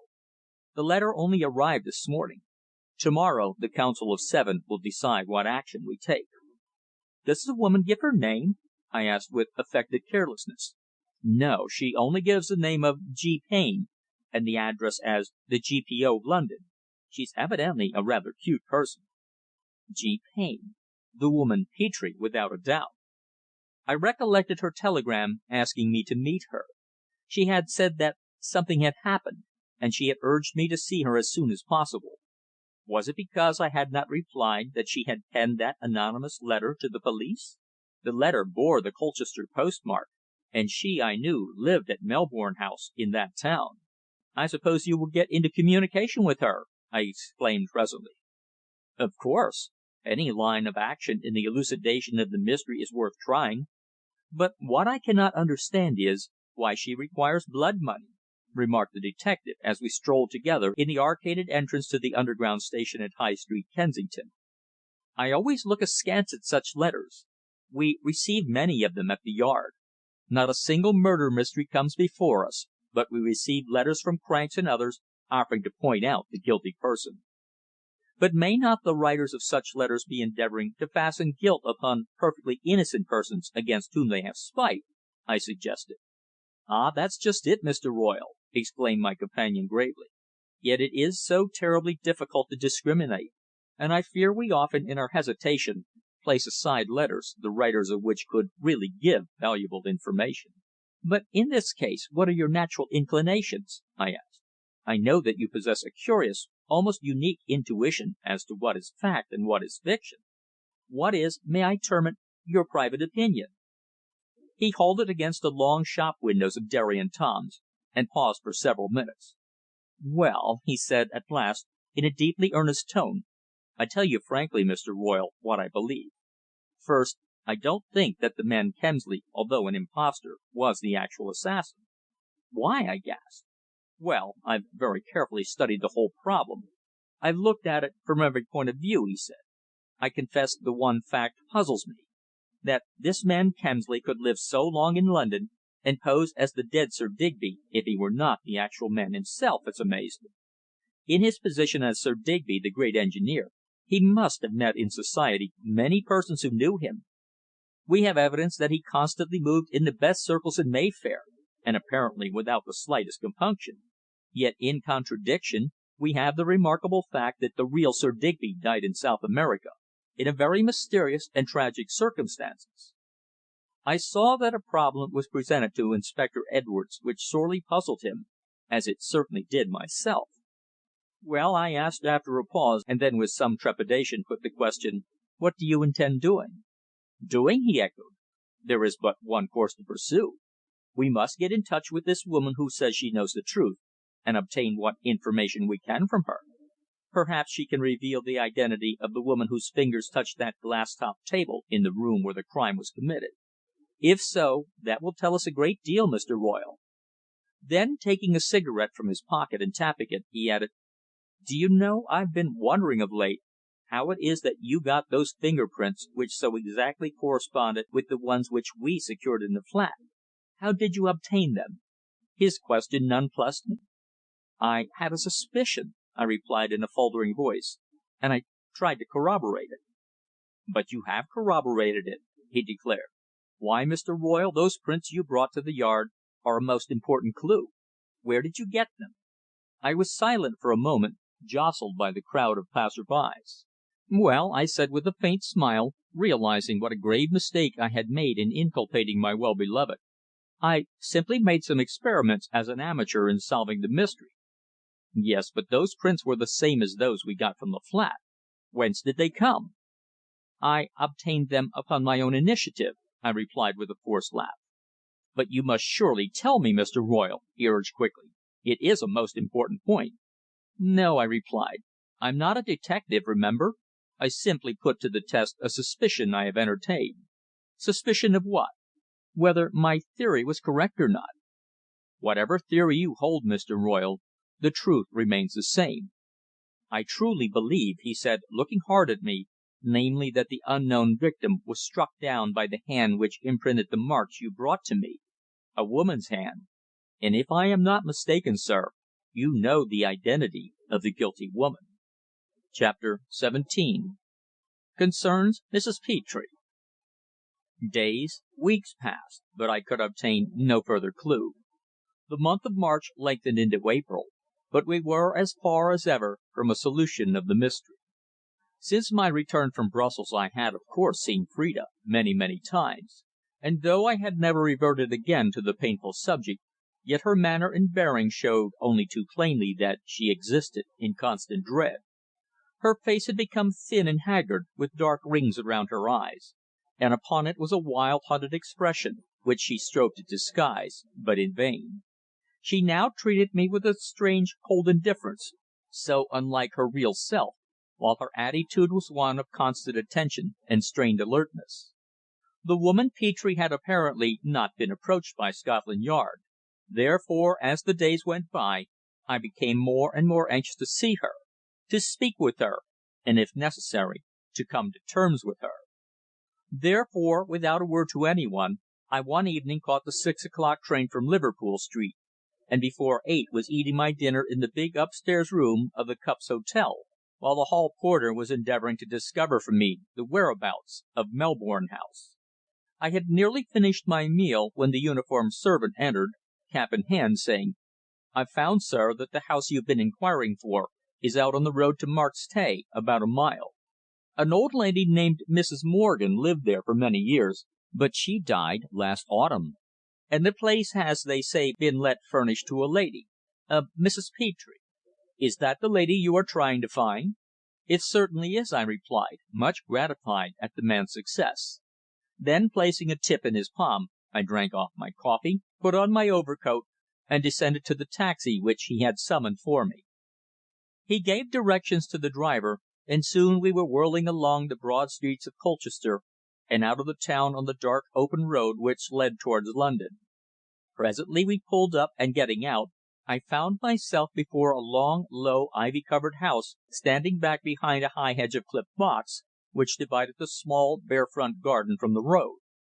Lonely and completely isolated, it stood on the top of a hill with high leafless trees behind, and on the left a thick copse. In front were wide, bare, open fields. Opening the iron gate, I walked up the gravelled path to the door, and rang. In a window on the right a light showed, and, as I listened, heard the tramp of a man's foot upon the oilcloth of the hall, and next moment the door was unlocked and opened. A tall, thin-faced young man of somewhat sallow complexion confronted me. He had keen, deep-set eyes, broad forehead, and pointed chin. "Is Mrs. Petre at home?" I inquired briefly. In a second he looked at me as though with distrust. Then, apparently seeing the taxi waiting, and satisfying himself that I was a person of respectability, he replied in a refined voice: "I really don't know, but I'll see, if you will step in," and he ushered me into a small room at the rear of the house, a cosy but plainly furnished little sitting room, wherein a wood fire burned with pleasant glow. I handed him my card and sat down to wait, in the meantime inspecting my surroundings with some curiosity. Now, even as I recall that night, I cannot tell why I should have experienced such a sense of grave insecurity as I did when I sat there awaiting the woman's coming. I suppose we all of us possess in some degree that strange intuition of impending danger. It was so with me that night, just as I have on other occasions been obsessed by that curious, indescribable feeling that something is about to happen. There was about that house an air of mystery which caused me to hesitate in suspicion. Whether it was owing to its lonely position, to the heavy mantle of ivy which hid its walls, to the rather weird and unusual appearance of the young man who had admitted me, or to the mere fact that I was there to meet the woman who undoubtedly knew the truth concerning their tragic affair, I know not. But I recollect a distinct feeling of personal insecurity. I knew the woman I was about to meet to be a cold, hard, unscrupulous person, who, no doubt, held my love's liberty, perhaps her life, in the hollow of her hand. That horrifying thought had just crossed my mind when my reflections were interrupted by the door opening suddenly, and there swept into the room the lady upon whom I had called. "Ah, Mr. Royle!" she cried in a warm welcome, extending her rather large hand as she stood before me, dressed quietly in black, relieved by a scarlet artificial rose in her waistband. "So you've come at last. Ah! Do you know I've wanted to meet you for days. I expected you would come to me the moment you returned from Brussels." I started and stood staring at her without replying. She knew I had been to Belgium. Yet, as far as I was aware, nobody knew of my visit, not even Haines. "You certainly seem very well acquainted with my movements, Mrs. Petre," I laughed. But she only shrugged her shoulders, and then she said: "I suppose there was no secrecy regarding your journey, was there?" "Not in the least," I replied. "I had business over there, as I very often have. My firm do a big business in Belgium and Holland." She smiled incredulously. "Did your business necessitate your visiting all the hotels and music halls?" "How did you know that?" I asked in quick surprise. but she only pursed her lips, refusing to give me satisfaction. I saw that I must have been watched, perhaps by Digby himself. The only explanation I could think of was that he, with his clever cunning, had watched me, and had written to this woman, his accomplice, telling her of my search. "Oh, don't betray the source of your information if you consider it so indiscreet," I said with sarcasm a few moments later. "I came here, Mrs. Petre, in response to your invitation. You wished to see me?" "I did, but I fear it is now too late to avert what I had intended," was her quiet response. The door was closed, the room was silent, and we were alone. Seated in an armchair, the woman leaned back and gazed at me strangely from beneath her long half closed lashes, as though undecided what she should say. I instantly detected her hesitation, and said: "You told me in your message that something unexpected had occurred. What is it? Does it concern our mutual friend Digby?" "Friend?" she echoed. "You call him your friend, and yet at the same time you have been in search of him, intending to betray him to the police?" "Such was certainly not my intention," I declared firmly. "I admit that I have endeavoured to find him, but it was because I wished to speak with him." "Ah! Of course," she sneered. "That girl Shand has, perhaps, made a statement to you, and now you want to be inquisitive, eh? She's been trying to clear herself by telling you some fairy tale or another, I suppose?" "I repeat, Mrs. Petre," I said with anger, "I have no desire nor intention to act towards Digby in any way other than with friendliness." "Ah! You expect me to believe that, my dear sir," she laughed, snapping her fingers airily. "No, that girl is his enemy, and I am hers." "And that is the reason why you have sent the anonymous letter to the police," I said in a low, hard voice, my eyes full upon her. She started at my words. "What letter?" she asked in pretence of ignorance. "The one mentioned at the adjourned inquest at Kensington," I replied. "The one in which you offer to sell the life of the woman I love." "So you know she is guilty, eh?" the woman asked. "She has confessed it to you, has she not?" "No, she is innocent!" I cried. "I will never believe in her guilt until it is proved." "Then it will not be long, Mr. Royle, before you will have quite sufficient proof," she replied with a triumphant smile upon her lips. "You are prepared to sell those proofs, I understand," I said, suddenly assuming an air of extreme gravity. "Now, I'm a business man. If you wish to dispose of this information, why not sell it to me?" She laughed in my face. "No, not to you, my dear sir. My business is with the police, not with the girl's lover," was her quick response. "But the price?" I said. "I will outbid the police if necessary." "No doubt you would only be too glad of the chance of saving the girl who has so cleverly deceived you. But without offence, Mr. Royle, I certainly think you are a fool to act as you are now acting," she added. "A foul crime of jealousy has been committed, and the assassin must pay the penalty of her crime." "And you allege jealousy as the motive?" I gasped. "Most certainly," she answered. Then, after a pause of a few seconds, she added: "The girl you have so foolishly trusted, and in whom you still believe so implicitly, left her home in Cromwell Road in the night, as she had often done before, and walked round to Harrington Gardens in order to see Digby. There, in his rooms, she met her rival. She had suspicions, and went there on purpose armed with a knife. And with it she struck the girl down and killed her." "It's a lie!" I cried, starting to my feet. "A foul, wicked lie!" "But what I say can be proved." "At a price," I said bitterly. "As you are a business man, so I am a business woman, Mr. Royle," she replied quite calmly. "When I see an opportunity of making money, I do not hesitate to seize it. But if you know the truth, if this is the actual truth which at present I will not believe, then it is your duty, nay, you are bound by law to go to the police and tell them what you know." "I shall do that, never fear," she laughed. "But first I shall try and get something for my trouble." "And whom do you intend to bring up as witness against Miss Shand?" I asked. "Wait and see. There will be a witness, an eye witness who was present, and whose evidence will be corroborated," she declared in due course with a self satisfied air. "I have not resolved to reveal the truth without fully reviewing the situation. When the police know, as they certainly will, you will then find that I have not lied, and perhaps you will alter your opinion of the girl you now hold in such high esteem." CHAPTER XVIII. DISCLOSES THE TRAP. The woman's words held me speechless. She seemed so cold, so determined, so certain of her facts, that I felt when I came to consider what I already had proved, that she was actually telling me the ghastly truth. And yet I loved Phrida. No, I refused to allow my suspicions to be increased by this woman who had approached the police openly and asked for payment for her information. She was Phrida's enemy, therefore it was my duty to treat her as such, and in a moment I had decided upon my course of action. "So I am to take it that both Digby and yourself are antagonistic towards Phrida Shand?"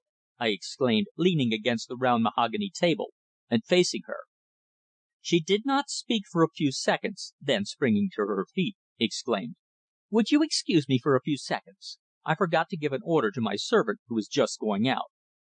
And she bustled from the room, leaving me alone with my own confused thoughts.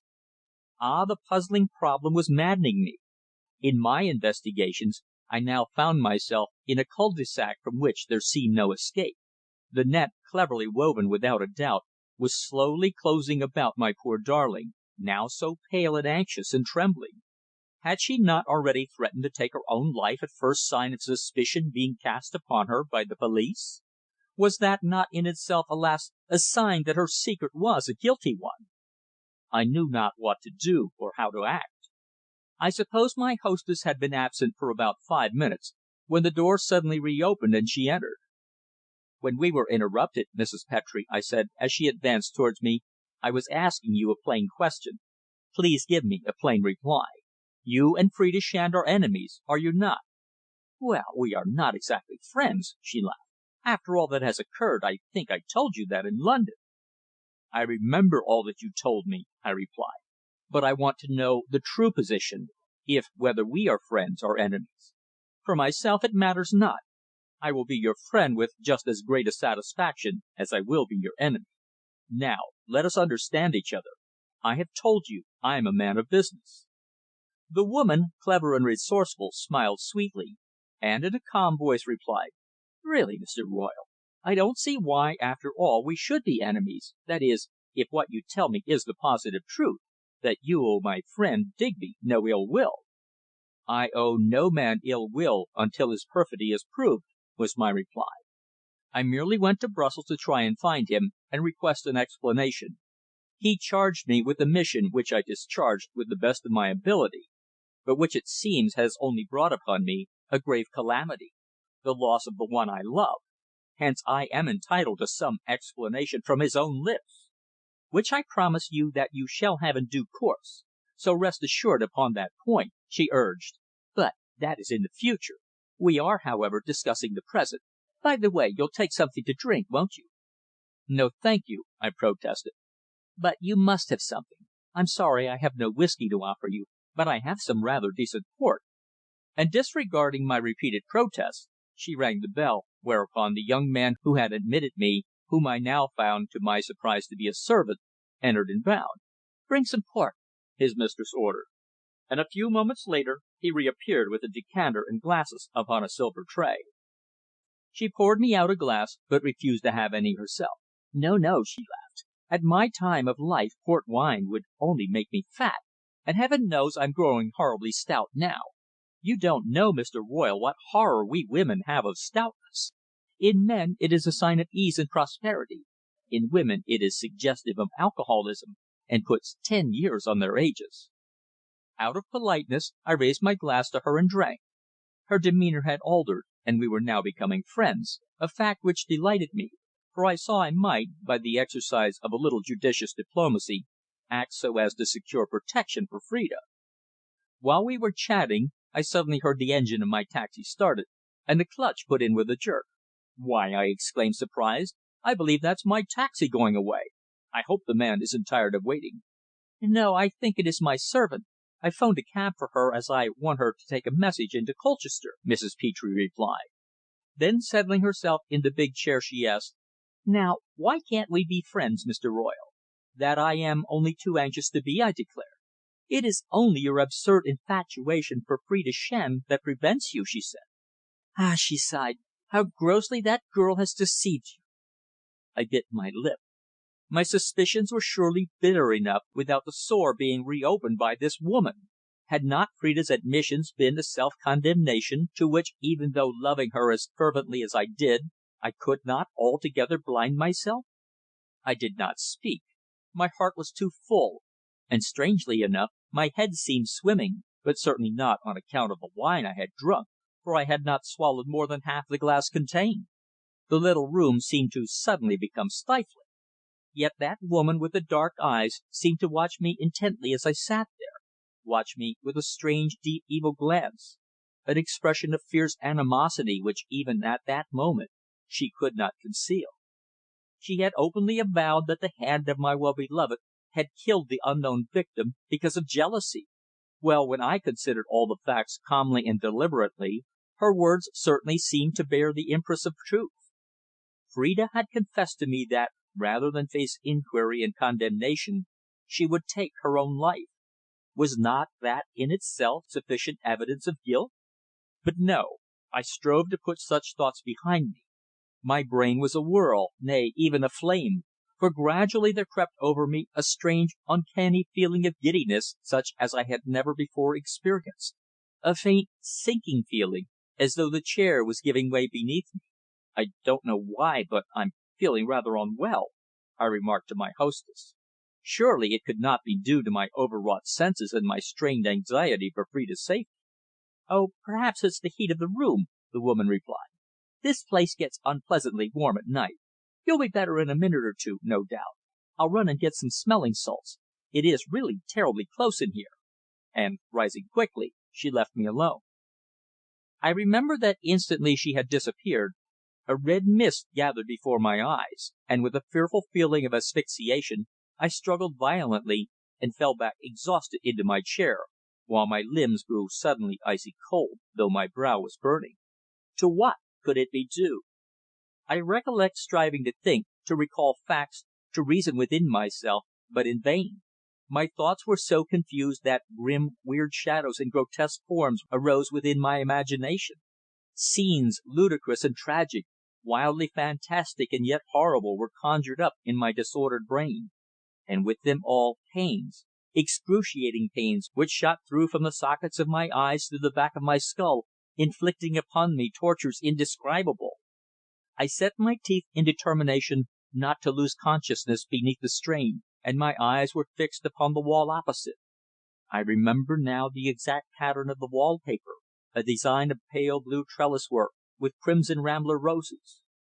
I suppose I must have remained in that position, sunk into a heap in the chair, for fully 5 minutes, though to me it seemed hours when I suddenly became conscious of the presence of persons behind me.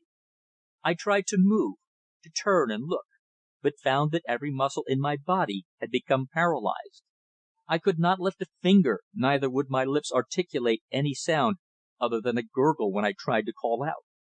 And yet I remained in a state of consciousness, half blotted out by those weird, fantastic and dreamy shapes, due apparently to the effect of that wine upon my brain. Had I been deliberately poisoned?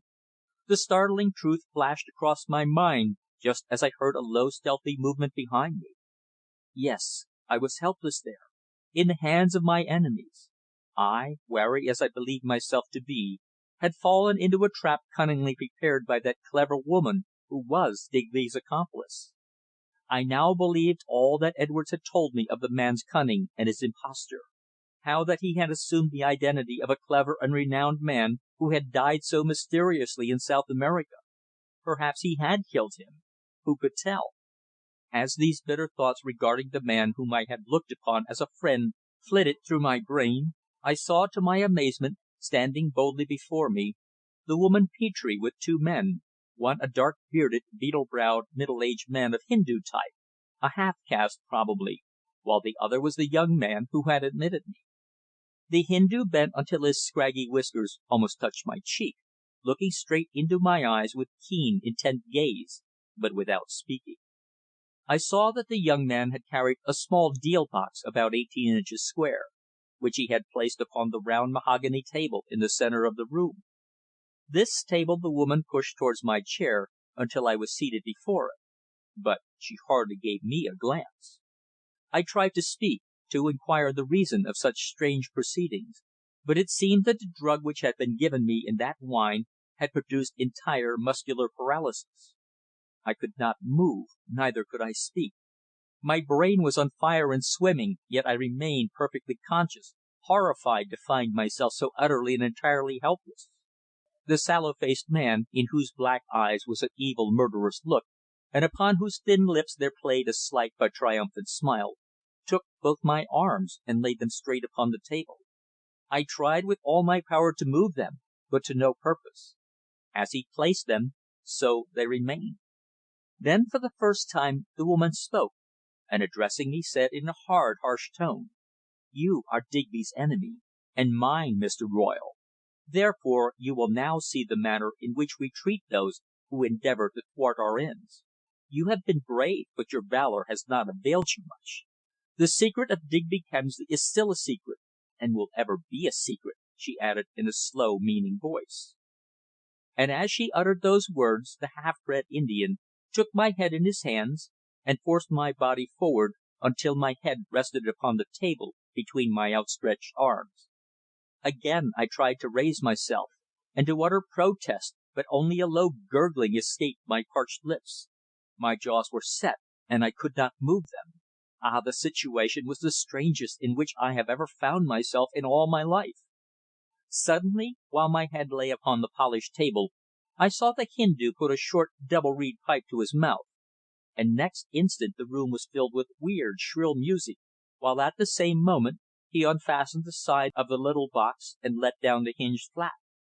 Again the native music sounded more shrill than before, while the woman and the young manservant had retreated backward towards the door, their eyes fixed upon the mysterious box upon the table. I, too, had my eyes upon the box. Suddenly I caught sight of something within, and next second held my breath, realizing the horrible torture that was intended. I lay there helpless, powerless to draw back and save myself. Again the sounds of the pipe rose, and then died away slowly in a long drawn out wail. My eyes were fixed upon that innocent looking little box in horror and fascination. Ah! Something had moved again within. I saw it quite plainly. I tried to cry out, to protest, to shout for help, but in vain. Surely this woman's vengeance was indeed a fiendish and relentless one. My face was not more than a foot away from the mysterious box, and when I fully realized in my terror what was intended, I think my brain must have given way. I became insane. Chapter 19. The Seal of Silence. Yes, there was no doubt about it. Terror and horror had driven me mad. And surely the deadly peril in which I found myself was in itself sufficient to cause the cheek of the bravest man to pale, for from that box there slowly issued forth a large hideous cobra, which, coiling with sinuous slowness in front of my face, held its hooded head erect, ready to strike. While the Hindu played that weird music on the pipes, its head with the two beady eyes and flickering tongue moved slowly to and fro. It was watching me, and ready to deal its fatal blow. The woman saw the perspiration standing upon my white brow, and burst out laughing, still standing at a safe distance near the door. "Ah! Mr. Royle, you won't have much further opportunity of investigation," she exclaimed. "You have become far too inquisitive, and you constitute a danger. Hence this action." "I'm very sorry, but it must be so," declared the brutal, inhuman woman. She was watching, gloating over her triumph, waiting indeed for my death. Surely I was not their first victim. All had been carried out in a method which showed that the paralysing drug and the deadly reptile had been used before by this strange trio. The music now being played incessantly apparently prevented the snake from darting at me, as it was, no doubt, under the hypnotic influence of its master. But I knew that the moment the music ceased it would be my last. With frantic efforts I struggled to withdraw my head and hands from the reptile's reach, but every muscle seemed powerless. I could not budge an inch. Again I tried to speak, to shout for help, but no word could I articulate. I was dead in all save consciousness. "Oh, yes," laughed Mrs. Petre hoarsely. "We're just playing you a little music to send you to sleep. to put the seal of silence upon you, Mr. Royle. And I hope you'll sleep very well to night, very well, as no doubt you will," and she gave vent to a loud peal of harsh laughter. Then for a moment she hesitated, until suddenly she cried to the Hindu: "Enough!" The music ceased instantly, and the snake, whose hooded head had been swaying to and fro slowly, suddenly shot up erect. The spell of the music was broken, and I knew my doom was sealed. Those small brilliant eyes were fastened upon mine, staring straight at me, the head moving very slowly, while those three brutes actually watched my agony of terror, and exchanged smiles as they waited for the reptile to strike its fatal blow. In an instant its fangs would, I knew, be in my face, and into my blood would be injected that deadly venom which must inevitably prove fatal. Yes, I had been entrapped, and they held the honours in the game. After my death Phrida would be denounced, accused, and convicted as an assassin. Because perhaps I might be a witness in her favour, or even assist her to escape arrest, this woman had taken the drastic step of closing my lips for ever. But was it with Digby's knowledge? Had he ever been her accomplice in similar deeds to this? Suddenly I recollected with a start what Edwards had told me, that the real Sir Digby Kemsley, an invalid, had died of snake bite in mysterious circumstances in Peru, and that his friend, a somewhat shady Englishman named Cane, had been suspected of placing the reptile near him, owing to the shouts of terror of the doomed man being overheard by a Peruvian manservant. Was it possible that the man whom I had known as Digby was actually Cane? The method of the snake was the same as that practised at Huacho. These and other thoughts flashed across my brain in an instant, for I knew that the agony of a fearful death would be quickly upon me. I tried to utter a curse upon those three brutes who stood looking on without raising a hand to save me, but still I could not speak. Suddenly something black shot across my startled eyes. The reptile had darted. The horror of that moment held me transfixed. I felt a sharp sting upon my left cheek, and next instant, petrified by a terror indescribable, I lost consciousness. What happened afterwards I have no idea. I can only surmise. How long I remained senseless I cannot tell. All I am aware of is that when I returned to a knowledge of things about me, I had a feeling that my limbs were benumbed and cramped. Against my head was a cold, slimy wall, and my body was lying in water. For a time, dazed as I was, I could not distinguish my position. My thoughts were all confused, all seemed pitch darkness, and the silence was complete save for the slow trickling of water somewhere near my head. I must have lain there a full hour, slowly gathering my senses. The back of my head was very sore, for it seemed as though I had received a heavy blow, while my elbows and knees seemed cut and bruised. In the close darkness I tried to discover where I was, but my brain was swimming with an excruciating pain in the top of my skull. Slowly, very slowly, recollections of the past came back to me, remembrance of that terrible final half hour. Yes, joy! I was still alive. The loathsome reptile's fang had not produced death.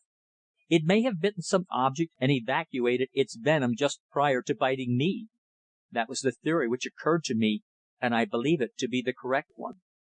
I could raise my hand too. I was no longer paralyzed. I could speak. I shouted, but my voice seemed deadened and stifled. On feeling my head I found that I had a long scalp wound, upon which the blood was congealed.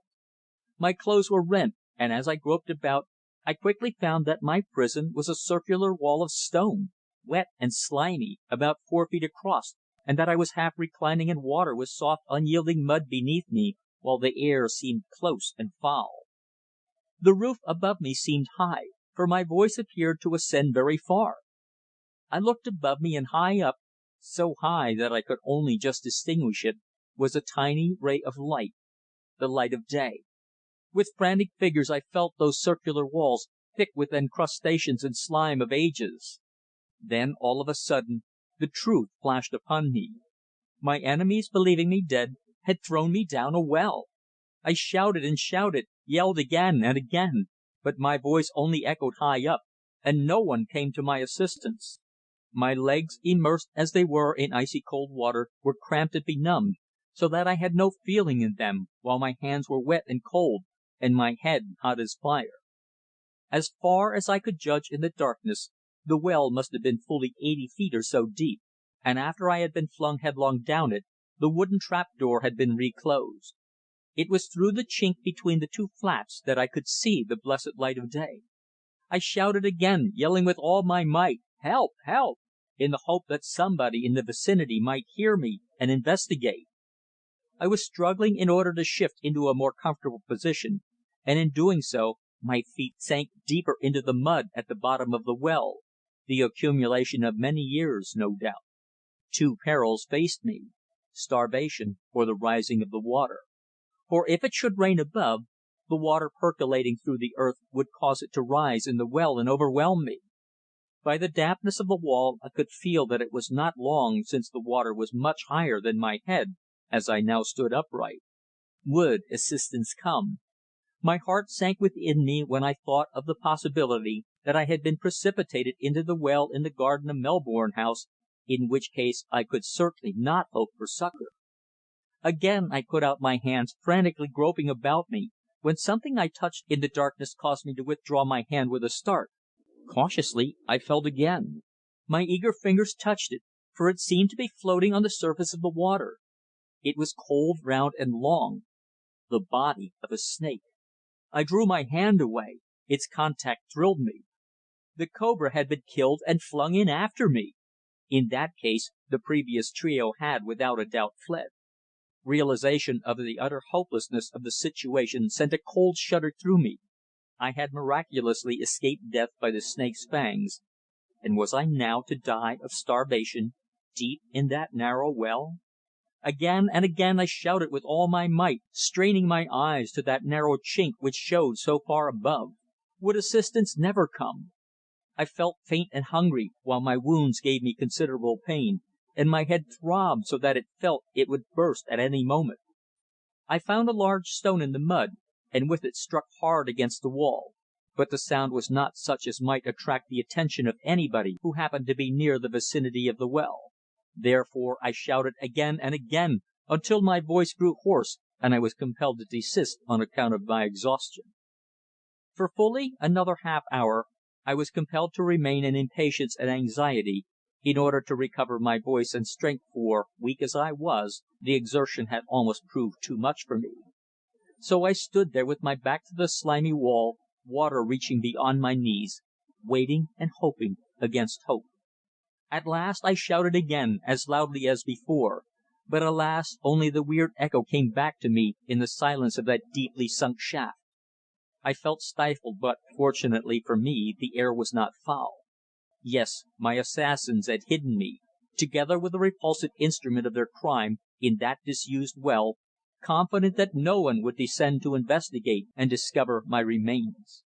How many persons, I wonder, are yearly thrown down wells where the water is known to be impure, or where the existence of the well itself is a secret to all but the assassin?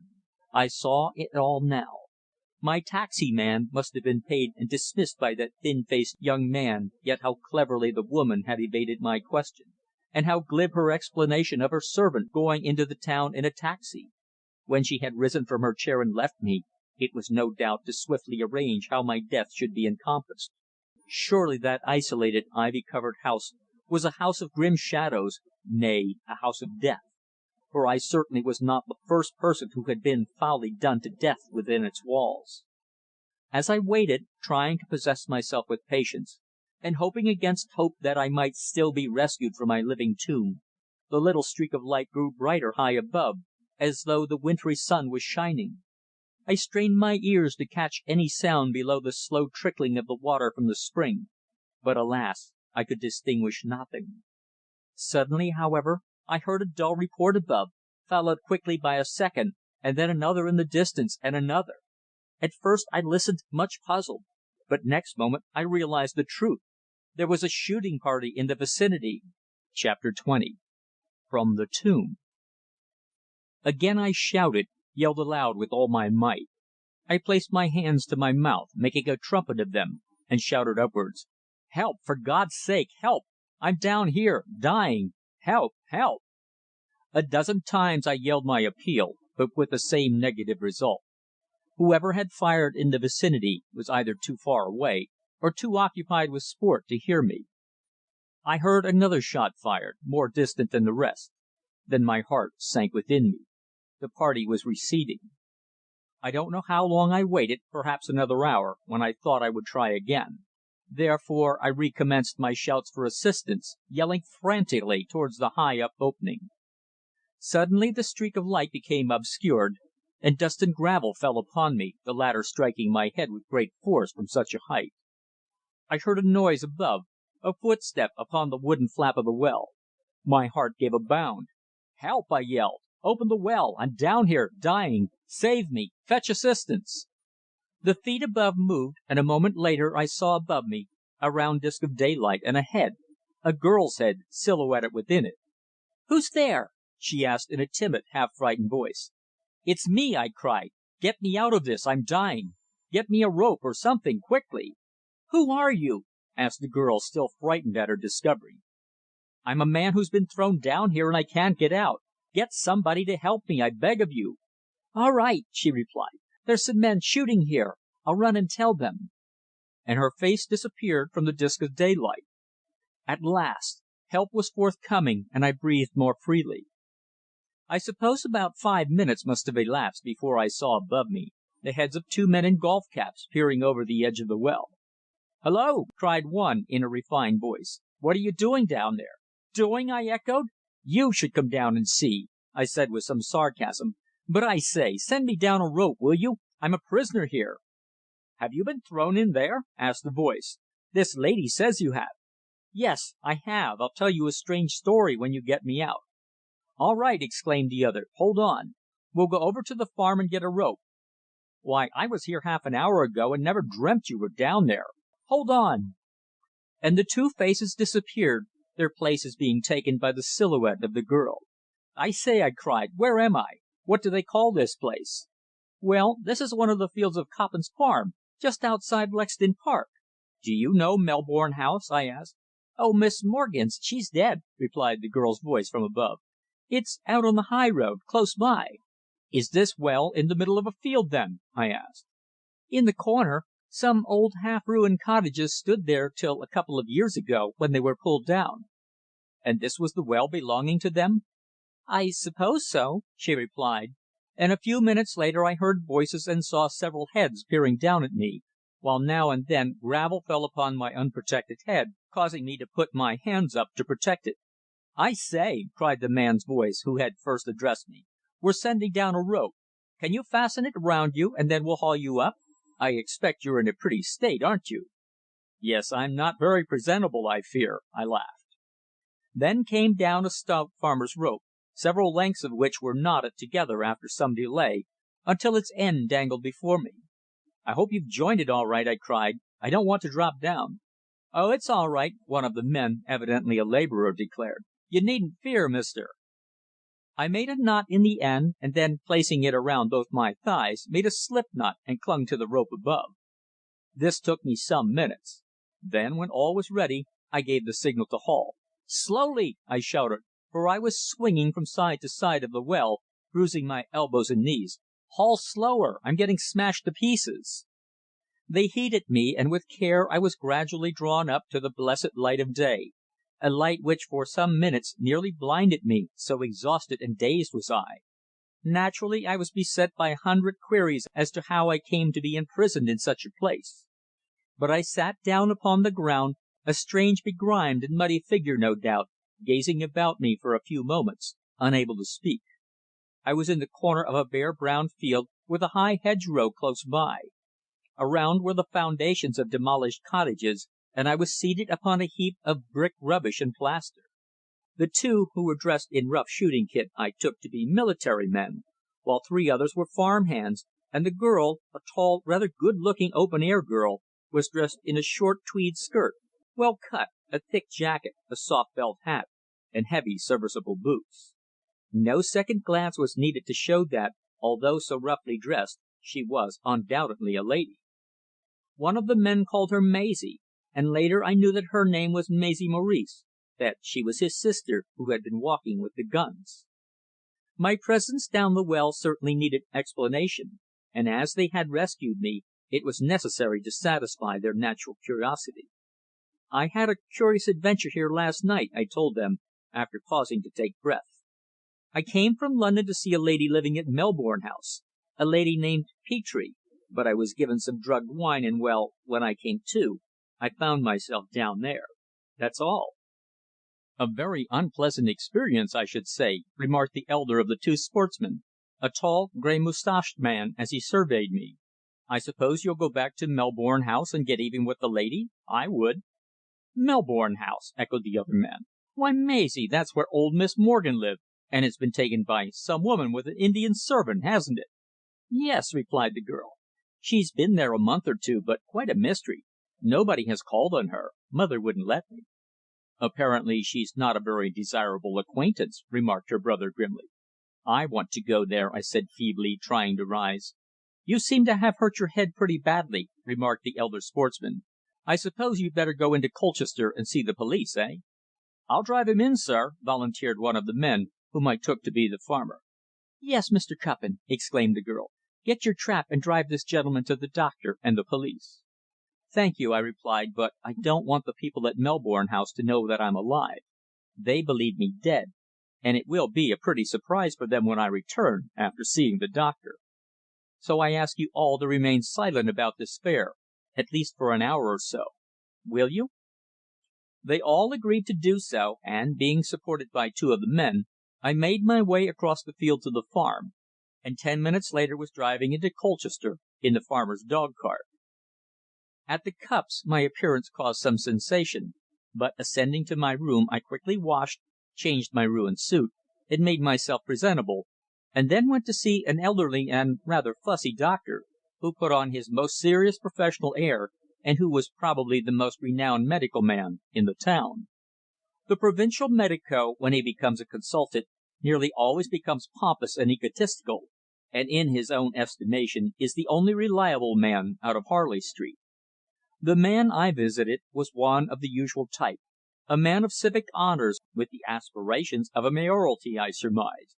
I think he believed that I had injured my head while in a state of intoxication, so I did not undeceive him, and allowed his assistant to bathe and bandage my wound, and also the bite upon my cheek, while the farmer waited outside for me. When at last I emerged, I hesitated. Should I go to the police and tell them what had occurred? Or should I return alone to Melbourne House, and by my presence thwart whatever sinister plans might be in progress? If I went to the police, I would be forced to explain much that I desired, at least for the present, to keep secret. And after all, the local police could not render me much assistance. I might give the woman and her accomplices in charge for attempted murder, but would such course help in the solution of the Harrington Gardens affair? After a few moments' reflection, I decided to drive straight to the House of Shadows and demand an explanation of the dastardly attempt upon me. A quarter of an hour later Mr. Cuppin pulled up near the long ivy covered house, and alighting I made my way within the iron gate and up the gravelled path to the front door, where I rang. I listened attentively and heard someone moving. Yes, the house was not empty, as I had half feared. A moment later a neat maidservant opened the door and regarded me with some surprise. "Is Mrs. Petre at home?" I inquired. "No, sir, she isn't," replied the girl with a strong East Anglian accent. "When will she be in?" I asked. "I really don't know, sir," she said. "She hasn't left word where she's gone." "Is anyone else at home?" "No, sir." "How long have you been with Mrs. Petre?" I asked, adding in an apologetic tone, "I hope I'm not too inquisitive." "I've been here about 2 months ever since she took the house." "Don't you think your mistress a rather curious person?" I asked, slipping half a sovereign into her hand. She regarded the coin, and then looked at me with a smile of surprise and satisfaction. "I hardly know what you mean, sir," she faltered. "Well, I'll be quite frank with you," I said.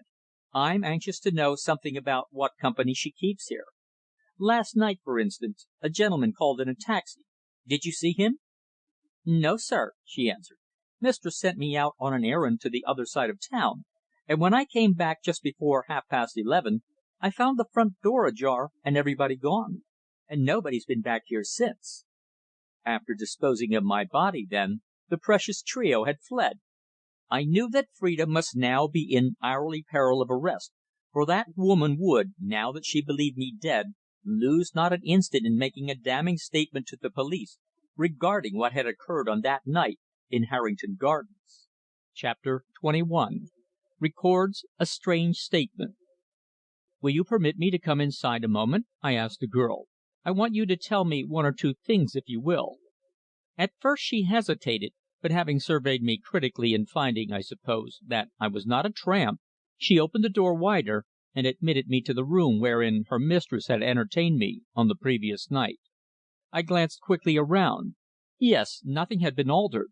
There was the chair in which I had sat, and the round mahogany table upon which my head had laid so helplessly while the reptile, charmed by the Hindu's music, had sat erect with swaying head. Ah, as that terrible scene again arose before my eyes, I stood horrified. The girl noticed my demeanour, and looked askance at me. "Does your mistress have many visitors?" I asked her. "To tell you the truth, I'm making these confidential inquiries on behalf of an insurance company in London. So you can be perfectly open with me. Mrs. Petre will never know that you have spoken." "Well, sir," replied the dark eyed maid, after a pause, during which time she twisted her dainty little apron in her hand, "I suppose I really ought not to say anything, but the fact is, mistress acts very curiously sometimes. Besides, I don't like Ali." "You mean the Indian?" "Yes, he's too crafty and cunning," she replied. "Sometimes, in the middle of the night, I wake up and hear Ali, shut up in his room, playing on his flute such horrible music! And on such occasions the mistress and Horton, the man, are usually with him, listening to his concert, I suppose." "On those occasions have there been guests in the house?" I asked quickly. "Once, I think about a fortnight ago, a gentleman had called earlier in the evening, but I did not see him."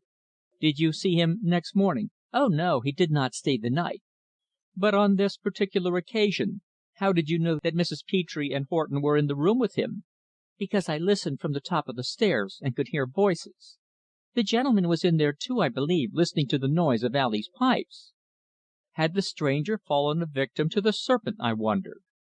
Who could he have been, and what was his fate? "Has your mistress and her two servants left you suddenly like this before?" I inquired. "Never, sir. I can't make it out. They seem to have gone out with the gentleman who called, and evidently they all left of a hurry." "Why?" "Because when I got back I found that my mistress had pulled out the first coat and hat she could find, and had not taken even a handbag. Besides, if she knew she was going to be absent she would have left me a note." And she added in a tone of resentment, "It isn't fair to leave me by myself in a lonely house like this." "No, it isn't," I agreed. "But tell me, does your mistress have many callers?" "Very few. She has had a visitor lately, a gentleman. He stayed a few days and then left suddenly." "Young or old?" "Elderly, clean shaven and grey hair. She used to call him Digby." "Digby!" I echoed. "When was he here? Tell me quickly." "Oh, about 4 days ago, I think. Yes, he went away last Sunday night." "Tell me all about him," I urged her. "He's a friend of mine." "Oh, then perhaps I ought not to say anything," said the girl a little confused. "On the contrary, you will be doing me the very greatest service if you tell me all that you know concerning him," I declared. "Don't think that anything you say will annoy me, for it won't. He was my friend, but he served me a very evil trick." "Well, sir," she replied, "he arrived here very late one night, and my mistress sat with him in the drawing room nearly all night talking to him. I crept down to try and hear what was going on, but they were speaking so low, almost whispering, so that I could catch only a few words." "What did you hear?" I inquired breathlessly. "Well, from what I could gather, the gentleman was in some grave danger something to do with a girl. Mistress seemed very excited, and talked about another girl, whom she called Phrida, or something like that. And then the gentleman mentioned somebody named Royle, whereon mistress seemed to fly into a passion. I heard her say distinctly, 'You are a fool, Digby. If you're not very careful, you'll give the game away.' Then he said, 'If the truth comes out, she will suffer, not me.'" "Whom did you infer he meant by she?" I asked. "Ah, sir, that's impossible to say," was her response. "Well, they were alone there for hours. He seemed to be begging her to tell him something, but she steadily refused. And every time he mentioned the name of Royle, she became angry and excited. Once I heard her say, 'As long as you keep carefully out of the way, you need not fear anything. Nobody, not even the girl, suspects the truth. So I don't see that you need have the slightest apprehension. But mind, you're going to play the straight game with me, Digby, or, by heaven, it will be the worse for you.'" "Then she threatened him?" I remarked. "Yes. She seemed very determined, and spoke it in a low, hard voice. Of course, I could only catch a few disjointed words, and out of them I tried to make sense, but I overheard sufficient to know that the visitor was in a state of great agitation and fear." "Did he go out much?" "All the time he was here I never knew him to go further than the garden," said the maid, who seemed to be unusually intelligent. "What about Ali?" "Ali was his constant companion. When they were together they spoke in some foreign language." A sudden thought flashed across my mind. Could Ali be a Peruvian Indian, and not a Hindu? Was he the accomplice of the mysterious Englishman named Cane, the man suspected of causing the death of Sir Digby Kemsley? What this girl was revealing was certainly amazing. "You are quite sure that this man she called Digby left the neighbourhood last Sunday?" I asked her. "Oh, quite. I overheard him speaking with the mistress late on Saturday night. He said, 'By this time to morrow I shall be back in Brussels,' and I know he went there, for next day I posted a letter to Brussels." "To him?" I cried. "What was the address?" "The name was Bryant, and it was addressed Poste Restante, Brussels. I remember it because I carefully made a note of it, as the whole affair seemed so extraordinary." "But this man she called Digby, was he well dressed?" I inquired. "Oh, no, not at all. He seemed poor and shabby. He only had with him a little handbag. But I believe he came from a considerable distance, probably from abroad, expressly to see her." "Then you think he is in Brussels now?" "Well, I posted the letter on Monday night. To day is Wednesday," she said. I reflected. My first impulse was to go straight to Brussels and send a message to Mr. Bryant at the Poste Restante, a message that would trap him into an appointment with me. But in face of Phrida's present peril, could I possibly leave London? I was at the parting of the ways. To hesitate might be to lose trace of the man who had proved such a false friend, while by crossing to Brussels again I would be leaving Phrida to her fate. "You heard no other mention of the person named Royle?" I asked her after a brief pause, during which I had placed a second half sovereign in her hand. She reflected for a moment, her eyes cast down upon the carpet as we stood together in that sombre little room of horrors. "Well, yes," she replied thoughtfully. "One afternoon, when I was taking tea into the drawing room where they were sitting together, I heard mistress say, 'I don't like that man Royle at all. He means mischief, more especially as he loves the girl.' The gentleman only laughed and said, 'Have no fear on that score. He knows nothing and is not likely to know unless you tell him.' Then mistress said, 'I've been a fool, perhaps, but when we met I told him one or two things, sufficient to cause him think. Then the gentleman stood up angrily and cried out in quite a loud voice, 'What, you fool! You've actually told him? You've allowed your infernal tongue to wag and let out the truth?' But she said that she had not told all the truth, and started abusing him, so much so that he left the room and went out into the garden, where, a few minutes later, I saw him talking excitedly to Ali. But when the two men talked I could, of course, understand nothing," added the girl. "Then your mistress declared that she didn't like the man Royle, eh?" "Yes. She seemed to fear him feared that he knew too much about some business or other," replied the maid. "And to tell you quite frankly, sir, after watching the mistress and her visitor very narrowly for a couple of days, I came to the conclusion that the gentleman was hiding that perhaps the police were after him." "Why?" I inquired in a casual tone. "What made you think that?" "I hardly know. Perhaps from the scraps of conversation I overheard. Perhaps from his cunning secret manner. Not but what he was always nice to me, and gave me something when he left." "You didn't hear any other names of persons mentioned?" I asked. "Try and think, as all that you tell me is of the greatest importance to me."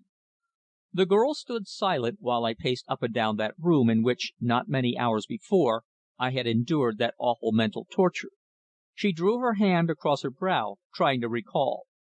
"Yes, there was another name. she admitted at last. "But I can't at the moment recall it." "Ah, do!" I implored her. "Try and recall it. I am in no hurry to leave." Again the dark eyed maid in the dainty apron was silent, both hands upon her brow, as she had turned from me and was striving to remember. "It was some foreign name a woman's name," she said. I recollected the dead girl was believed to have been a foreigner. Suddenly she cried: "Ah, I remember. The name was Mary Brack." "Mary Brack?" I repeated. "Yes, of course. I don't know how it's spelt." "Well, if it were a foreign name, it would probably be Marie Bracq, if you are sure you've pronounced it right." "Oh, yes, I'm quite sure. Mistress called her 'poor girl,' so I can only suppose that something must have happened to her." I held my breath at her words. Yes, without a doubt, I had secured a clue to the identity of the girl who lost her life at Harrington Gardens. Her name, in all probability, was Marie Bracq. CHAPTER XXII. Marie Bracq. Marie Bracq! The name rang in my ears in the express all the way from Colchester to Liverpool Street. Just before 6 o'clock I alighted from a taxi in Scotland Yard, and, ascending in the lift, soon found myself sitting with Inspector Edwards. At that moment I deemed it judicious to tell him nothing regarding my night adventure in the country, except to say: "Well, I've had a strange experience the strangest any man could have, because I have dared to investigate on my own account the mystery of Harrington Gardens." "Oh, tell me about it, Mr. Royle," he urged, leaning back in his chair before the littered writing table. "There's nothing much to tell," was my reply. "I'll describe it all some day. At present there's no time to waste. I believe I am correct in saying that the name of the murdered girl is Marie Bracq." Edwards looked me straight in the face. "That's not an English name, is it?" he said. "No, Belgian, I should say." "Belgian. Yes, most probably," he said.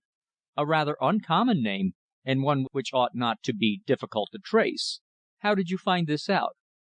"Oh, it's a long story, Mr. Edwards," I said, "but I honestly believe that at last we are on the scent. Cannot you discover whether any girl of that name is missing?" "Of course. I'll wire to the Brussels police at once. Perhaps it will be well to ask the Prefect of Police in Paris if they have any person of that name reported missing," he said, and ringing a bell, a clerk appeared almost instantly with a writing pad and pencil. "Wire to Brussels and Paris, and ask if they have any person named Marie Bracq, be careful of the spelling, missing. If so, we will send them over a photo." "Yes, sir," the man replied, and disappeared. "Well," I asked casually, when we were alone, "have you traced the tailor who made the dead girl's costume?" "Not yet. The Italian police are making every inquiry." "And what have you decided regarding that letter offering to give information?" "Nothing," was his prompt reply. "And if this information you have obtained as to the identity of the deceased proves correct, we shall do nothing. It will be far more satisfactory to work out the problem for ourselves, rather than risk being misled by somebody who has an axe to grind." "Ah, I'm pleased that you view the matter in that light," I said, much relieved. "I feel confident that I have gained the true name of the victim."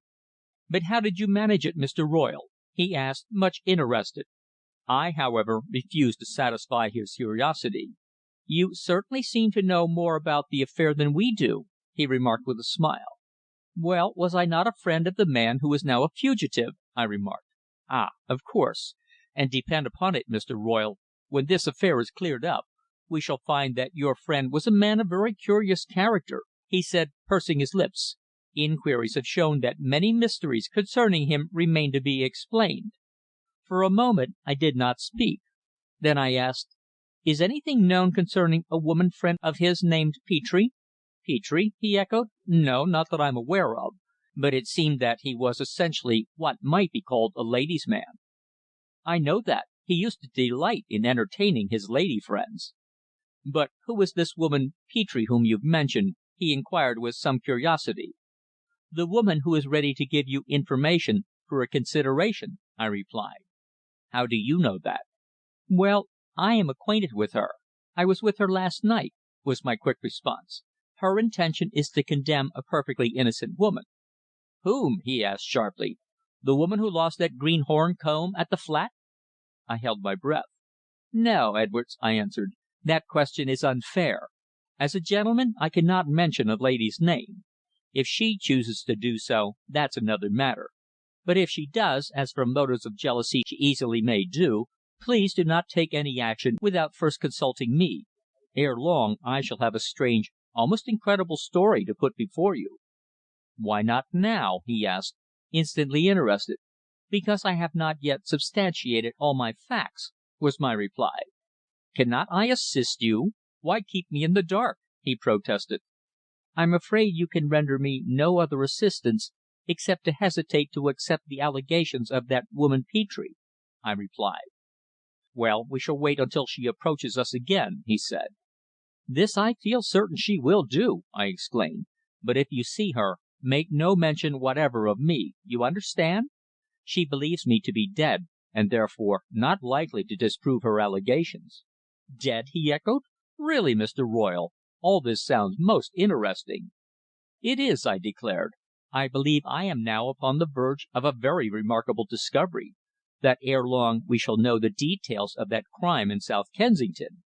"Well, if you do succeed in elucidating the mystery, you will accomplish a marvellous feat," said the great detective, placing his hands together and looking at me across his table.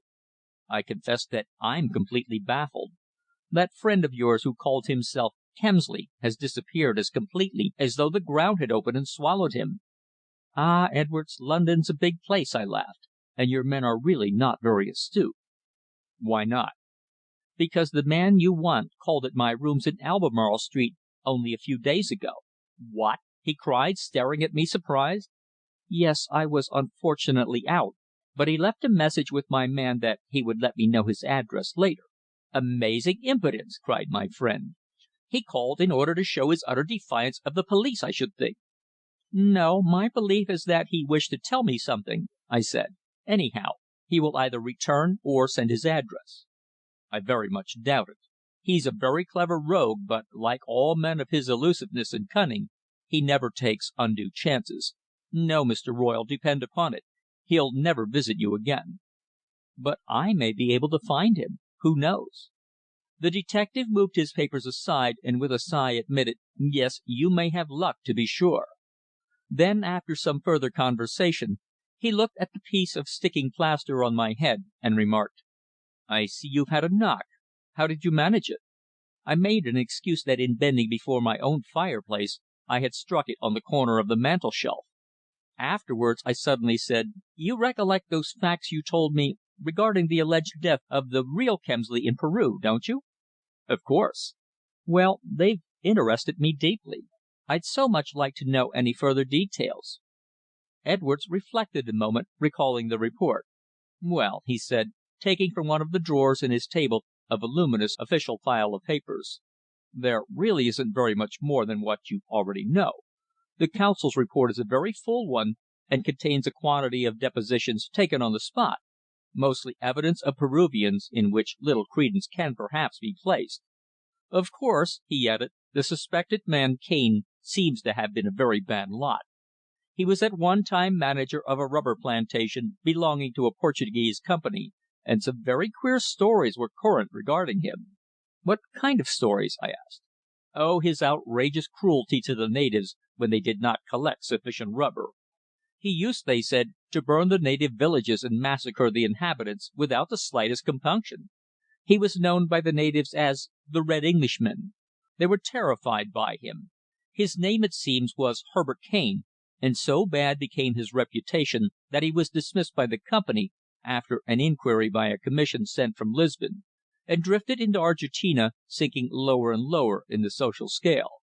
Then, after referring to several closely written pages of foolscap, each one bearing the blue embossed stamp of the British Consulate in Lima, he went on: inquiries showed that for a few months the man Cane was in Montevideo, endeavouring to obtain a railway concession for a German group of financiers, but his reputation became noised abroad, and he found it better to leave that city.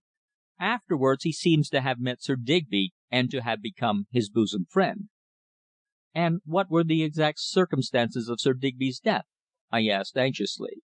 "Ah, they are veiled in mystery," was the detective's response, turning again to the official report and depositions of witnesses. As I think I told you, Sir Digby had met with an accident and injured his spine. Cane, whose acquaintance he made, brought him down to Lima, and a couple of months later, under the doctor's advice, removed him to a bungalow at Huacho. Here they lived with a couple of Peruvian men servants named Senos and Luis. Cane seemed devoted to his friend, leading the life of a quiet, studious, refined man, very different to his wild life on the rubber plantation. One morning, however, on a servant entering Sir Digby's room, he found him dead, and an examination showed that he had been bitten in the arm by a poisonous snake.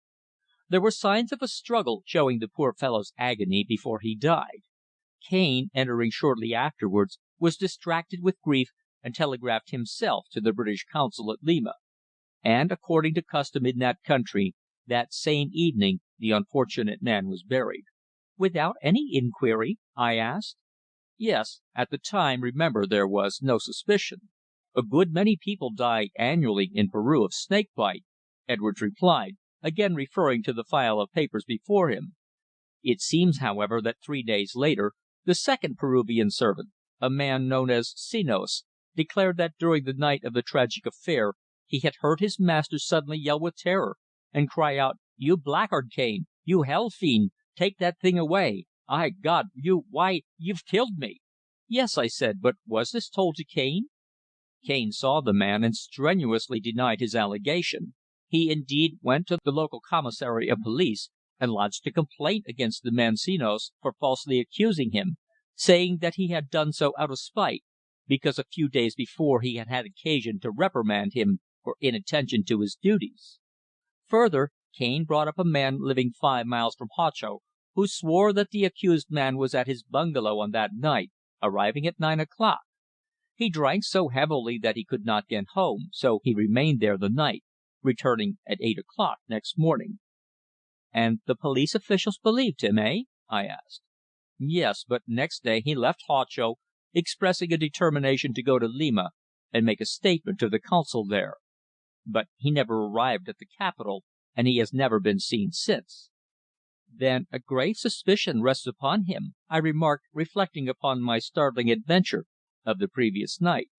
"Certainly. But the curious thing is that no attempt seems to have been made by the police authorities in Lima to trace the man.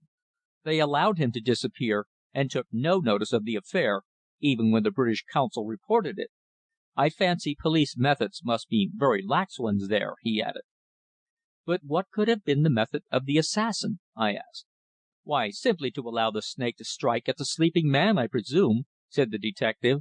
"One would have thought that after the snake had bitten him he would have cried out for help. But he did not.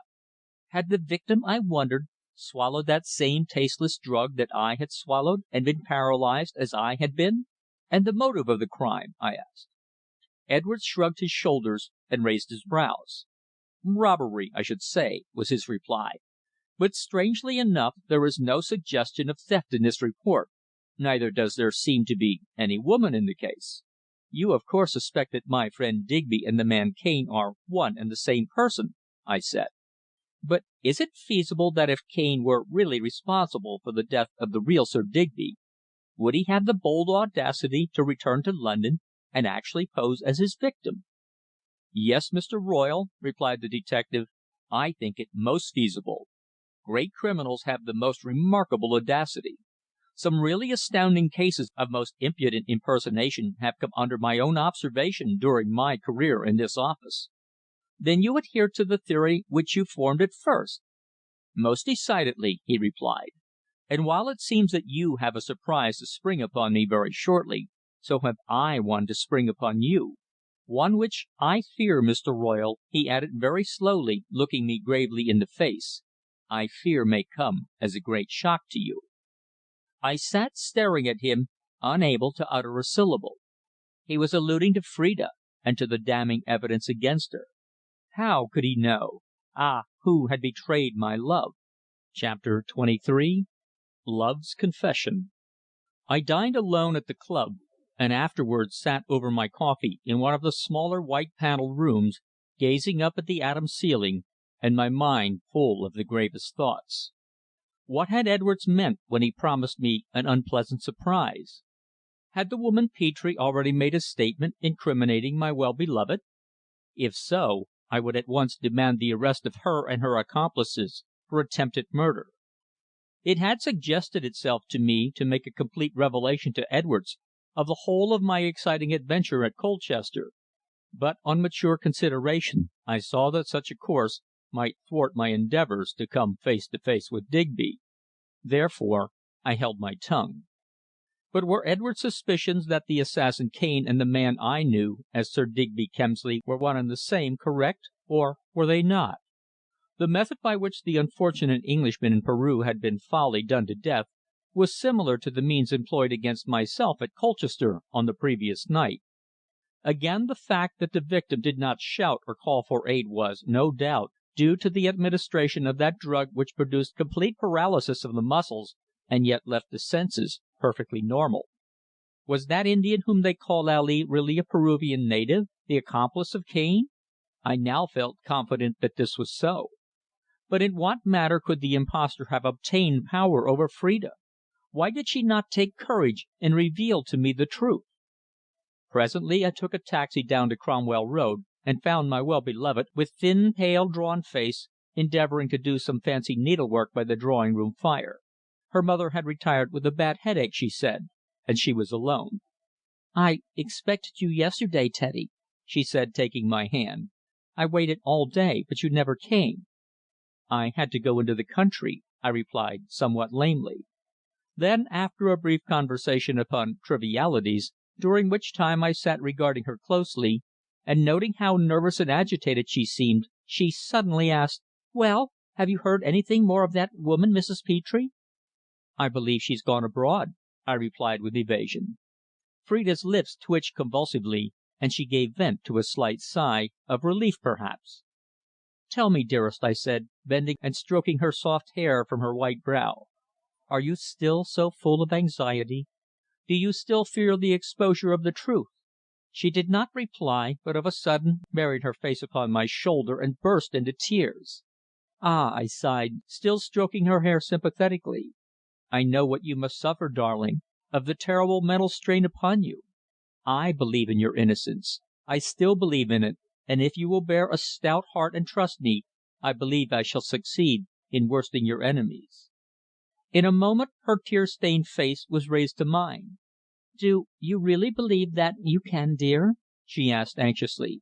"Do you actually anticipate extricating me from this terrible position of doubt, uncertainty and guilt?"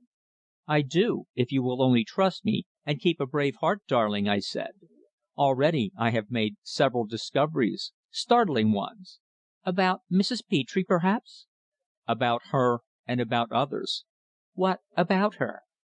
"I have found out where she is living down at Colchester." "What?" she gasped, starting. "You've been down there?"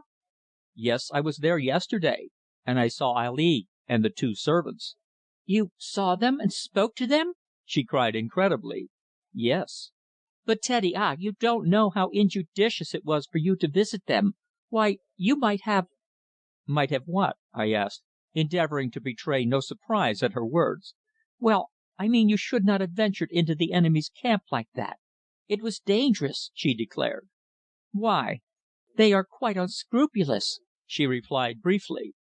"They are your enemies, I know, but I cannot see why they should be mine," I remarked. "My enemies, yes!" my love cried bitterly. "It will not be long before that woman makes a charge against me, Teddy, one which I shall not be able to refute." "But I will assist you against them. I love you, Phrida, and it is my duty to defend you," I declared. "Ah, you were always so good and generous," she remarked wistfully. "But in this case I cannot, alas, see how you can render me any aid. The police will make inquiries and then the end," she added in a voice scarce above a whisper. "No, no," I urged. "Don't speak in that hopeless strain, darling. I know your position is a terrible one. We need not refer to details, as they are painful to both of us. But I am straining every nerve, working night and day to clear up the mystery and lift from you this cloud of suspicion. I have already commenced by learning one or two facts of which the police remain in ignorance. Although you refuse to tell me why I cannot discern The name of the unfortunate girl who lost her life I have succeeded in gaining knowledge of it. Was not the girl named Marie Bracq?" She started again at hearing the name. "Yes," she replied at once. "Who told you?" "I discovered it for myself," I replied. "Who was the girl? Tell me." "A friend of Digby Kemsley's." "A foreigner, of course?" "Yes. Belgian, I believe." "From Brussels, eh?" "Perhaps. I don't know for certain." "And she learned some great secret of Digby's, which was the motive of the crime," I suggested.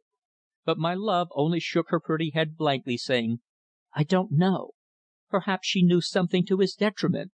"And in order to silence her she was killed," I suggested. "Perhaps." She made no protest of her own innocence, I noticed. She seemed to place herself unreservedly in my hands to judge her as I thought fit. Yet had not her own admissions been extremely strange ones? Had she not practically avowed her guilt? "Can you tell me nothing concerning this Belgian girl?" I asked her a few moments later. "I only knew her but very slightly." "Pardon me putting to you such a pointed question, Phrida, but were you jealous of her?" "Jealous!" she ejaculated. "Why, dear me, no. Why should I be jealous? Who suggested that?" "Mrs. Petre. She declares that your jealousy was the motive of the crime, and that Digby himself can bear witness to it." "She said that!" cried my love, her eyes flashing in fierce anger. "She's a wicked liar!" "I know she is, and I intend to prove her so," I replied with confidence. "When she and I meet again we have an account to settle. You will see." "Ah, Teddy, beware of her. She's a dangerous woman highly dangerous," declared my love apprehensively. "You don't know her as I do. You do not know the grave evil and utter ruin she has brought upon others. So I beg of you to be careful not to be entrapped." "Have others been entrapped, then?" I asked, with great curiosity. "I don't know. No, please don't ask me," she protested. "I don't know." Her response was unreal. My well beloved was, I knew, in possession of some terrible secret which she dared not betray. Yet why were her lips sealed? What did she fear? "I intend to find Digby and demand the truth from him," I said, after we had been silent for a long time. "I will never rest until I stand before him face to face." "Ah, no, dear!" she cried in quick alarm, starting up and flinging both her arms about my neck. "No, don't do that!" she implored. "Why not?" "Because he will condemn me. He will think you have learned something from me," she declared in deep distress. "But I shall reveal to him my sources of information," I said. "Since that fatal night I have learned that the man whom I believed was my firm friend has betrayed me. An explanation is due to me, and I intend to have one." "At my expense, eh?" she asked in bitter reproach. "No, dearest. The result shall not fall upon you," I said. "I will see to that. A foul and dastardly crime has been committed, and the assassin shall be brought to punishment." My well beloved shuddered in my arms as she heard my words, as though the guilt were upon her. I detected it, and became more than ever puzzled. Why did she seek to secure this man's freedom? I asked her that question point blank, whereupon in a hard, faltering voice she replied: "Because, dear, while he is still a fugitive from justice, I feel myself safe. The hour he is arrested is the hour of my doom." "Why speak so despondently?" I asked. "Have I not promised to protect you from those people?" "How can you if they make allegations against me, and bring up witnesses who will commit perjury, who will swear anything in order that the guilt shall be placed upon my head?" she asked in despair. "Though the justice often dispersed by country magistrates is a disgraceful travesty of right and wrong, yet we still have in England justice in the criminal courts," I said. "Rest assured that no jury will convict an innocent woman of the crime of murder." She stood slightly away from me, staring blankly straight before her. Then suddenly she pressed both hands upon her brow and cried in a low, intense voice: "May God have pity on me!" "Yes," I said very earnestly. "Trust in Him, dearest, and He will help you." "Ah!" she cried. "You don't know how I suffer of all the terror, all the dread that haunts me day and night. Each ring at the door I fear may be the police. Every man who passes the house I fear may be a detective watching. This torture is too awful. I feel I shall go mad mad!" And she paced the room in her despair, while I stood watching her, unable to still the wild, frantic terror that had gripped her young heart. What could I do? What could I think? "This cannot go on, Phrida!" I cried at last in desperation. "I will search out this man. I'll grip him by the throat and force the truth from him," I declared, setting my teeth hard. "I love you, and I will not stand by and see you suffer like this." "Ah, no!" she implored, suddenly approaching me, flinging herself upon her knees and gripping my hands. "No, I beg of you not to do that!" she cried hoarsely. "But why?" I demanded. "Surely you can tell me the reason of your fear," I went on. "The man is a rank impostor. That has been proved already by the police." "Do you know that?" she asked, in an instant grave. "Are you quite certain of that? Remember, you have all along believed him to be the real Sir Digby." "What is your belief, Phrida?" I asked her very earnestly. She drew a long breath and hesitated. "Truth to tell, dear, I don't know what to think. Sometimes I believe he must be the real person, and at other times I am filled with doubt." "But now tell me," I urged, assisting her to rise to her feet, and then placing my arm about her neck so that her pretty head fell upon my shoulder. "Answer me truthfully this one question, for all depends upon it. How is it that this man has secured such a hold upon you? How is it that with you his word is law, that though he is a fugitive from justice, you refuse to say a single word against him, or to give me one clue to the solution of this mystery?" Her face was blanched to the lips, she trembled in my embrace, drawing a long breath.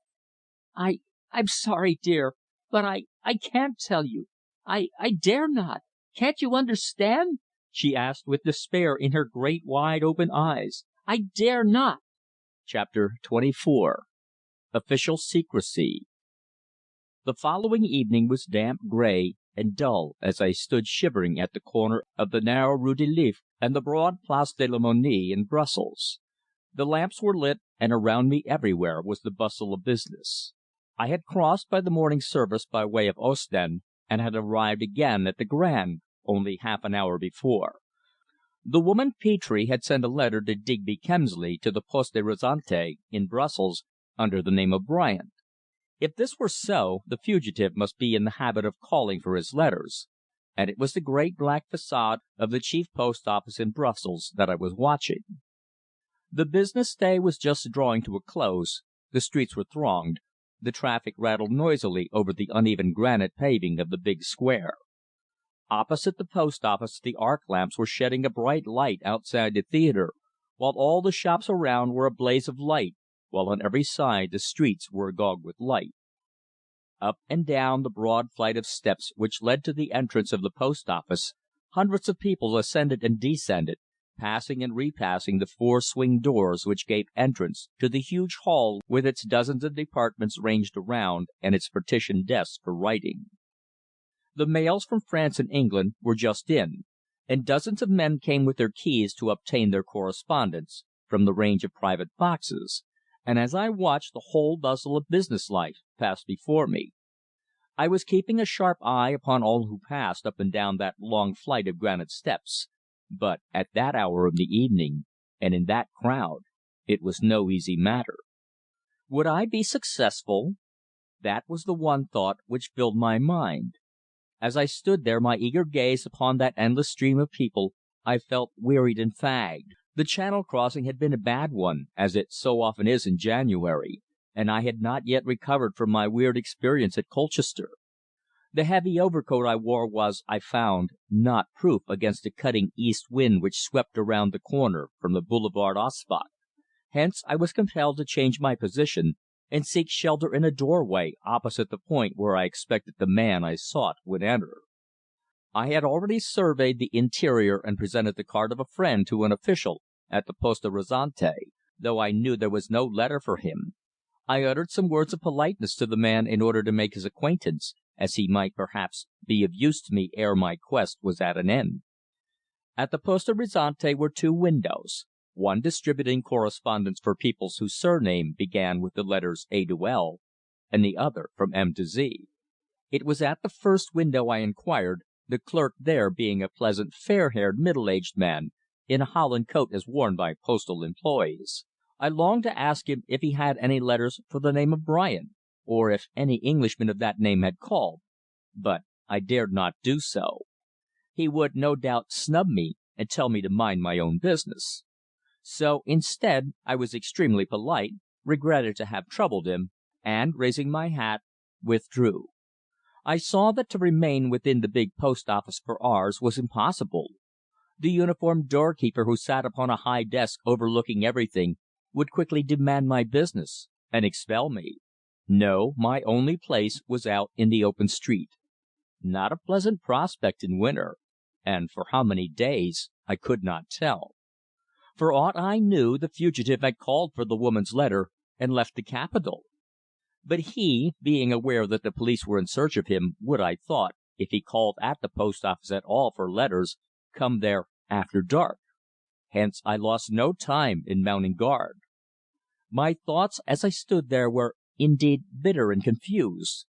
The woman Petre had not, as far as I could make out, made any incriminating statement to the police. Yet she undoubtedly believed me to be dead, and I reflected in triumph upon the unpleasant surprise in store for her when we met, as meet we undoubtedly would. The amazing problem, viewed briefly, stood thus. The girl, Marie Bracq, had been killed by a knife with a three-cornered blade, such knife having been and being still in the possession of Phrida, my well-beloved, whose finger prints were found in the room near the body of the poor girl.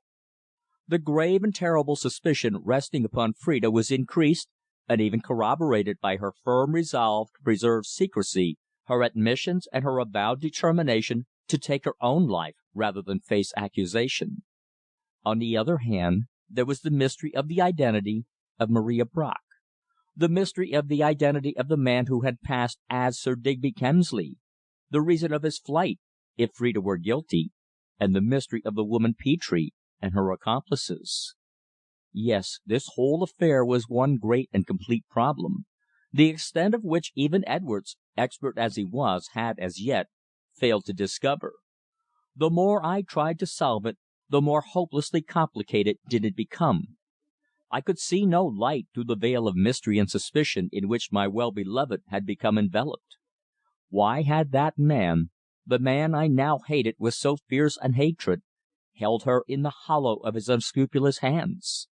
She had admitted that, whenever he ordered her to do any action, she was bound to obey. Yes, my love was that man's slave. I ground my teeth when the bitter thought flashed across my perturbed mind. Ah, what a poor ignorant fool I had been, and how that scoundrel must have laughed at me! I was anxious to meet him face to face, to force from his lips the truth to compel him to answer to me. And with that object I waited in the cold and rain for 3 long hours, until at last the great doors were closed and locked for the night, and people ascended those steps no longer. Then I turned away faint and disheartened, chilled to the bone, and wearied out. A few steps along the boulevard brought me to the hotel, where I ate some dinner, and retired to my room to fling myself upon the couch and think. Why was Phrida in such fear lest I should meet the man who held her so mysteriously and completely in his power? What could she fear from our meeting if she were, as I still tried to believe, innocent? Again, was it impossible that after their dastardly attempt upon my life, Mrs. Petre and her accomplices had fled to join the fugitive? Were they with him? Perhaps so. Perhaps they were in Brussels. The unfortunate victim, Marie Bracq, had probably been a Belgian. Bracq was certainly a Belgian name. The idea crossed my mind to go on the following day to the Central Police Bureau I had noticed in the Rue de la Régence, and make inquiry whether they knew of any person of that name to be missing. It was not a bad suggestion, I reflected, and I felt greatly inclined to carry it out. Next day I was up early, but recognized the futility of watching at the Poste Restante until the daylight faded. On the other hand, if Mrs. Petre was actually in that city, she would have no fear to go about openly. Yet, after due consideration, I decided not to go to the post office till twilight set in. The morning I spent idling on the boulevards and in the cafés, but I became sick of such inactivity, for I was frantically eager and anxious to learn the truth. At noon I made up my mind, and taking a taxi, alighted at the Préfecture of Police, where, after some time, I was seen by the Chef du Sûreté, a grey haired, dry as dust looking official, a narrow eyed little man in black, whose name was Monsieur Van Huffel, and who sat at a writing table in a rather bare room, the walls of which were painted dark green. He eyed me with some curiosity as I entered and bowed. "Be seated, I pray, monsieur," he said in French, indicating a chair on the opposite side of the table, and, leaning back, placed his fingers together in a judicial attitude. The police functionary on the Continent is possessed of an ultra grave demeanour, and is always of a funereal type. "Monsieur wishes to make an inquiry, I hear," he began. "Yes," I said. "I am very anxious to know whether you have heard any report of a young person named Marie Bracq being missing." "Marie Bracq?" he echoed in surprise, leaning forward towards me. "And what do you know, monsieur, regarding Marie Bracq?" "I merely called to ascertain if any person of that name is reported to you as missing," I said, much surprised at the effect which mention of the victim had produced upon him. "You are English, of course?" he asked.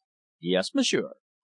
"Well, curiously enough, only this morning I have had a similar inquiry from your Scotland Yard. They are asking if we are acquainted with any person named Marie Bracq." "And we are, monsieur," said Monsieur Van Huffel. "But first please explain what you know of her." "I have no personal acquaintance with her," was my reply. "I know of her, that is all. But it may not be the same person." He opened a drawer, turned over a quantity of papers, and a few seconds later produced a photograph, which he passed across to me. It was a half length cabinet portrait of a girl in a fur coat and hat. But no second glance was needed to tell me that it was actually the picture of the girl found murdered in London. "I see you recognize her, monsieur," remarked the police official in a cold, matter of fact tone. "Please tell me all you know." I paused for a few seconds with the portrait in my hand. My object was to get all the facts I could from the functionary before me, and give him the least information possible. "Unfortunately, I know but very little," was my rather lame reply. "This lady was a friend of a lady friend of mine." "An English lady was your friend, eh?" "Yes." "In London?" I nodded in the affirmative, while the shrewd little man who was questioning me sat twiddling a pen with his thin fingers. "And she told you of Marie Bracq? In what circumstances?" "Well," I said, "it is a long story. Before I tell you, I would like to ask you one question, monsieur. Have you received from Scotland Yard the description of a man named Digby Kemsley, Sir Digby Kemsley, who is wanted for murder?" The dry little official with the parchment face repeated the name, then consulting a book at his elbow, replied: "Yes, we have circulated the description and photograph. It is believed by your police that his real name is Cane. He has been in Brussels during the past few days, to my own certain knowledge," I said. "In Brussels?" echoed the man seated in the writing chair. "Where?" "Here in your city, and I expect he is here now." "And you know him?" asked the Chef du Sûreté, his eyes betraying slight excitement. "Quite well. He was my friend." "I see he is accused of murdering a woman, name unknown, in his apartment," remarked the official. "The name is now known. It has been discovered by me, monsieur. The name of the dead girl is Marie Bracq." The little man half rose from his chair and stared at me. "Is this the truth, monsieur?" he cried. "Is this man named Kemsley, or Cane, accused of the assassination of Marie Bracq?" "Yes," I replied. "But this is most astounding!" the Belgian functionary declared excitedly. "Marie Bracq dead! Ah, it cannot be possible, monsieur! You do not know what this information means to us, what an enormous sensation it will cause if the Press scents the truth.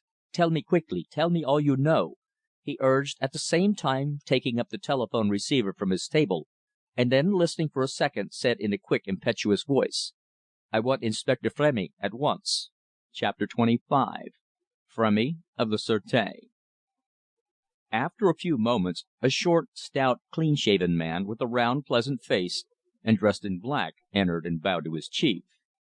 He carried his soft felt hat and cane in his hand, and seated himself at the invitation of Van Huffel. "This is Inspector Frémy, Monsieur Edward Royle of London," exclaimed the Chef du Sûreté, introducing us. The detective, the most famous police officer in Belgium, who had been for years under Monsieur Hennion in Paris, and had now transferred his services to Belgium, bowed and looked at me with his small, inquisitive eyes. "Monsieur Frémy, this gentleman has called with regard to the case of Marie Bracq," said Van Huffel in French. The detective was quickly interested. "She's dead. Been assassinated in London," his chief went on. Frémy stared at the speaker in surprise, and the two men exchanged strange glances. "Monsieur tells me that the man Sir Digby Kemsley wanted by Scotland Yard is accused of the murder of Marie Bracq. And further," added Van Huffel, "the accused has been here in Brussels quite recently." "In Brussels?" echoed the round faced man. "Yes," I said. "He has letters addressed to the Poste Restante in the name of Bryant." And I spelled it as the detective carefully wrote down the name. "He will not be difficult to find if he is still in Brussels," declared the inspector. "We had an inquiry from Scotland Yard asking if we had any report concerning Marie Bracq only this morning," he added. "It was sent to you by my friend Inspector Edwards, and whom I am assisting in this inquiry," I explained. "You said that Marie Bracq was a friend of a lady friend of yours, Monsieur Royle," continued the Chef du Sûreté. "Will you do us the favour and tell us all you know concerning the tragedy how the young lady lost her life?" "Ah, monsieur," I replied, "I fear I cannot do that. How she was killed is still a mystery. Only within the past few hours have I been able to establish the dead girl's identity, and only then after narrowly escaping falling the victim of a most dastardly plot." "Perhaps you will be good enough to make a statement of all you know, Monsieur Royle," urged the grey haired little man. "And if we can be of any service in bringing the culprit to justice, you may rely upon us." "But first, monsieur, allow me to put observation upon the Poste Restante?" asked Frémy, rising and going to the telephone, where he got on to one of his subordinates and gave him instructions in Flemish, a language I do not understand. Then, when he returned to his chair, I began to briefly relate what I knew concerning Sir Digby, and what had occurred, as far as I knew, on that fatal night of the 6th of January. I of course made no mention of the black suspicion cast upon the woman I loved, nor of the delivery of Digby's letter, my meeting with the woman Petre, and its exciting results. Yet had I not met that woman, I should still have been in ignorance of the identity of the dead girl, and, besides, I would not have met the sallow faced Ali, or been aware of his methods, those methods so strangely similar to that adopted when Sir Digby Kemsley lost his life in Peru. The two police functionaries listened very attentively to my story, without uttering a word. I had spoken of the woman Petre as being an accomplice of the man who was a fugitive, whereupon Frémy asked: "Do you suppose that the woman is with him?" "She has, I believe, left England, and therefore, in all probability, is with him."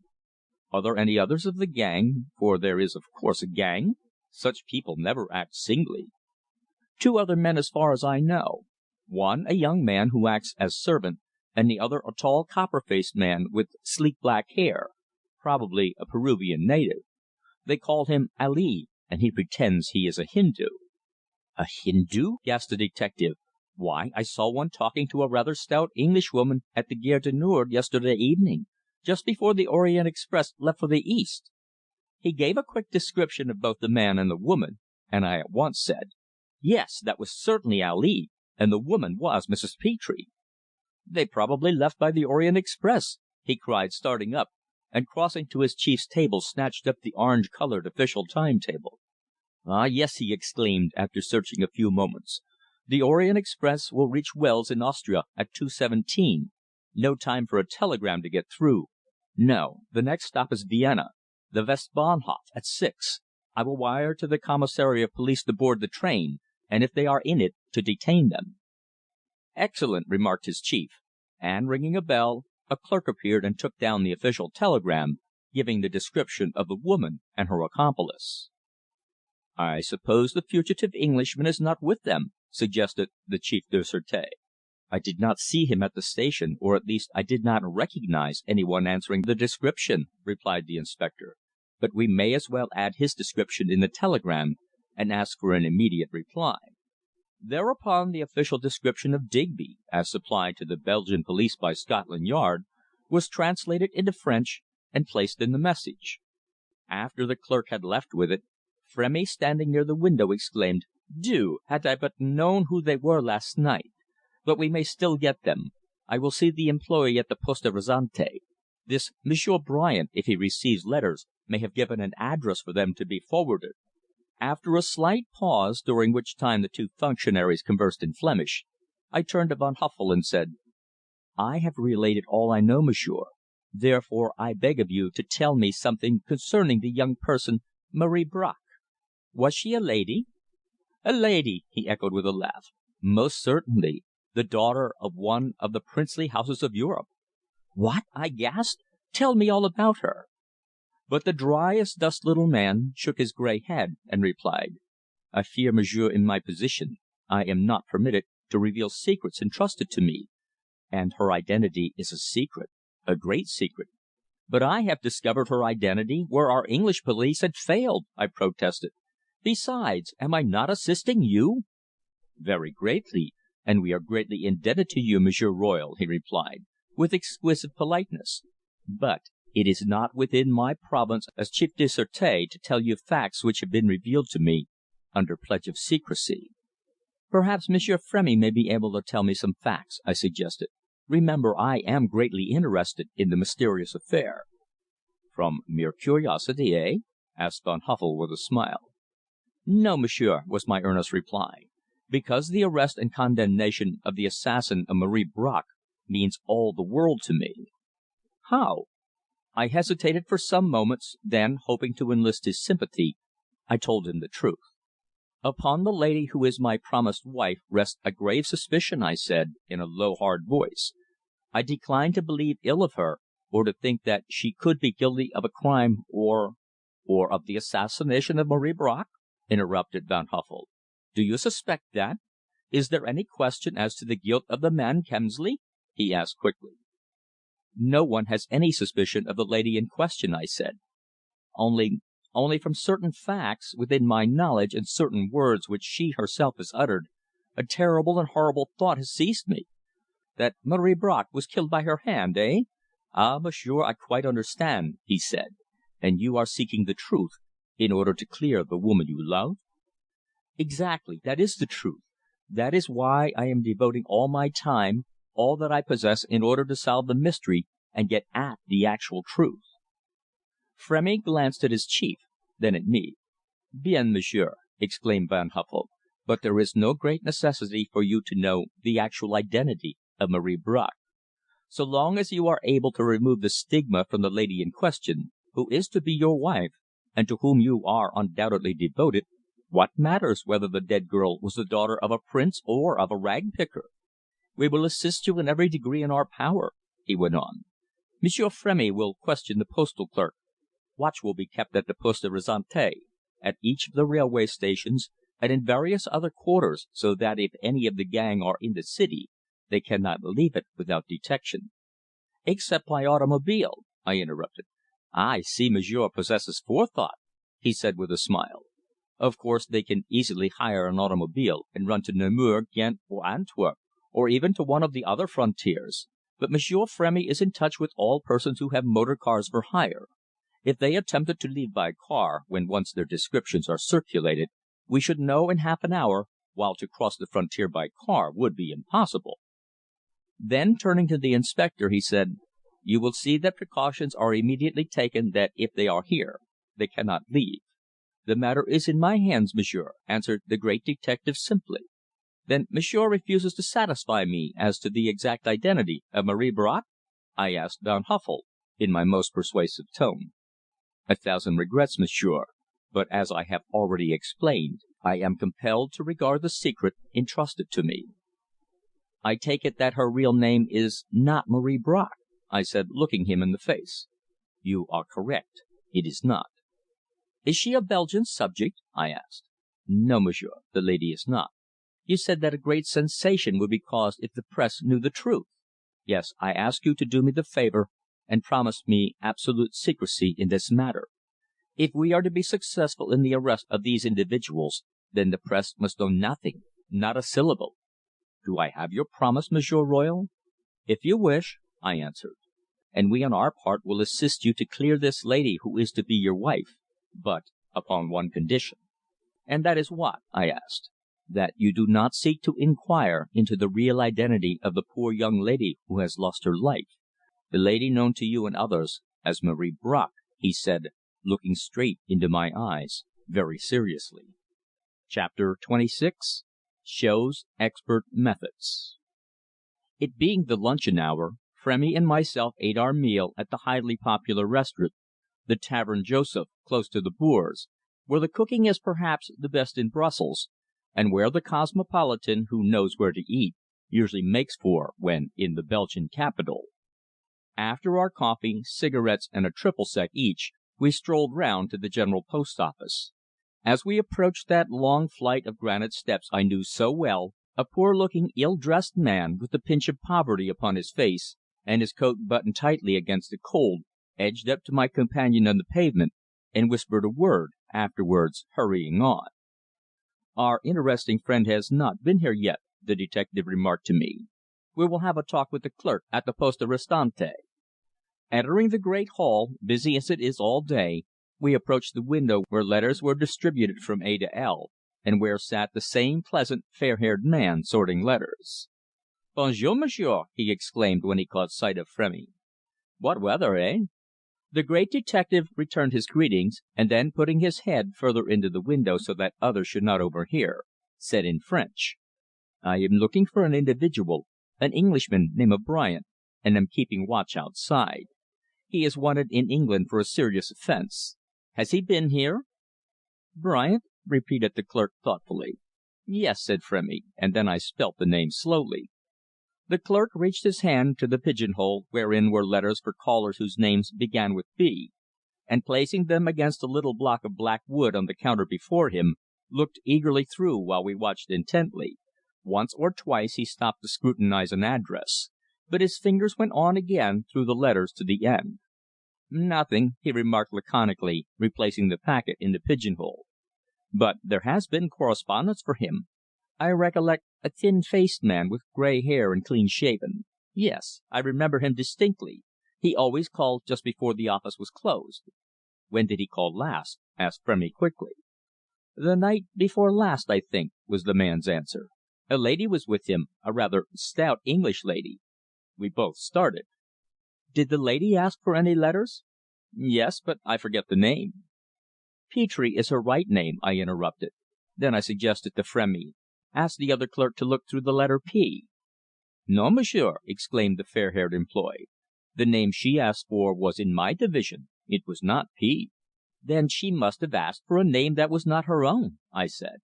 "And it seems very much as though we have lost the gang by a few hours," Frémy said disappointedly. "My own opinion is that they left Brussels by the Orient Express last night. They did not call at the usual time yesterday." "They may come this evening," I suggested. "Certainly they may. We shall, of course, watch," he replied. "When the man and woman called the day before yesterday," continued the employee, "there was a second man, a dark faced Indian with them, I believe. He stood some distance away and followed them out. It was his presence which attracted my attention and caused me to remember the incident." Frémy exchanged looks with me. I knew he was cursing his fate which had allowed the precious trio to slip through his fingers. Yet the thought was gratifying that when the express ran into the great West Bahnhof at Vienna, the detectives would at once search for the fugitives. My companion had told me that by 8 o'clock we would know the result of the enquiry, and I was anxious for that hour to arrive. Already Frémy had ordered search to be made of arrivals at all hotels and pensions in the city for the name of Bryant, therefore we could do nothing more than possess ourselves in patience. So we left the post office, his poverty-stricken assistant remaining on the watch, just as I had watched in the cold on the previous night. With my companion I walked round to the big Café Metropole on the boulevard, and over our box, at a table where we could not be overheard, we discussed the situation. That big café, one of the principal in Brussels, is usually deserted between the hours of 3 and 4. At other times it is filled with business men discussing their affairs, or playing dominoes with that rattle which is characteristic of the foreign café. "Why is it," I asked him, "that your chief absolutely refuses to betray the identity of the girl Marie Bracq?" The round faced man before me smiled thoughtfully as he idly puffed his cigarette. Then, shrugging his shoulders, he replied: "Well, monsieur, to tell the truth, there is a very curious complication.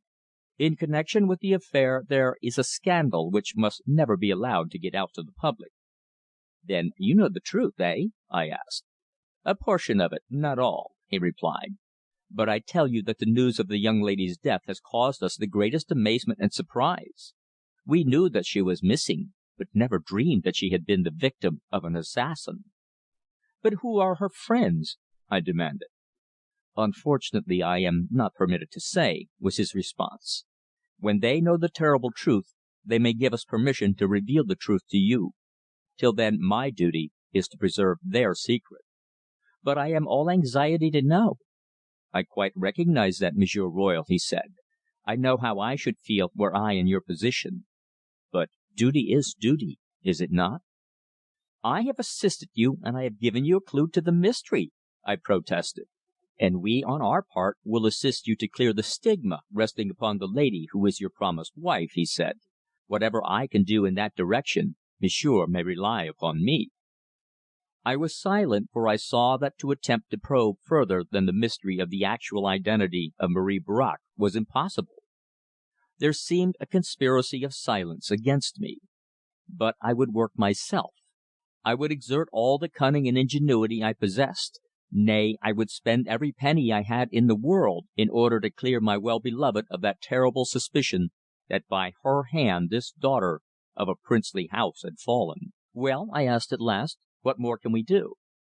"Ah!" sighed the stout man, blowing a cloud of cigarette smoke from his lips, and drawing his glass.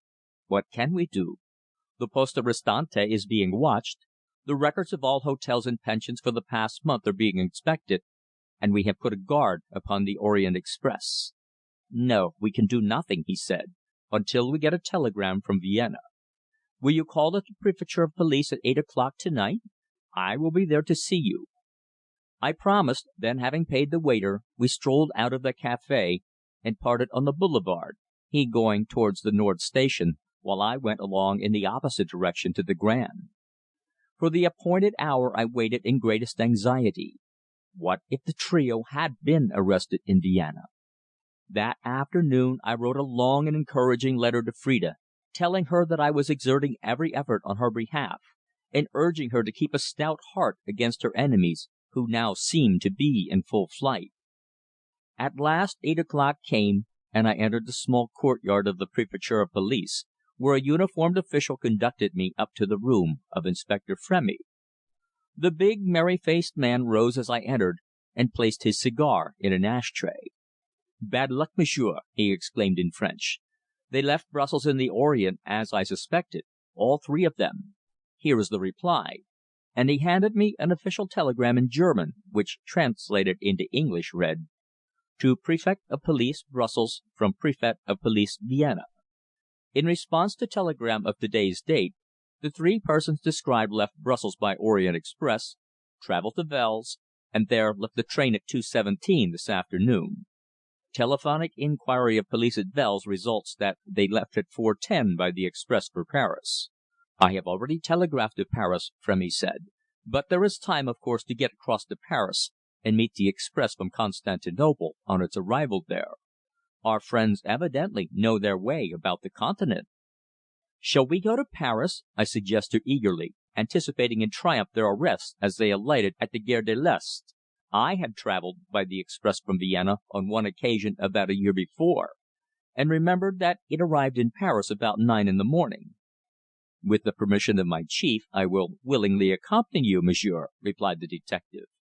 And, leaving me, he was absent for 5 minutes or so, while I sat gazing around his bare, official looking bureau, where upon the walls were many police notices and photographs of wanted persons, restes d'hotel, and other malefactors. Brussels is one of the most important police centres in Europe, as well as being the centre of the political secret service of the Powers. On his return he said: "Bien, monsieur. We leave the Midi Station at midnight and arrive in Paris at 5:30. I will engage sleeping berths, and I will telephone to my friend, Inspector Dracot at the Préfecture, to send an agent of the Brigade Mobile to meet us. Nom de Dieu, what a surprise it will be for the fugitives! But," he added, "they are clever and elusive. Fancy, in order to go from Brussels to Paris, they travel right away into Austria, and with through tickets to Belgrade, too! Yes, they know the routes on the Continent, the routes used by the international thieves, I mean. The Wels route by which they travelled is one of them." Then I left him, promising to meet him at the station 10 minutes before midnight. I had told Edwards I would notify him by wire any change of address, therefore, on leaving the Préfecture of Police, I went to the Grand, and from there sent a telegram to him at Scotland Yard, telling him that I should call at the office of the Inspector of Police at the East Railway Station in Paris at 10 on the following morning, if he had anything to communicate. All through that night we travelled on in the close stuffy wagonlit by way of Mons to Paris, arriving with some 3 hours and a half to spare, which we idled in one of the all-night cafés near the station, having been met by a little ferret-eyed Frenchman named Japet, who had been one of Frémy's subordinates when he was in the French service. Just before 9 o'clock, after our café au lait in the buffet, we walked out upon the long arrival platform where the Orient Express from its long journey from Constantinople was due. It was a quarter of an hour late, but at length the luggage porters began to assemble, and with bated breath I watched the train of dusty sleeping cars slowly draw into the terminus. In a moment Frémy and his colleagues were all eyes, while I stood near the engine, waiting for the result of their quest. But in 5 minutes the truth was plain. Frémy was in conversation with one of the brown uniformed conductors, who told him that the 3 passengers we sought did join at Wels, but had left again at Munich on the previous evening. My heart sank. Our quest was in vain. They had again eluded us. "I will go to Munich," Frémy said at once. "I may find trace of them yet." "And I will accompany you," I exclaimed eagerly. "They must not escape us." But my plans were at once altered, and Frémy was compelled to leave for Germany alone, for at the police office at the station half an hour later I received a brief message from Edwards urging me to return to London immediately, and stating that an important discovery had been made. So I drove across to the Gare du Nord and left for London by the next train. What, I wondered, had been discovered? Chapter 27. Edwards becomes more puzzled. At 7:30 on that same evening, Edwards, in response to a telegram I sent him from Calais, called upon me in Albemarle Street. He looked extremely grave when he entered my room. After Haines had taken his hat and coat, and we were alone, he said in a low voice: "Mr. Royle, I have a rather painful communication to make to you. I much regret it, but the truth must be faced." "Well?" I asked in quick apprehension. "What is it?" "We have received from an anonymous correspondent, who turns out to be the woman Petre, whom you know, a letter making the gravest accusations against Miss Shand. She denounces her as the assassin of the girl Marie Bracq." "It's a lie, a foul, abominable lie!" I cried angrily. "I told you that she would seek to condemn the woman I love." "Yes, I recollect it. But it is a clue which I am in duty bound to investigate." "You have not been to Miss Shand? You have not yet questioned her?" I gasped anxiously. "Not before I saw you," he replied. "I may as well tell you at once that I had some slight suspicion that the young lady in question was acquainted with your friend who posed as Sir Digby." "How?" I asked. He hesitated. "Well, I thought it most likely that as you and he were such great friends, you might have introduced them," he said rather lamely. "But surely you are not going to believe the words of this woman Petre?" I cried. "Listen, and I will tell you how she has already endeavoured to take my life, and thus leave Miss Shand at her mercy." Then, as he sat listening, his feet stretched towards the fender, I related in detail the startling adventure which befell me at Colchester. "Extraordinary, Mr. Royle!" he exclaimed in blank surprise. "Why, in Heaven's name, didn't you tell me this before? The snake! Why, that is exactly the method used by Cane to secure the death of the real Sir Digby." "What was the use of telling you?" I queried. "What is the use even now? The woman has fled and at the same time takes a dastardly revenge upon the woman I love." "Tell me, Mr. Royle," said the inspector, who, in his dinner coat and black tie, presented the appearance of the West End clubman rather than a police official, "have you yourself any suspicion that Miss Shand has knowledge of the affair?" His question nonplussed me for the moment. "Ah! See you hesitate," he exclaimed shrewdly. "You have a suspicion. Now admit it." He pressed me, and seeing that my demeanour had, alas! betrayed my thoughts, I was compelled to speak the truth. "Yes," I said in a low, strained voice. "To tell you the truth, Edwards, there are certain facts which I am utterly unable to understand. Facts which Miss Shand has admitted to me, but I still refuse to believe that she is a murderess." "Naturally," he remarked, and I thought I detected a slightly sarcastic curl of the lips. "But though Miss Shand is unaware of it, I have made certain secret inquiries which have given astounding results," he said slowly. "I have, unknown to the young lady, secured some of her finger prints, which, on comparison, have coincided exactly with those found upon the glass topped table at Harrington Gardens, and also with those which you brought me so mysteriously. And," he added, "to be quite frank, it was that action of yours which first aroused my suspicion regarding Miss Shand. I saw that you suspected some one, that you were trying to prove to your own satisfaction that your theory was wrong." I held my breath, cursing myself for such injudicious action. "Again, this letter from the woman Petre has corroborated my apprehensions," he went on. "Miss Shand was a friend of the man who called himself Sir Digby. She met him clandestinely, unknown to you eh?" he asked. "Please do not question me, Edwards," I implored. "This is all so extremely painful to me." "I regret, but it is my duty, Mr. Royle," he replied in a tone of sympathy. "Is not my suggestion the true one?" I admitted that it was. Then, in quick, brief sentences, I told him of my visit to the Préfecture of Police in Brussels, and all that I had discovered regarding the fugitives, to which he listened most attentively.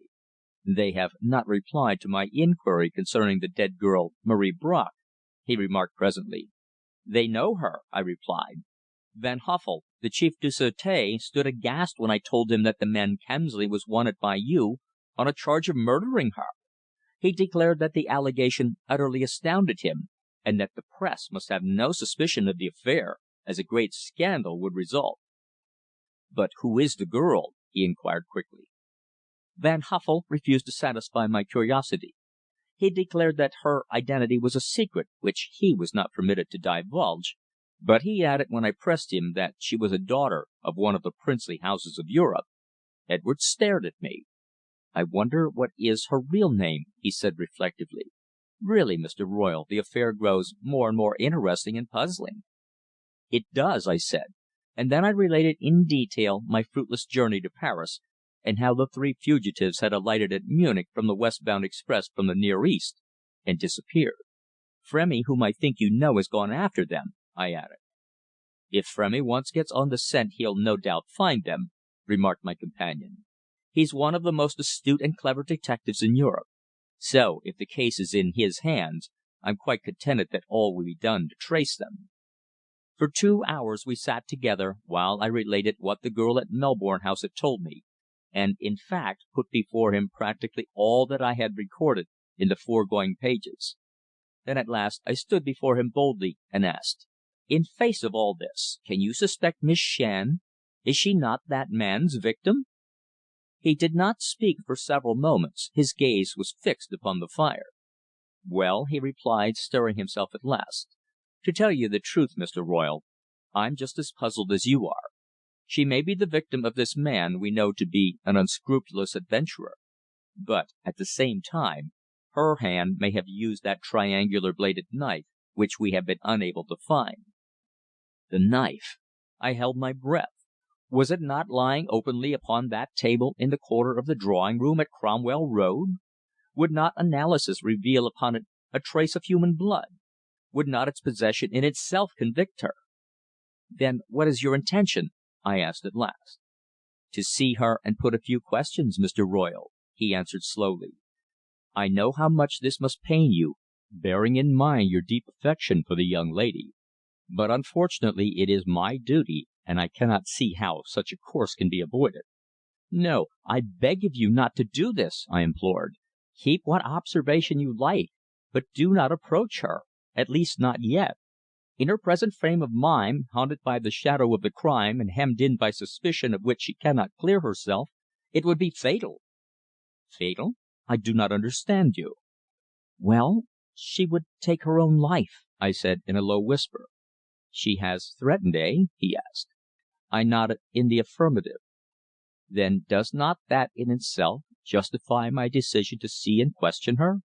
"No, it does not," I protested. "She is not guilty, but this terrible dread and anxiety is, I know, gradually unbalancing her brain.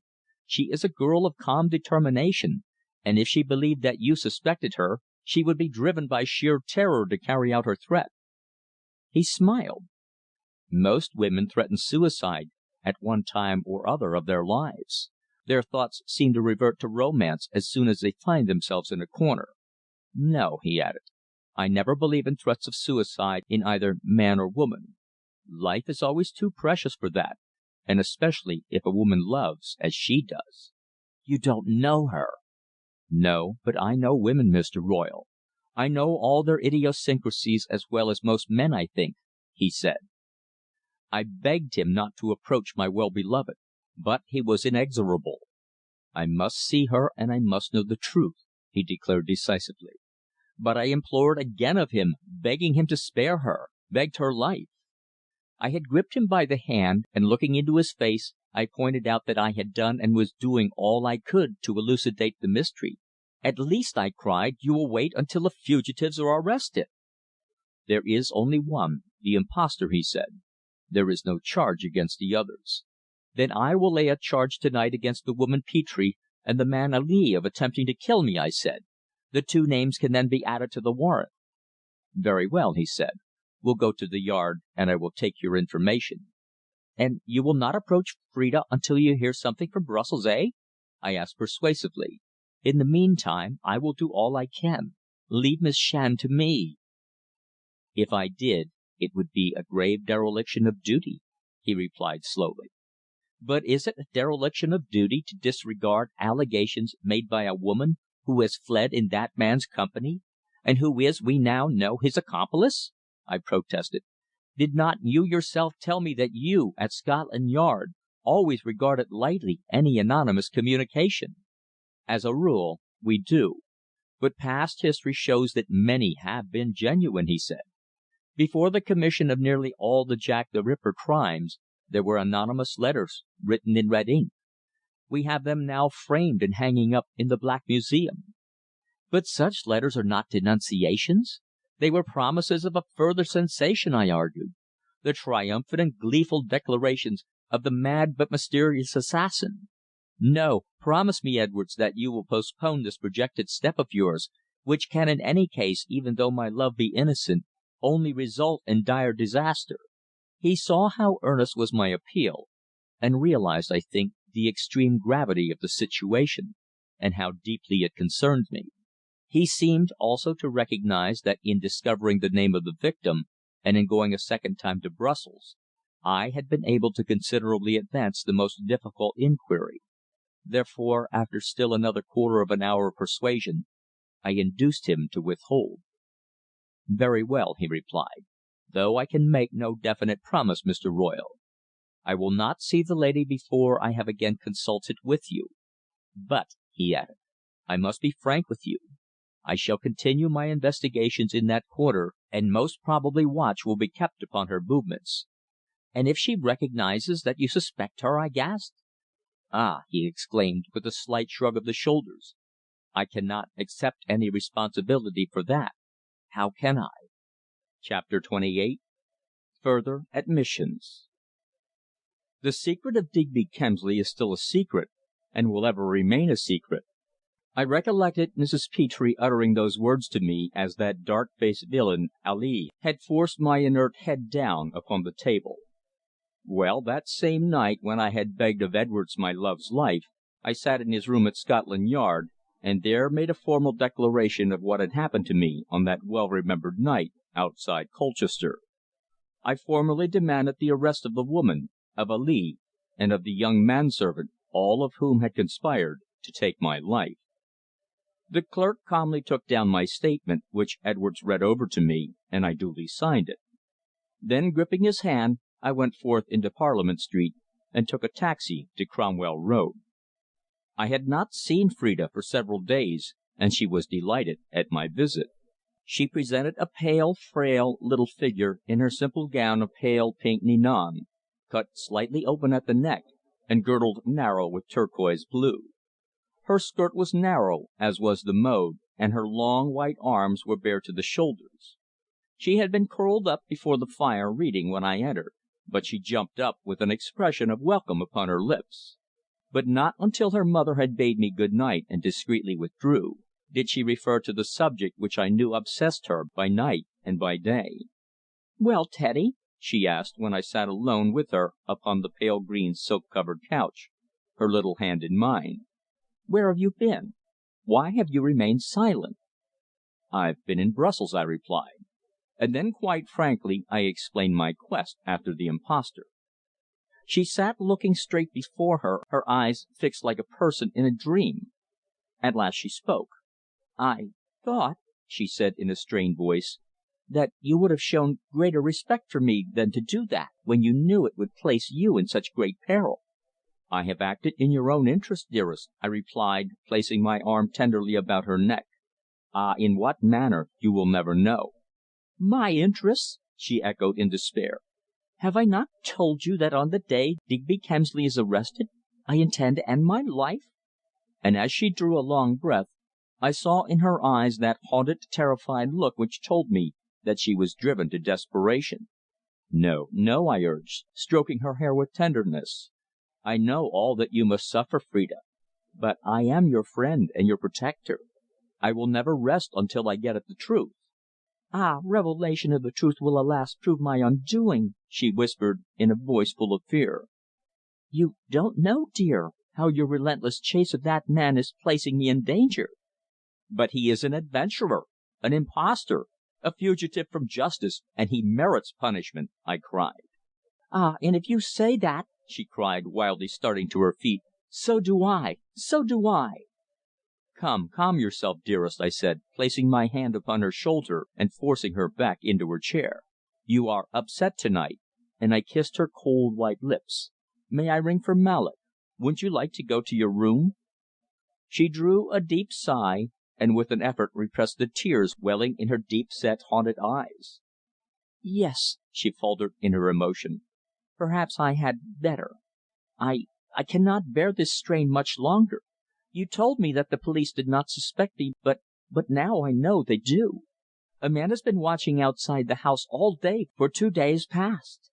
Yes," she sobbed, "they will come to arrest me, but they will only find that I've cheated them."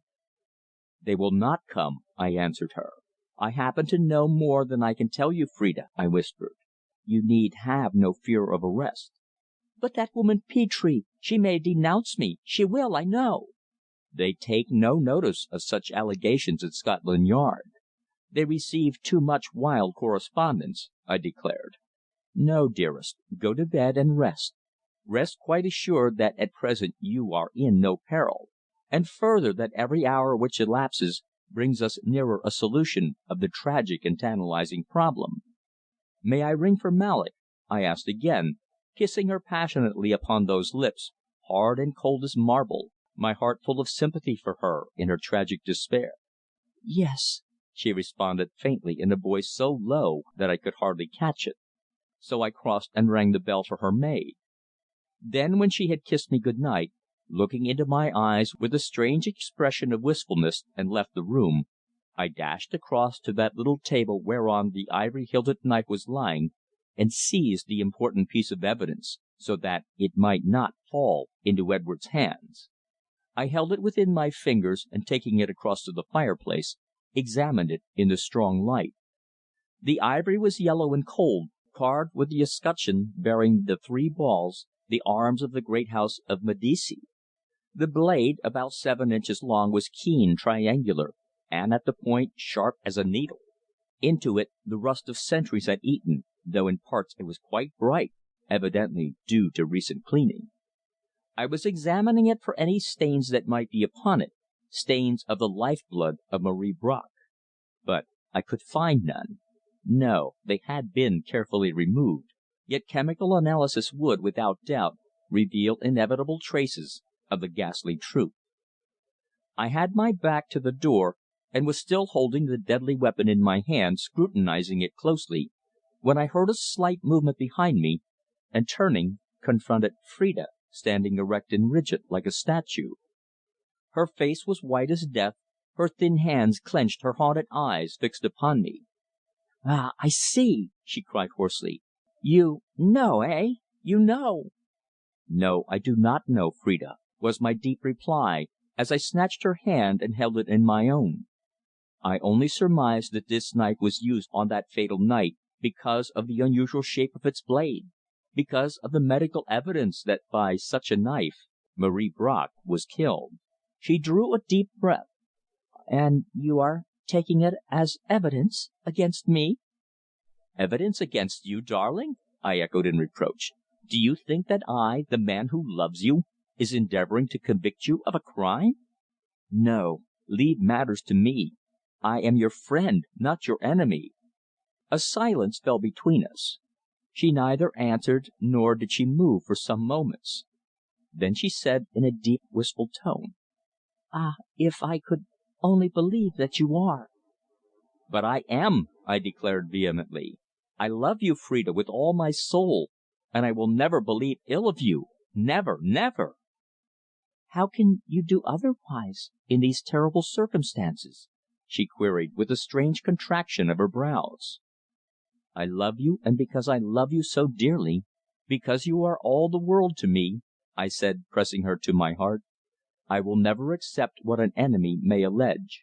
Never, until you are permitted to relate your own story." I still held the weapon in my hand, and I saw that her eyes wandered to it. "Ah, Teddy!" she cried with sudden emotion. "How can I thank you sufficiently for those words? Take that horrible thing and hide it anywhere from my eyes, for sight of it brings all the past back to me. Yet I was afraid," she went on. "I dare not hide it lest any one should ask what had become of it, and thus suspicions might be aroused. Ah, every time I have come into this room it has haunted me. I seem to see that terrible scene before my eyes.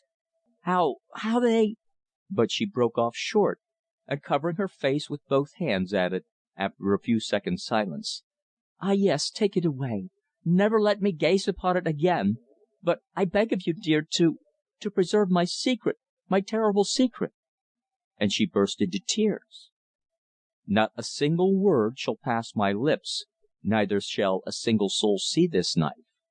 I will take it and cast it away, better to the bottom of the Thames. To night it shall be in a place where it can never be found. So go to your room, and rest assured that you, darling, have at least one friend myself." I felt her breast heave and fall as I held her in my strong embrace. Then without words she raised her white tear stained face and kissed me long and fondly. Afterwards she left me, and in silence tottered from the room, closing the door after her. I still held the knife in my hand, the weapon by which the terrible deed had been perpetrated. What could I think? What would you, my reader, have thought if the woman you loved stood in the same position as Phrida Shand, which God forbid? I stood reflecting, gazing upon the antique poignard. Then slowly and deliberately I made up my mind, and placing the unsheathed knife in my breast pocket, I went out into the hall, put on my coat and hat, and left the house. Half an hour later I halted casually upon Westminster Bridge, and when no one was near, cast the ancient Misericordia into the dark flowing waters of the river, knowing that Edwards and his inquisitive assistants could never recover it as evidence against my love. 4 days later I received a letter from Frémy, dated from the Hotel National at Strasbourg, stating that he had traced the fugitives from Munich to the latter city, but there he had lost all trace of them. He believed they had gone to Paris, and with his chief's permission he was leaving for the French capital that night. Weeks passed, weeks of terror and apprehension for my love, and of keenest anxiety for myself. The month of May went by, spring with all her beauties appeared in the parks, and faded in the heat and dust, while the London season commenced. Men who were otherwise never seen in town strolled up and down St. James's Street and Piccadilly, smart women rode in the Row in the morning and gave parties at night, while the usual crop of charitable functions, society scandals, parliamentary debates, and puff paragraphs in the papers about Lady Nobody's dances showed the gay whirl of London to be in full swing. My mantel shelf was well decorated with cards of invitation, for nowadays the bachelor in London can have a really good time if he chooses, yet I accepted few, spending most of my days immersed in business in order to occupy my thoughts, while my evenings I spent at Cromwell Road. For weeks Phrida had not referred to the tragedy in any way, and I had been extremely careful to avoid the subject. Yet from her pale, drawn countenance, so unlike her former self, I knew how recollection of it ever haunted her, and what dread terror had gripped her young heart. Mrs. Shand, ignorant of the truth, had many times expressed to me confidentially fear that her daughter was falling into a bad state of health, and, against Phrida's wishes, had called in the family doctor, who, likewise ignorant, had ordered her abroad. "Get her out of the dullness of this road, Mrs. Shand," he had said. "She wants change and excitement. Take her to some gay place on the Continent, Dinard, Trouville, Aix les Bains, Ostend, some place where there is brightness and movement. A few weeks there will effect a great change in her, I'm certain." But Phrida refused to leave London, though I begged her to follow the doctor's advice, and even offered to accompany them. As far as I could gather, Van Huffel in Brussels had given up the search for the fugitives, though the more I reflected upon his replies to my questions as to the real identity of Marie Bracq, the more remarkable they seemed. Who was she? That was the great problem uppermost always in my mind. Phrida had declared that she only knew her by that name, that she knew nothing further concerning her, and so frankly had she said this, that I believed her.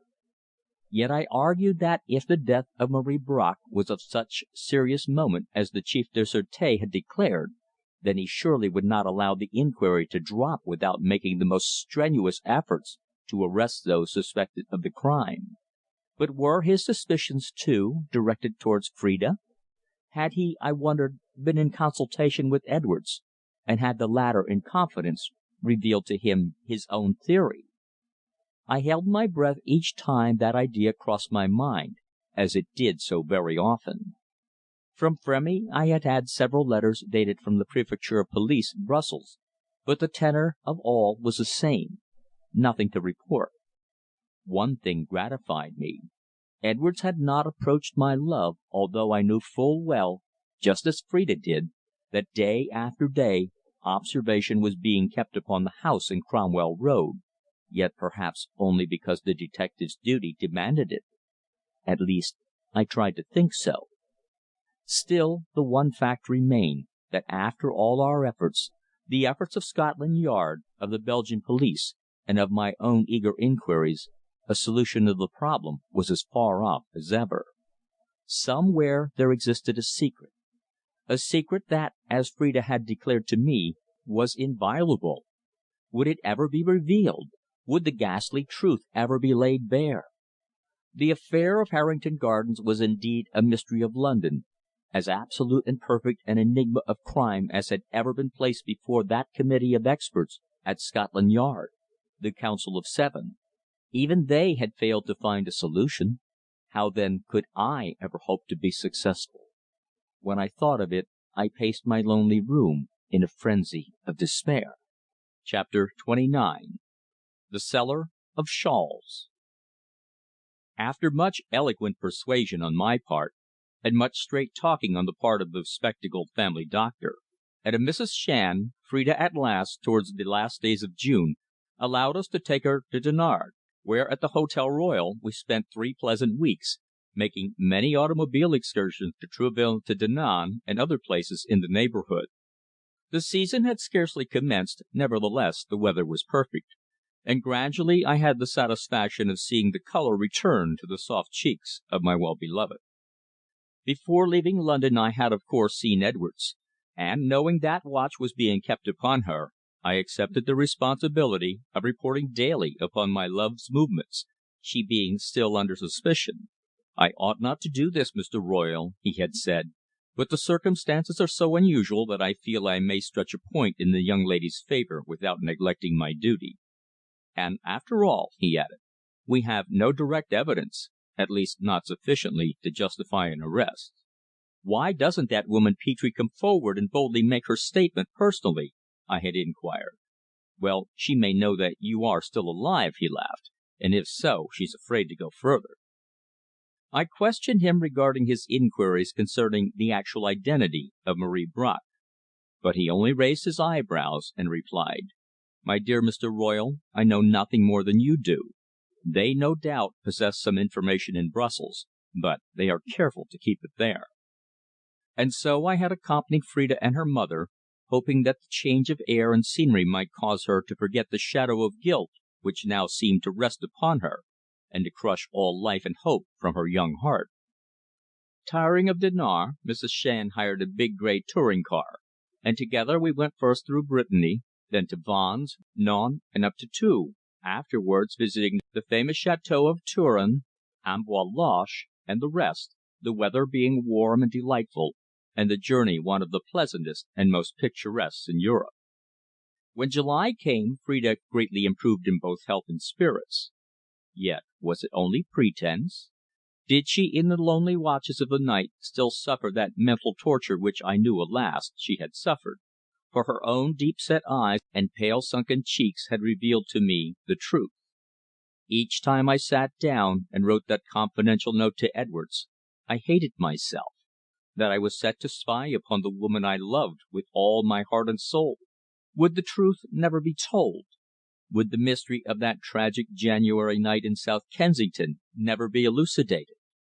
One evening, in the busy but pleasant town of Tours, Mrs. Shand having complained of headache after a long all day excursion in the car, Phrida and I sauntered out after dinner, and after a brief walk sat down outside one of those big cafés where the tables are placed out beneath the leafy chestnut trees of the boulevard.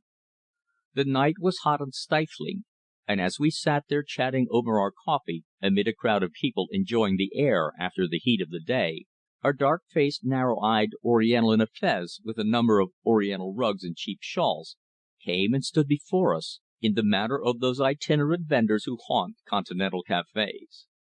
He said nothing, but standing like a bronze statue, he looked hard at me and pointed solemnly at a quantity of lace which he held in his left hand. "No, I want nothing," I replied in French, shaking my head. "Very cheap, sir!" he exclaimed in broken English at last. "You no buy for lady?" And he showed his white teeth with a pleasant grin. I again replied in the negative, perhaps a little impatiently, when suddenly Phrida whispered to me: "Why, we saw this same man at Dinard, and in another place. I forget where. He haunts us." "These men go from town to town," I explained. "They make a complete round of France." Then I suddenly recollected that the man's face was familiar. I had seen him outside the Piccadilly tube station on the night of my tryst with Mrs. Petre. "Yes, lady," exclaimed the man who had overheard Phrida's words. "I see you Dinard Hotel Royal, eh?" he said with a smile. "Will you buy my lace? Silk lace very cheap." "I know it's cheap," I laughed, "but we don't want it."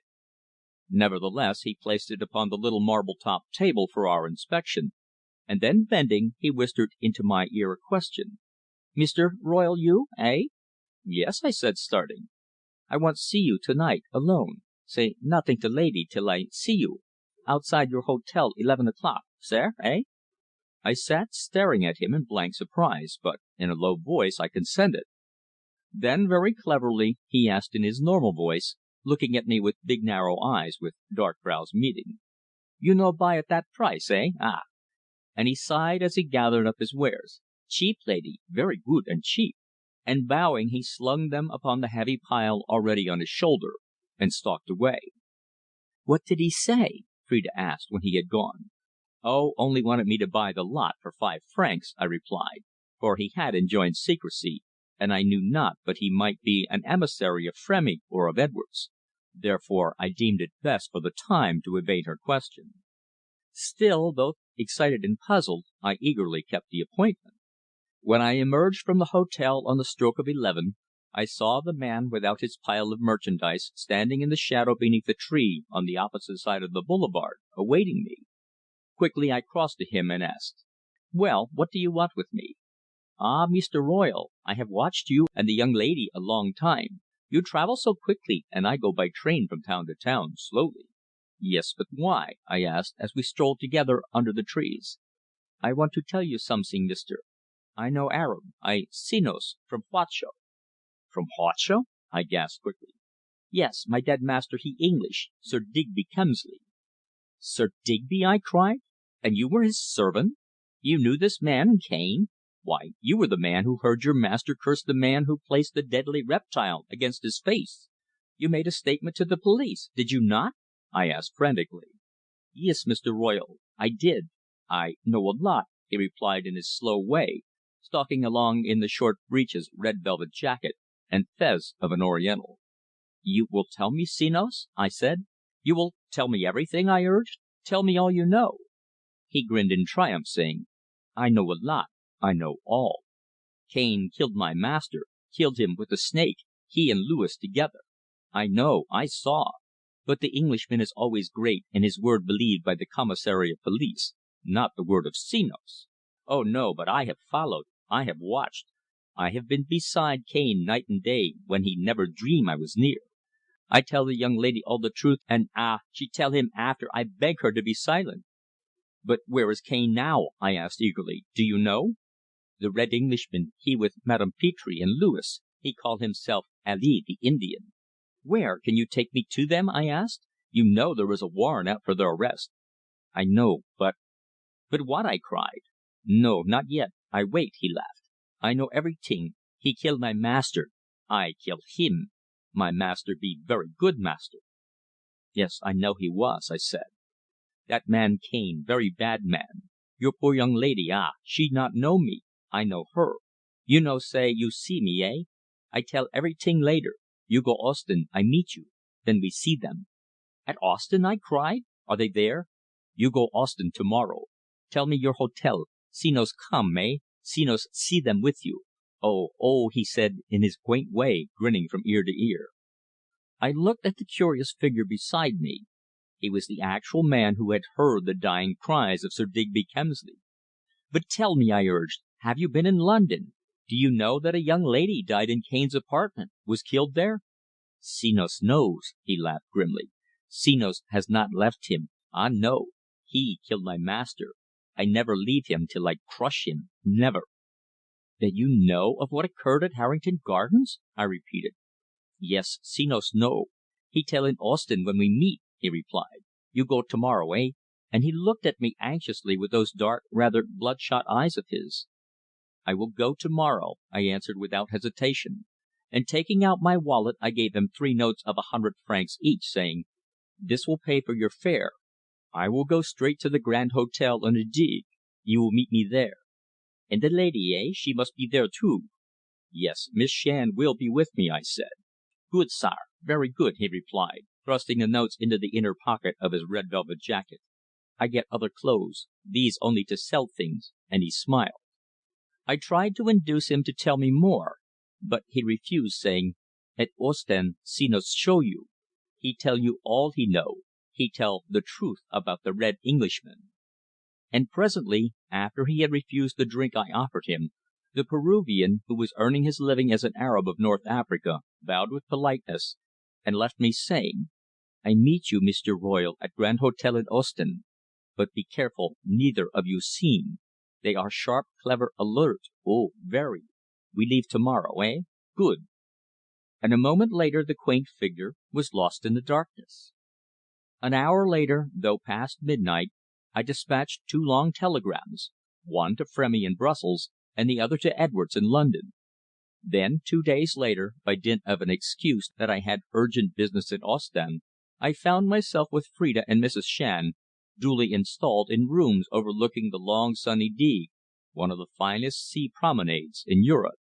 Ostend had begun her season, the racing season had commenced, and all the hotels had put on coats of new white paint and opened their doors, while in the huge Kursaal they played childish games of chance now that M. Marquet was no longer king, yet the magnificent orchestra was worth a journey to listen to. On the afternoon of our arrival all was gay and bright. Outside the blue sea the crowd of well dressed promenaders, and the golden sands where the bathing was so merry and so chic. But I had no eyes for the beauties or gaiety of the place. I sat closeted in my room with 2 friends, Frémy and Edwards, whom I introduced, and who quickly fraternized. A long explanatory letter I had written to Brussels had reached Frémy before his departure from the capital. "Excellent," he was saying, his round, clean shaven face beaming. "This Peruvian evidently knows where they are, and like all natives wants to make a coup d'état. I've brought 2 reliable men with me from Brussels, and we ought, if they are really here, to make a good capture." "Miss Shand knows nothing, you say?" Edwards remarked, seated on the edge of my bed. "No, this man Senos was very decided upon the point." "He has reasons, no doubt," remarked the detective. "It's just 4 o'clock," I remarked. "He has given me a rendezvous at the Café de la Régence, a little place at the corner of the Place d'Armes. I went round to find it as soon as I arrived. We're due there in a quarter of an hour." "Then let us go, messieurs," Frémy suggested. "And what about Miss Shand?" I asked. The 2 detectives held a brief discussion. Then Edwards, addressing me, said: "I really think that she ought to be present, Mr. Royle. Would you bring her? Prepare her for a scene, as there no doubt will be, and then follow us." "But Senos will not speak without I am present," I said. "Then go along to Miss Shand, give her my official compliments, and ask her to accompany us upon our expedition," he replied. And upon his suggestion I at once acted. Truly those moments were breathless and exciting. I could hear my own heart beat as I went along the hotel corridor to knock at the door of her room. Chapter 30. Face to Face.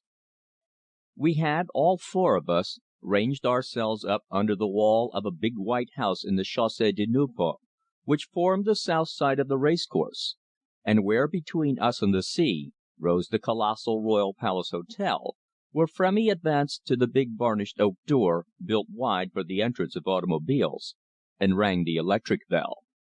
In response there came out a sedate, white-whiskered manservant in black coat and striped yellow waistcoat, the novel Belgian livery, but in an instant he was pinioned by the 2 detectives from Brussels, and the way opened for us. "No harm, old one!" cried the detectives in French, after the man had admitted his master was at home. "We are police agents and doing our duty. We don't want you, only we don't intend you to cry out, that's all. Keep a still tongue, old one, and you're all right," they laughed as they kept grip of him. The Continental detective is always humorous in the exercise of his duty. I once witnessed in Italy a man arrested for murder. He had on a thin light suit, and having been to bed in it, the back was terribly pleated and creased. "Hello!" cried the detective. "So it is you! Come along, old dried fig!" I was compelled to laugh, for the culprit's thin brown coat had all the creases of a Christmas fig. The house we rushed in was a big, luxurious one, with a wide passage running through to the garage, and on the left a big wide marble staircase with windows of stained glass and statues of dancing girls on the Art Nouveau. Frémy, leaving his assistants below with the manservant, and crying to Edwards to look out for anybody trying to escape, sprang up the marble steps 3 at a time, followed by the narrow-eyed Peruvian, while Phrida, clinging to my arm, held her breath in quick apprehension. She was full of fear and amazement. I had had much difficulty in persuading her to accompany us, for she seemed in terror of denunciation. Indeed, not until I told her that Edwards had demanded her presence had she consented. On the first landing, a big, thick carpeted place with a number of long white doors leading into various apartments, Frémy halted and raised his finger in silence to us. He stood glancing from door to door, wondering which to enter. Then suddenly he stood and gave a yell as though of fearful pain. In an instant there was a quick movement in a room on the right, the door opened, and the woman Petre came forth in alarm.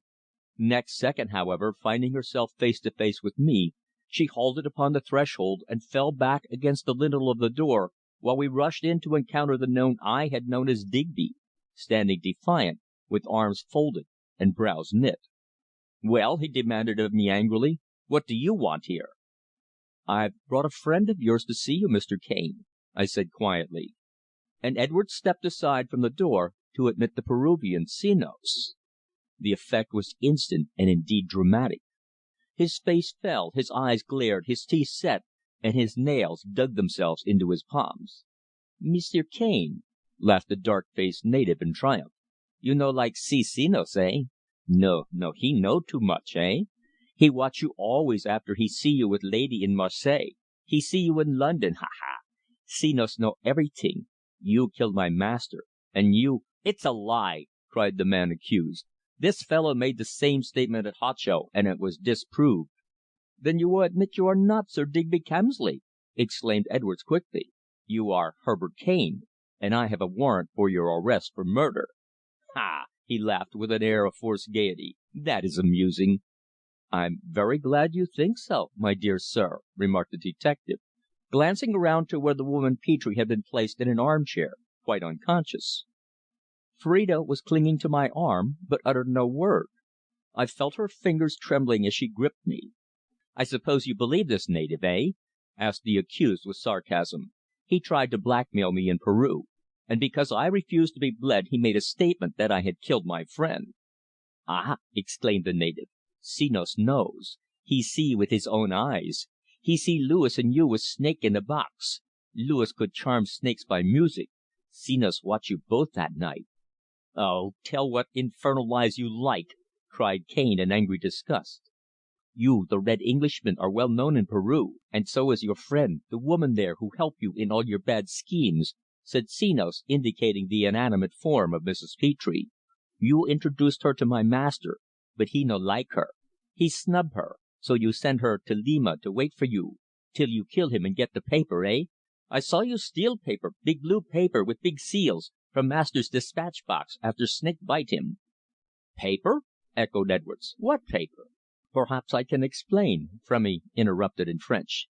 "I learnt some strange facts only 3 days ago which throw a great deal of light on this case." "I don't want to listen to all these romances," laughed Cane defiantly. He was an astute and polished adventurer, one of the cleverest and most elusive in Europe, and he had all the adventurer's nonchalance and impudence. At this moment he was living in that fine house he had taken furnished for the summer, and passing as Mr. Charles K. Munday, banker of Chicago. Certainly he had so altered his personal appearance that at first I scarcely recognized him as the elegant, refined man whom I had so foolishly trusted as a friend. "But now you are under arrest, mon cher ami, you will be compelled to listen to a good many unpleasant reminders," Frémy remarked with a broad grin of triumph upon his round, clean-shaven face. "If you arrest me, then you must arrest that woman there, Phrida Shand, for the murder of Marie Bracq in my flat in London. She was jealous of her, and killed her with a knife she brought with her for the purpose," Cane said with a laugh. "If I must suffer, then so must she. She killed the girl. She can't deny it." "Phrida!" I gasped, turning to my love, who still clung to me convulsively. "You hear what this man says, this vile charge he brings against you, a charge of murder. Say it is not the truth," I implored. "Tell him that he lies." Her big eyes were fixed upon mine, her countenance blanched to the lips, and her breath came and went in short, quick gasps. At last her lips moved as we all gazed at her. Her voice was only a hoarse, broken whisper. "I can't," she replied, and fell back into my arms in a swoon. "You see," laughed the accused man. "You, Royle, are so clever that you only bring grief and disaster upon yourself. I prevented Mrs. Petre from telling the truth because I thought you had decided to drop the affair." "What?" I cried. "When your accomplice, that woman Petre, made a dastardly attempt upon my life at your instigation, and left me for dead? Drop the affair? Never!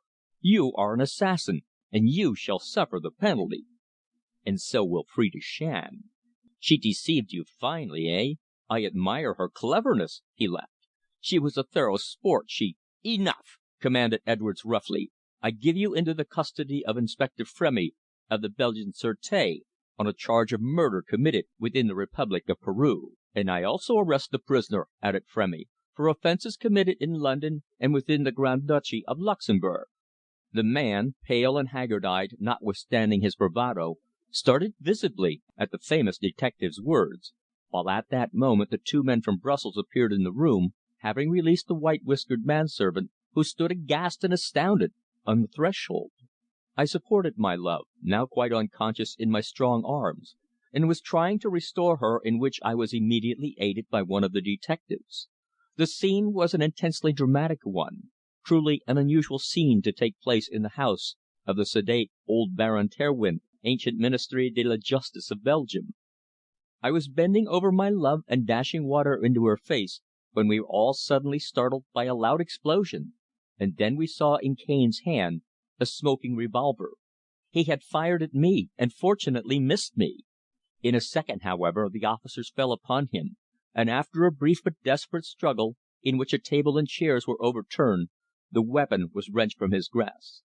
"Eh bien!" exclaimed Frémy, when the weapon had been secured from the accused. "As you will have some unpleasant things to hear, you may as well listen to some of them now. You have denied your guilt.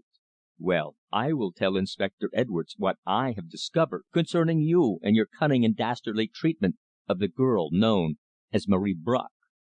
"I don't want to hear, I tell you!" he shouted in English. "If I'm arrested, take me away, put me into prison, and send me over to England, where I shall get a fair trial." "But you shall hear," replied the big faced official. "There is plenty of time to take you to Brussels, you know. Listen. The man Senos has alleged that you stole from the man you murdered a blue paper bearing a number of seals. He is perfectly right. You sold that paper on the 8th of January last for 250,000 francs. Ah, my dear friend, you cannot deny that. The purchaser will give evidence, and what then?" Cane stood silent. His teeth were set, his gaze fixed, his grey brows contracted. The game was up, and he knew it. Yet his marvellously active mind was already seeking a way out. He was amazingly resourceful, as later on was shown, when the details of his astounding career came to be revealed. "Now, the true facts are these, and perhaps mademoiselle and the man Senos will be able to supplement them. His Highness the Grand Duke of Luxemburg, about 2 years ago, granted to an American named Cassel a valuable concession for a strategic railway to run across his country from Echternach on the eastern or German frontier of the Grand Duchy to Arlon on the Belgian frontier, the government of the latter state agreeing at the same time to continue the line direct to Sedan, and thus create a main route for Koblenz on the Rhine to Paris, a line which Germany had long wanted for military purposes, as it would be of incalculable value in the event of further hostilities with France. This concession, for which the American paid to the Grand Duke a considerable sum, was afterwards purchased by Sir Digby Kemsley, with his Highness's full sanction, he knowing him to be a great English railroad engineer. Meanwhile, as time went on, the Grand Duke was approached by the French government with a view to rescinding the concession, as it was realized what superiority such a line would give Germany in the event of the massing of her troops in eastern France. At first the Grand Duke refused to listen, but both Russia and Austria presented their protests, and his Highness found himself in a dilemma. All this was known to you, Monsieur Cane, through one Ludwig Meyer, a German secret agent who inadvertently spoke about it while you were on a brief visit to Paris. You then resolved to return at once to Peru, make the acquaintance of Sir Digby Kemsley, and obtain the concession. You went. You were fortunate, inasmuch as he was injured and helpless, and you deliberately killed him, and securing the document sailed for Europe, assuming the identity of the actual purchaser of the concession. Oh, yes," he laughed, "you were exceedingly cunning and clever, for you did not at once deal with it. No, you went to Luxemburg. You made certain observations and inquiries. You stayed at the Hôtel Brasseur for a week, and then you were afraid to approach the Grand Duke with an offer to sell back the stolen concession. But Well, by that time you had resolved upon a pretty and romantic plan of action." And he paused for a moment and gazed around at us. "Then robbery was the motive of the crime in Peru!" I exclaimed. "Certainly," Frémy replied. "But I will now relate how I came into the inquiry. In the last days of January I was called in secret to Luxemburg by the Grand Duke, who, when we sat alone together, informed me that his only daughter Stephanie, aged 21, who was a rather erratic young lady and fond of travelling incognito, had disappeared. The last heard of her was 3 weeks before, in Paris, where she had, on her return from Egypt, been staying a couple of days at the Hôtel Meurice with her aunt, the Grand Duchess of Baden. But she had packed her things and left, and nothing more had been heard of her. Search in her room, however, had revealed 2 letters, signed Phrida, and addressed to a certain Marie Bracq. "Why, I never wrote to her in my life!" my love declared, for she had now regained her senses. His Highness further revealed to me the fact that his daughter had, while in Egypt, made the acquaintance at the Hôtel Savoy on the island of Elephantine of the great English railroad engineer, Sir Digby Kemsley, who had purchased a railway concession he had given, and which he was exceedingly anxious to repurchase and thus continue on friendly terms with France. His daughter, on her return to Luxemburg, and before going to Paris, had mentioned her acquaintance with Sir Digby, and that he held the concession. Therefore, through her intermediary, Sir Digby, who was, of course, none other than this assassin Cane, went again to Luxemburg and parted with the important document for 250,000 francs. That was on the 8th of January. "After the affair at Harrington Gardens," Edwards remarked. "Yes, after the murder of Marie Bracq. He lost no time in disposing of the concession." "It's a lie!" cried the accused. "That girl there killed her. I didn't. She was jealous of her." My love shrank at the man's words, yet still clinging to me, her beautiful countenance pale as death, her lips half parted, her eyes staring straight in front of her. "Phrida," I said in a low voice full of sympathy, "you hear what this man has alleged. Now that the truth is being told, will you, too, not speak?" "Speak!" I cried in my despair. "Speak, dearest, I beg of you." "No," she sighed. "You would turn from me. You would hate me." And at her words Cane burst into a peal of harsh, triumphant laughter. Chapter 31 Shows the Truth Teller. "Speak, lady," urged the Peruvian. "Speak. Tell truth. Senos know. He know." But my love was still obdurate. "I prefer to face death," she whispered, "than to reveal the bitter truth to you, dear." What could I do? The others heard her words, and Cane was full of triumph. "I think, Miss Shand, that you should now tell whatever you know of this complicated affair. The truth will certainly have to be threshed out in a criminal court." But she made no answer, standing there swaying slightly, with her white face devoid of expression. "Let Senos tell you some tings," urged the narrow eyed native. "When that man kill my master, he fly to Lisbon. There Mrs. Petre meet him, and go London. There he become Sir Digby Kemsley, and I see him often because I crossed as stoker on same boat. He go to Luxemburg. I follow. One day he see Grand Duke's daughter, pretty young lady, and somebody tell him she go to Egypt. She go, and he follow. I wait in Marseilles. I sell my rugs, wait 3-4 weeks, and meet each steamer from Alexandria. At last he come with 3 ladies, and go to Louvre Pays, where I sell my rugs outside the café. I see he always with her, walking, driving, laughing. I want to tell her the truth, that the man is not my master, but his assassin. Ah, but no opportunity. They go to Paris.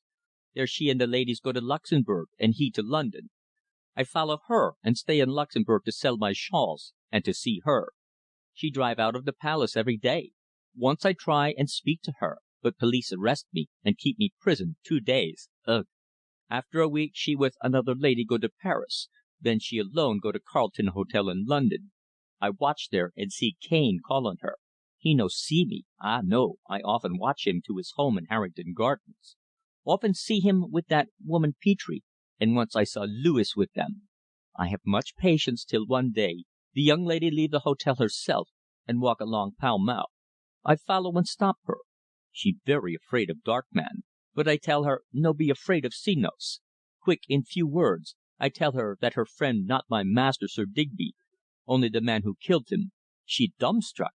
Tells me I am a liar. She will not believe me. I repeat what I said, and she declares I will have to prove what I say. I tell her I am ready, and she asks me to meet her at same place and same time to morrow. She greatly excited, and we part. Senos laughs, for he has saved young lady, daughter of a king, from that man." "What, you actually told her Highness?" cried Frémy in surprise. "I told her how my master had been killed by that man with the snake, and I warned her to avoid him. But she hesitated to believe Senos," was the native's reply. "Of course she not know me. That was date 6 January. I remember it, for that night, poor young lady, she die. She killed." "What?" Edwards cried, staring at the speaker. "She was killed, you say?" "Yes," Frémy interrupted. "Marie Bracq was the name assumed by her Highness, the daughter of the Grand Duke. She loved freedom from all the trammels of court life, and, as I have told you, went about Europe with her maid as her companion, travelling in different names. Mademoiselle Marie Bracq was one that it seems she used, only we did not discover this until after her death, and after his Highness had paid the £250,000 francs to regain the concession he had granted, money which I believe the French Government really supplied from their Secret Service fund." "Then it was the daughter of the Grand Duke who fell a victim in Cane's Flat?" I gasped in utter surprise at this latest revelation. "Yes, monsieur," replied Frémy.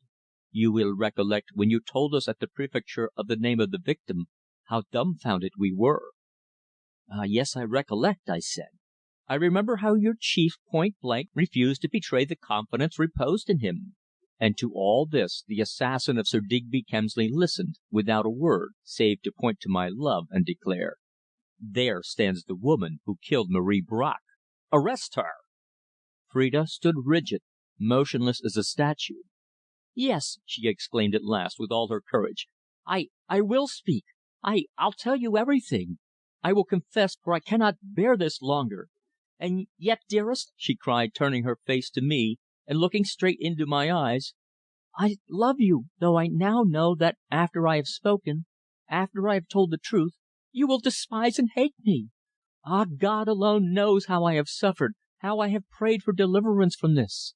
But it cannot be. I have sinned, I suppose, and I must bear just punishment."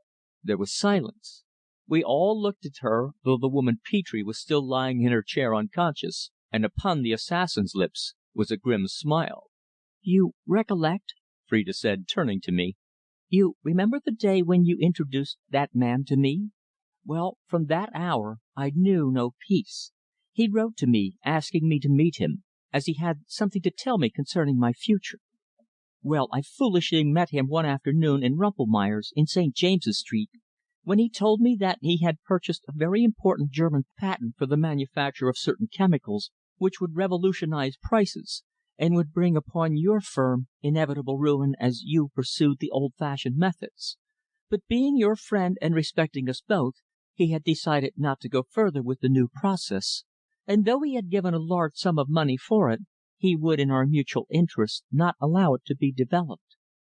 Naturally, in my innocence, I thanked him, and from that moment, professing great friendliness towards you, we became friends. Sometimes I met him at the house of friends, but he always impressed upon me the necessity of keeping our acquaintance a secret." And she paused, placing her hand upon her heart as though to stay its throbbing. "One afternoon," she resumed, "the day of the tragedy, I received a telegram urging me to meet him without fail at 5 o'clock at Rumpelmayer's. This I did, when he imparted to me a secret that you, my dear, were in the habit of meeting, at his flat, a foreign woman named Marie Bracq, daughter of a hairdresser in the Edgware Road. That you, whom I loved, were infatuated with her, and that " "The liar!" I cried. "He told me many things which naturally excited me, and which, loving you as I did, drove me to madness. I refused at first to heed his words, for somehow I mistrusted him, I know not why. But he offered to give me proof. If I went that night, or early in the morning, to Harrington Gardens, I would find her there, and I might question her. Imagine my state of mind after what he had revealed to me. I promised I would come there in secret. and I went home, my mind full of the lies and suspicion which he had, I now see, so cleverly suggested. I didn't then know him to be an assassin, but mistrusting him as I did, I took for my own protection the old knife from the table in the drawing room, and concealed it inside my blouse. At 1 o'clock next morning I crept out of the house noiselessly, and walked to Harrington Gardens, where I opened the outer door with the latch key he had given me. On ascending to his flat I heard voices. I heard your voice, dear. Therefore I descended into the dark and waited until you came down the stairs and left. I saw you, and I was mad, mad. Then I went up, and he admitted me. The trap was already laid for me. I crossed that threshold to my doom." "How?" I asked in my despair. "Tell me all, Phrida, everything." But at this point the Peruvian Senos interrupted, saying: "Let me speak, sir. I tell you," he cried quickly. "When I speak to the lady in Pall Mall, I follow her. She go that afternoon to Harrington Gardens, but there see Mrs. Petre, whom she already know. Mrs. Petre find her excited, and after questioning her, induce her to tell her what I say, that Cane he kill my master. Then Mrs. Petre say Sir Digby away in the country, not return to London at Paddington till 1 o'clock in the morning. I listen to it all, for Senos friend of the hall porter, eh? So young lady she says she come late in the night, 1/2 or 2 o'clock, and ask himself the truth. But Cane in his room all the time, of course. Well, Phrida?" I asked quickly. "Tell us what happened on that night when you entered." "Yes," cried Cane sarcastically. "Lie to them. They'll believe you, of course." "When I entered, that man took me into the sitting room, and I sat down. Naturally I was very upset. Mrs. Petre, whom I had met before, was there, and after he had told me many things about your relations with the daughter of a hairdresser, things which maddened me, Mrs. Petre admitted her from the adjoining room. I was mad with jealousy, loving you as I did. What happened between us I do not know. I only fear that I took the knife from my breast, and in a frenzy of madness killed her." And she covered her face with her hands. "Exactly," cried Cane. "I'm glad you have the moral courage to admit it." "But describe exactly what occurred, as far as you know," Edward said, pressing her. "I know that I was in a frenzy of passion, and hysterical, perhaps," she said at last. "I recollect Mrs. Petre saying that I looked very unwell, and fetching me some smelling salts from the next room. I smelt them, but the odour was faint and strange, and a few moments later I knew no more." "And then afterwards?" I asked very gravely. "Well, later on, I came to my senses," she said in slow, hard tones, as though reflecting. "I found the girl whom I believed to be my rival in your affections lying on the ground. In her breast was the knife. Ah! Shall I ever forget that moment when I realized what I had done? Cane was bending over me, urging me to remain calm. He told me that my rival was dead, that I had killed her, and that she would not further interfere with my future. I saw him bend over the body, withdraw the knife and wipe it upon his handkerchief, while that woman, his accomplice, looked on. Then she gave me back the knife, which instinctively I concealed, and bade me go quickly and noiselessly back home, promising secrecy, and declaring that both he and Mrs. Petre would say nothing, that my terrible secret was safe in their hands. I believed them, and I crept down the stairs out into the road, and walked home to Cromwell Road. I replaced the knife in the drawing room, and I believed them until I knew that you guessed my secret. Then came that woman's betrayal, and I knew that my doom was sealed," she added, her chin sinking upon her breast. "You see," laughed Cane defiantly, "that the girl admits her guilt. She was jealous of Marie Bracq, and in a frenzy of passion struck her down. Mrs. Petre was there and witnessed it. She will describe it all to you, no doubt, when she recovers." "And what she will say is one big lie," declared Senos, coming forward again. "We all know Mrs. Petre," he laughed in his high pitched voice. "She is your tool, she and Louis. But he become a snake charmer and give exhibitions at music halls. He bit by one snake at Darlington a month ago, and die quick. Ah, yes, Senos know. Snake bite him, because he brought snake and give him to that man to bite my poor master." "Why will Mrs. Petre tell lies, Senos?" demanded Edwards, who, with Frémy, was listening with the greatest interest, and putting the threads of the tangled skein together in their proper sequence. "Because I, Senos, was at Harrington Gardens that night. I knew that the lady I had spoken to was going there, and I feared that something might happen, for Cane a desperate man when charged with the truth." "You were there!" I gasped. "What do you know?" "Well, this," said the narrow eyed man who had hunted down the assassin of his master. "I waited outside the house, waited some hours, when about 11, Cane he came down and unfastened the door, and leave it a little open. I creep in, and soon after, you, Mr. Royle, you come in. I wait and see you go upstairs. Then I creep up and get out of the window on the landing and on to the roof, where I see inside Cane's room, see all that goes on. My friend the hall porter, he tell me this some time before, and I find the spot where, kneeling down, I see between the blinds. I see you talk with him, and I see you go. Then I see Miss Shand, she come in, and Mrs. Petre and Cane talk to her. She very excited when she meet young lady, and Mrs. Petre she give her bottle to smell. Then she faint off. The lady, daughter of great Duke, she say something to Cane. She furious. She repeat what I say to her. Then Mrs. Petre, who had given Miss Shand the smelling salts, find knife in her breast, and secretly puts it into Cane's hand. In a moment Cane strikes the young lady with it, full in the chest, and she sinks on the floor, dead. It went into her heart. Cane and the woman Petre talk in low whispers for few minutes, both very afraid. Then Miss Shand she wakes, opens her eyes, and sees the young lady dead on the floor. She scream, but Mrs. Petre puts her hand over her mouth. Cane takes out the knife, wipe it, and after telling her something, Miss Shand creep away. Oh yes, Senos, he see it all. Miss Shand quite innocent, she do nothing. Cane kill daughter of the great Duke. He with his own hand, he kill her. Senos saw him with his own eyes." "Ah!" I cried, rushing towards the native and gripping both his brown hands. "Thank you, Senos, for those words. You have saved the woman I love, for you are an eye witness to that man's crime, which with such subtle ingenuity he has endeavoured to fasten upon her, and would have succeeded had it not been for your dogged perseverance and astuteness." "He kill my master," replied the Peruvian simply. "I watch him and convict him. He bad assassin, gentlemens, very bad man." Chapter 32 is the conclusion. "Do you really believe that man?" asked Cane, turning to us quite coolly, a sarcastic smile upon his lips. He was a marvellous actor, for he now betrayed not the slightest confusion. He even laughed at the allegations made against him. His bold defiance utterly amazed us. Yet we knew now how resourceful and how utterly unscrupulous he was. "Yes, I do," was the officer's reply. "You murdered her Highness, fearing that she should go to her father and expose you before you could have time to dispose of your stolen concession to him. Had she gone to him, the police would hunt you down as Sir Digby's assassin.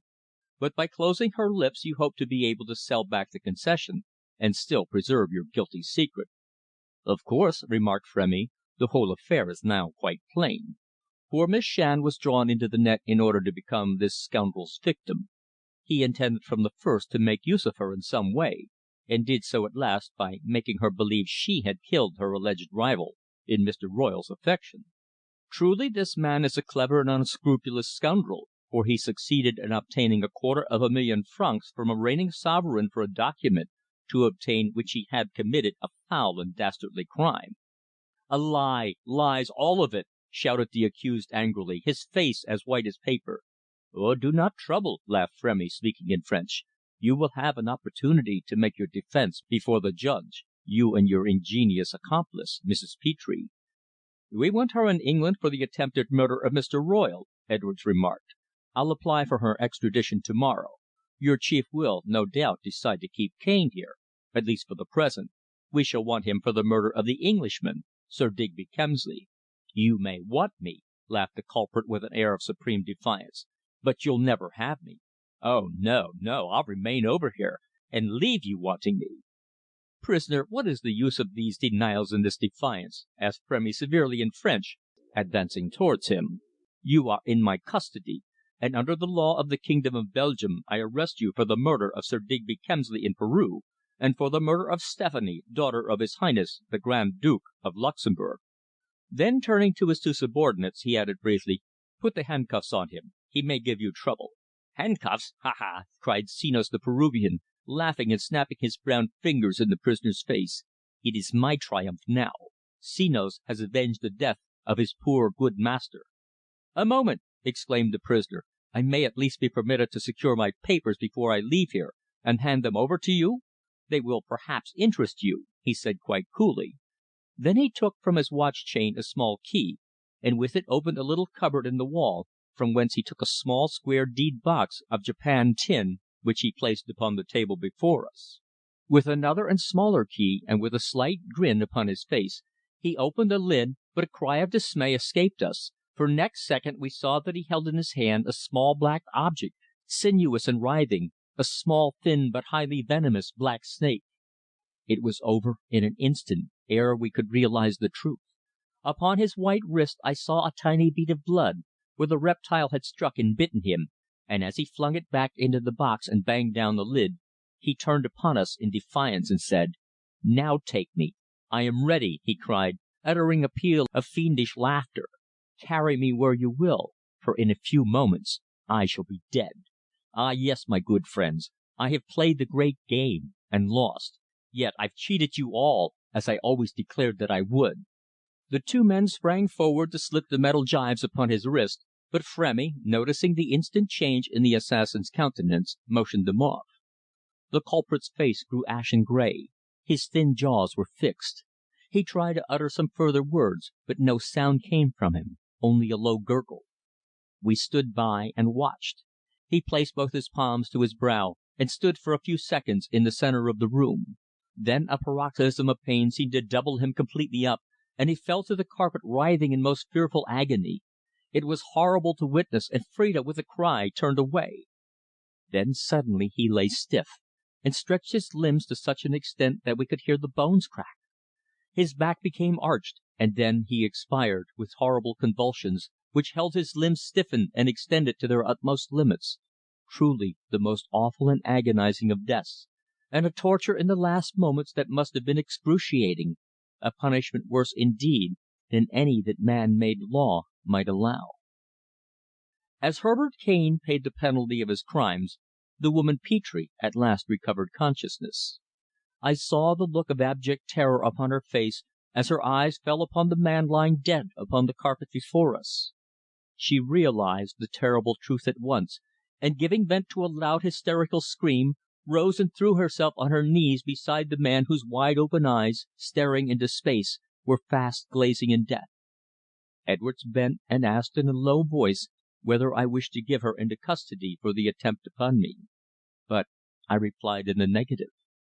"The assassin has received his just punishment and must answer to his Maker," I replied. "That is enough. This scene will assuredly be a lesson to her. She falsely accused Miss Shand, remember," he said. "She knew all the time that Cane struck the poor girl down." "No," I replied. "Now that the stigma has been removed from the one I love, I will be generous.